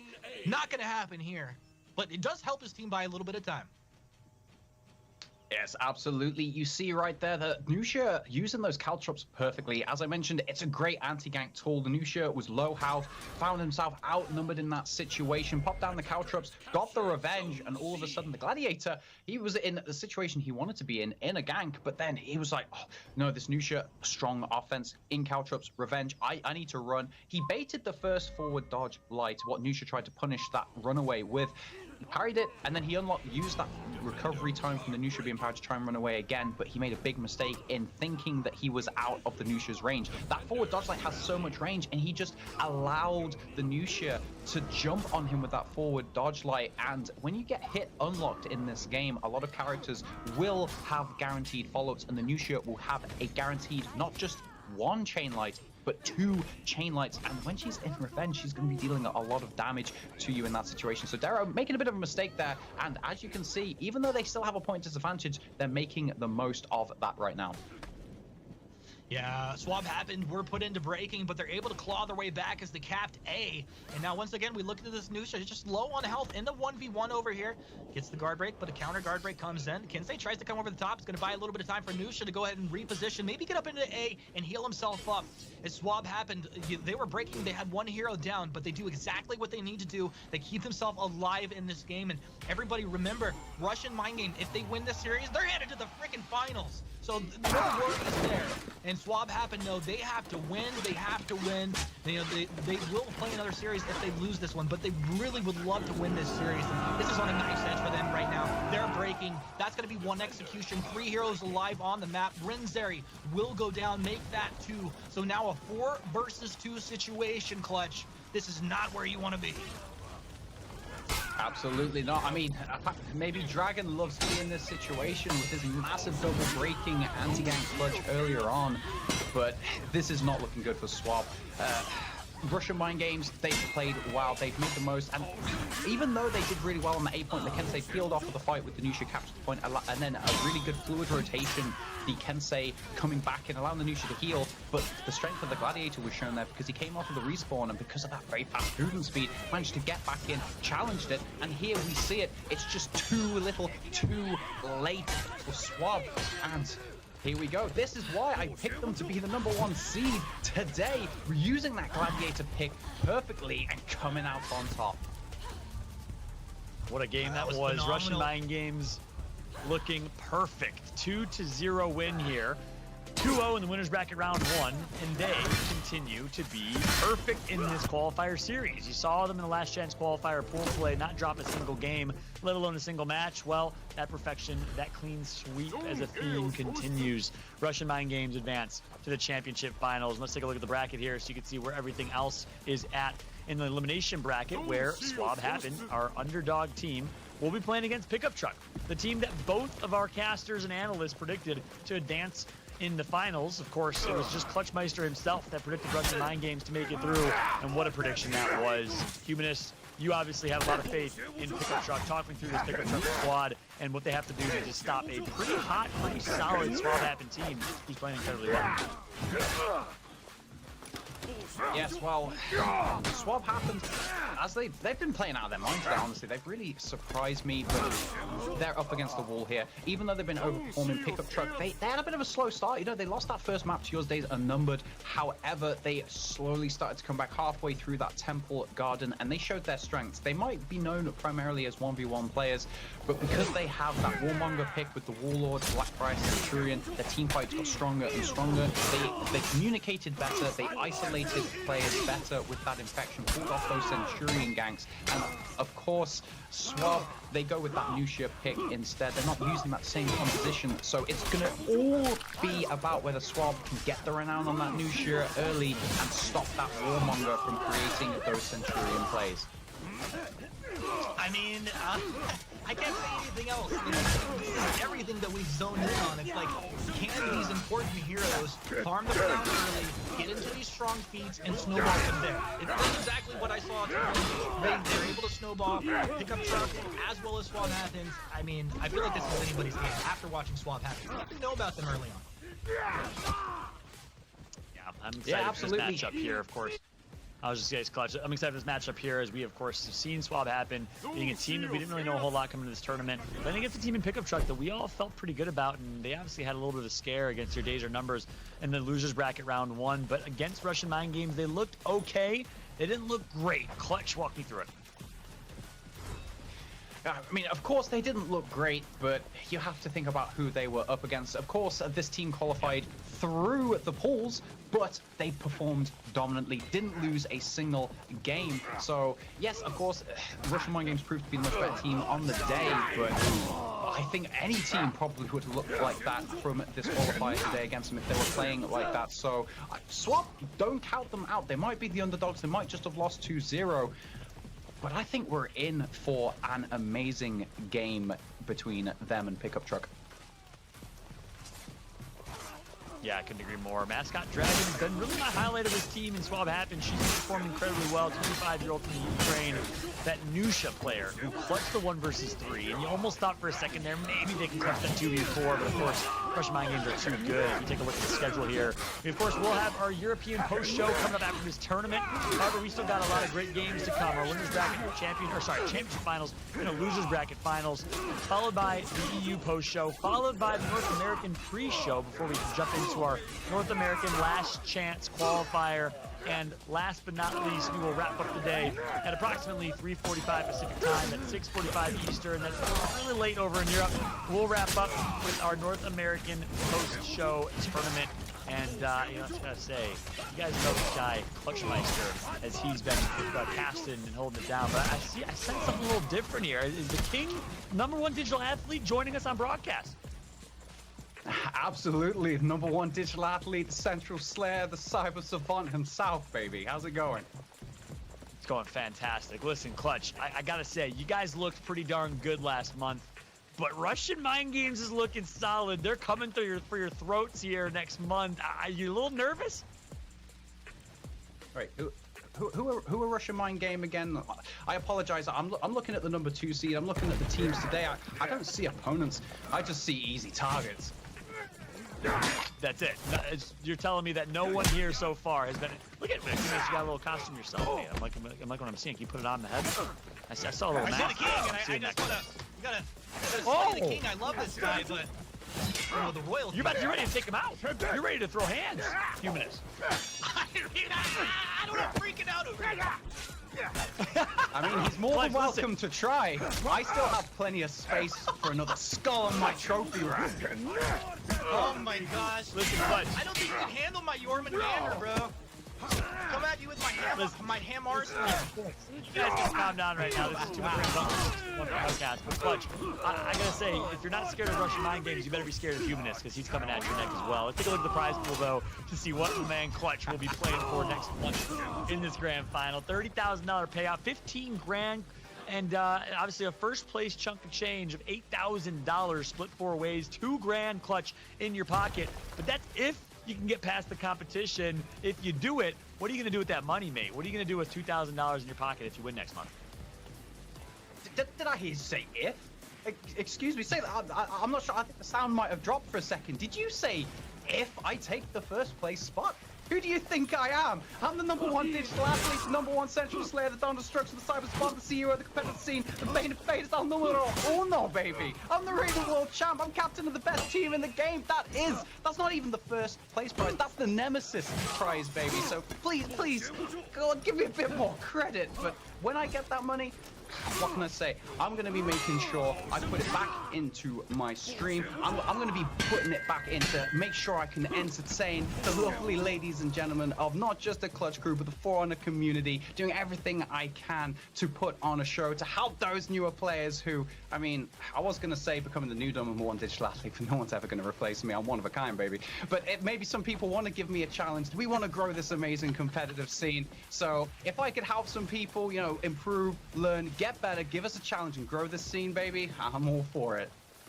So clearly you need a challenge, and again, I'm going to say I think Russian Mind Games might be your challenge, buddy, but if not, you got Humanist in a 1v1. You got Russian Mind Games coming at you. Listen, don't make me pick up the sticks. I'll pick up the sticks and start competing for honor. I've been loving Dominion. I haven't played For Honor in about a year or two, but Dominion's getting me all types of excited. Maybe I'll jump in there as well, mate. But also, just a note to production, please.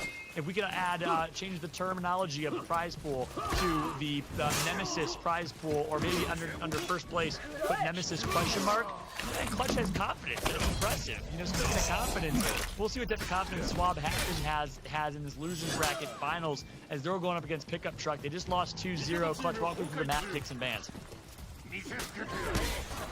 Absolutely. Well, as we see, this is it. This is the decider. This is the last chance for these teams to secure that #4 spot in the grand finals, and as has been the case, we have Overwatch in #1, picked by Swab. So again, this is surprising to me. Swab, clearly they have a lot of faith in their overall ability. Big team fights, small team fights, anti ganks, etc. I've said it before. Maybe they're valuing that Nusha pick. They think they can get that renown on the Nusha early. The Caltrops are useful in so many situations, are so powerful in that mini lane, in 1v1s, in anti ganks, finishing off people in team fights. Perhaps that's what they're going for here. They want to get that early lead, the early momentum with that Nusha, and then we will see that momentum hopefully carry them to victory, but I mean, we'll see. I mean, we'll see how it's all going to play out here. I got to wonder if, like, Vivanos, did you, like, blackmail all these teams into picking Overwatch as their first map overall, or what, man? Whatever the case, break this down for us. Look, I wish I was bribing Swap to pick Overwatch every time, but it seems to be a pretty cursed map for this team. So it'll be interesting to see. Maybe the Nusha's warmed up a bit. We did see a better performance from that Nusha when it came to rotating to the different points, making sure to drag out multiple members of the enemy team to try and stall out as long as possible. Of course, last time around they did lose that all-important C fight, which even though they won the B point, the enemy team was full health. They came to be quickly wiped out the remaining allies there, and then took that priority, and then they constantly fell on the back foot. So hopefully we can put a bit more priority when it comes to C from Swab here. Vivid nods, brother. Talk to me. Talk sweet to me with that analysis and that breakdown, mate. I love it.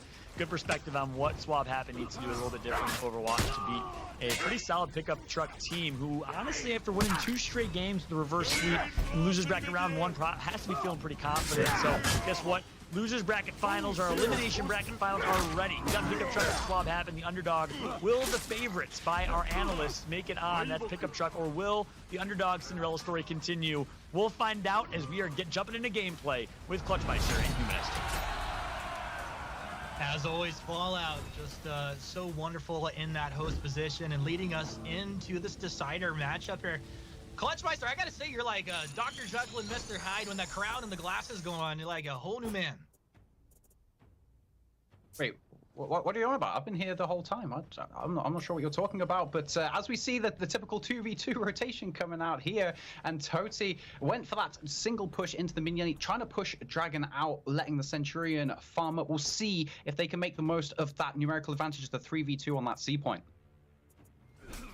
All right, well, I mean, this is what it all comes down to. Only match one here, but whoever wins this series, I mean, whoever loses this series is going to be out. It's just not where you want to be. So, pickup truck, swap happened early on here. We talked about before the importance of Totemind's Warmonger, getting that renowned early on.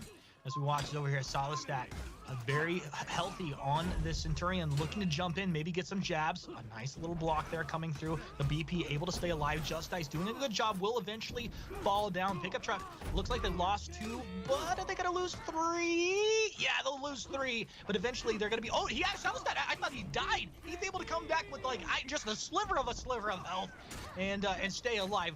They're trying to get the revive. They will be able to get the revive. How many little clutch plays just happened here in the first minute and a half of this game? I mean, that was just on a nice edge clutch. Yeah, absolutely. I thought for a second that the attackers were going to throw that fight because there were 2, I believe it was the Black Prior and I think the Centurion, both very low, like maybe 5 HP, maybe even less, and the Black Prior managed to land so much damage, managed to get a kill off on one of the attackers, in fact, and all of a sudden the defenders were back out in front, but then the attackers retook it back at the end. But you know who I want to hear from right now? Our in-game expert, Vivid. Talk to me, baby.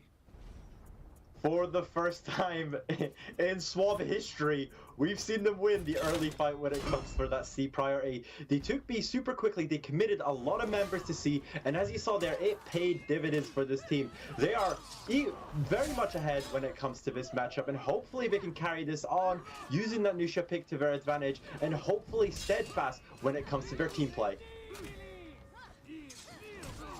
Yeah, well, this Nusha looking, I mean, you're already getting close to unlocking the tier 2 feat. I mean, this was kind of like the method for victory before clutch. Yeah, absolutely. As we see the Nusha here, she's doing so much better. Look at that renown bar right now. Look how close it is to unlocking those caltrops. They have a point lead right now on top of this. That's what you want to see with that Nusha. You want that tier 2 as early into the game to make the most of what is arguably the second strongest tier 2 feat in the game.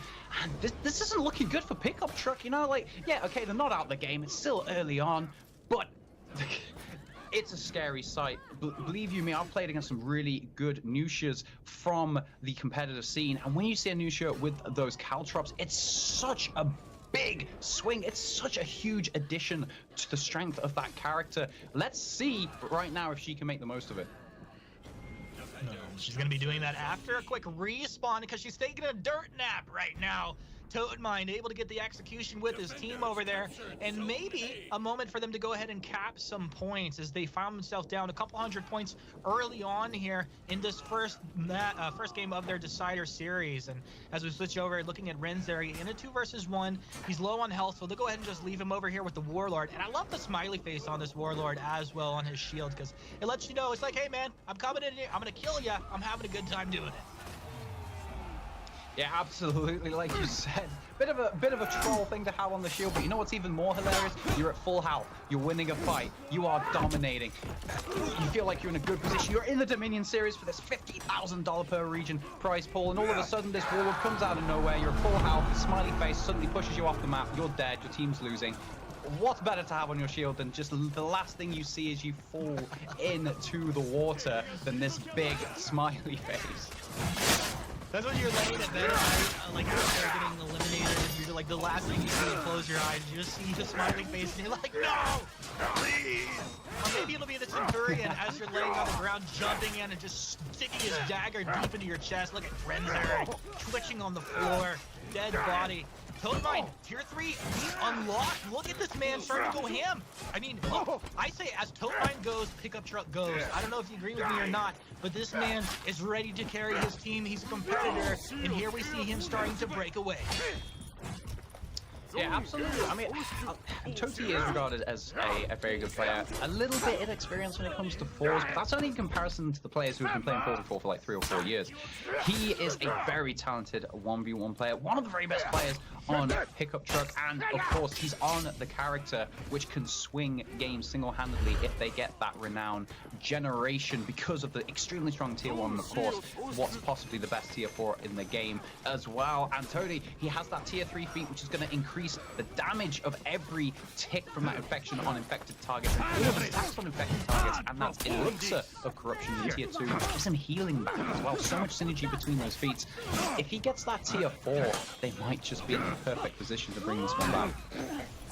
I mean, it's delicious. Like, for anybody that just has, you know, starting For Honor, you played a couple of heroes, but you haven't played the Warmonger, play it. You'll see, as you start to unlock these different feats, man, it just feels, like, so incredibly strong. And we look right over here, 14 minutes remaining, strong advantage over to Swab happened. I'd love to bring in Vivid now and talk to us just a little bit about how this game's starting to break away and what's standing out to you. What's standing out to me like a sore thumb was that excellent team fight where we just had there on C4, the triple cap in Swab's favor. You saw there the Nush's Caltrops basically eviscerating the Pickup Truck lineup, had to push them away, and you saw the Black Prior basically realizing that he had to contest the point and taking a lot of damage because of that, granting the Nusha the execution. But once again, they're breaking. They're in a trouble situation, and I think Swab might just break the curse here. Indeed, we're getting very close in the situation where, you know, one misstep and you could be losing the entire game. Nusha, you're low here, but throw the Warlord down. Nature tossed off the edge. Wasn't sure what was right behind him, but guess who showed up over here? Dun dun dun dun! It's Super Dead Toad Mind. I thought he was gonna do the hero play. Not gonna happen. They're breaking 2 heroes dead. They can be revived right now, but time to have Naruto run over to point C. It's Nusha. It's Mascot Dragon. Thirsty for blood. We'll go in to lead with the with the guard break. It'll get countered immediately. We'll look over Lycan, have the revenge popped off. 3 versus 1 situation. I mean, even if he gets the hero play here, there's not really much he could do, and he'll be tossed down into the pit. I believe there are crocodiles down there. I'd like to imagine so, at least. Clutch has a very strong showing here in this first matchup, and Pickup Truck gonna go ahead and rock game 1. You see, what's interesting to me is, of course, Pickup Truck, the favorites in this matchup, but this is what happened in 4 days ago as well. They lost that Overwatch map and brought it back from 1-0 down to 1-2 to take the series. So you have to think to yourself, maybe Overwatch just isn't Pickup Truck's map. Maybe, I'm not sure if it's the rotations, whether that initial 3v3 team fight at the beginning of the game just isn't their strong suit, because as our in-game expert mentioned, Swab managed to win the early game fight for the first time, so maybe Overwatch is just a big weak point for Pickup Truck in their map pool rotation right now. So it'll be interesting to see whether Pickup Truck maybe just are breaking under the pressure, or if it really is that map as we move into map 2. Yeah, well, they were breaking because of points. They're Clutch, but you already know that, and I'm breaking up my heart right now because I'm not getting Twitch drops. I am not watching the stream right now. I'm just casting. Maybe Usopp can hook me up later. But guys, Twitch drops are available now. You're getting some EXP boost tickets guaranteed every 30 minutes. Plus, I believe there are some more goodies coming your way. So just make sure that you're taking advantage of that and getting all that good stuff to boost yourself, boost your friends, and have a great time playing For Honor. But let's keep this moving on, and we'll go into our next map preview with Vivid Knox. Alright, this could be the decider for Swab. We have Temple Guarded coming up next. Of course, what we saw previously before, the Warlord staple point is that all-important C point. You spoke there, Humanist. There might be piranhas, there might be fish, or it might just be the heavy armor that kills you in the end. But we will see if Swab can take this away and hopefully allow Danusha to get that rotate, win that early B fight, go heal up on C, and see if they can round off this victory for this deciding match. I think Vivid Knox is a little biased here. I'm not gonna lie, Clutch. I'm gonna call him out. It feels like he's on the team with Swab happened, and because he's being biased, I'm gonna be biased as well. I think Pickup Truck, this is their map. This is where we saw Toad Mines really start to come alive on this War Mommy. What are your thoughts? But the first thought went through me is, ugh, I just shuddered at hearing War Mommy said, but moving more on to the map itself. That was for slack, buddy. That was for slack. As we move more onto the map itself, as you said, pickup truck not really good against. Your days are numbered on Temple Garden. As you can see, C point, ledge heavy, poor positioning, very punished by Warlord. That crashing charge where he runs at his opponent with the shield can just take you straight off of the point and force your enemy team into a numerically disadvantaged situation, and you want that C point.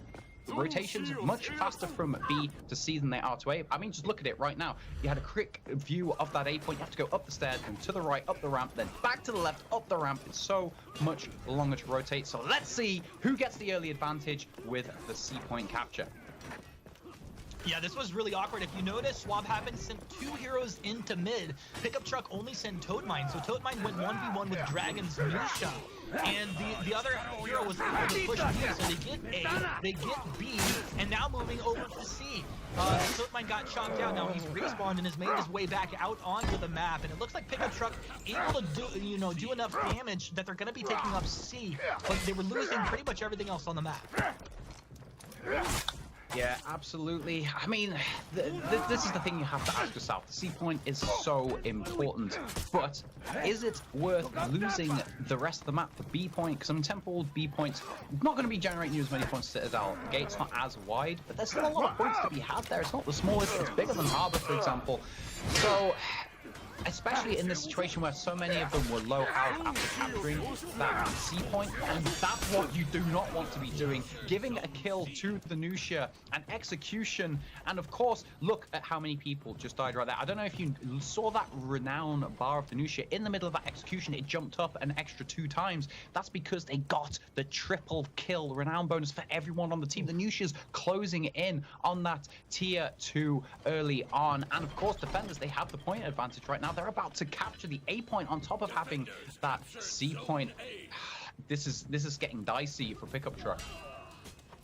Yeah, it really is, and as you see, they're fighting over on the steps. Now, this is the awkward point on the map that we had talked about before, where you kind of you have this little ledge above where someone can kind of jump down on you. Otherwise, you stay off to the side, and they're going to try and just get the advantage and then move someone up if they can. But right now, Swab Happen have control over A, so they're happy to just sit here and fight, and they can just run up and heal, if they get low.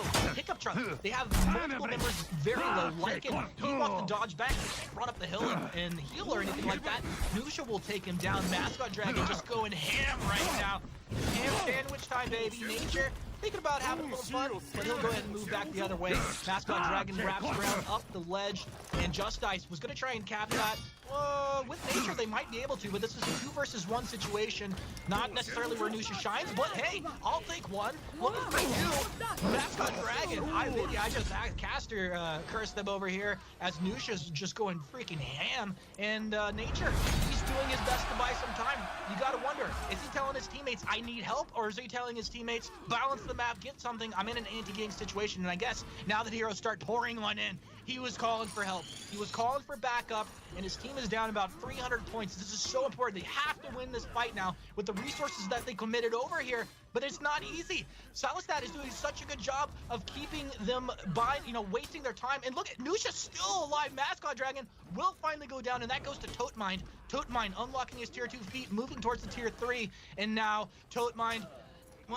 Will they be able to get this? The kids say, I mean, does he stick around, waste some time? Yeah, that's all he's going to do. He's sticking around. He's wasting some time. He'll get skewered and shoved back up against the wall. Toad Mind really starting to come alive for his team. He knows their backs are against the wall. Nature, 1 light away from dying. He's going to stay back.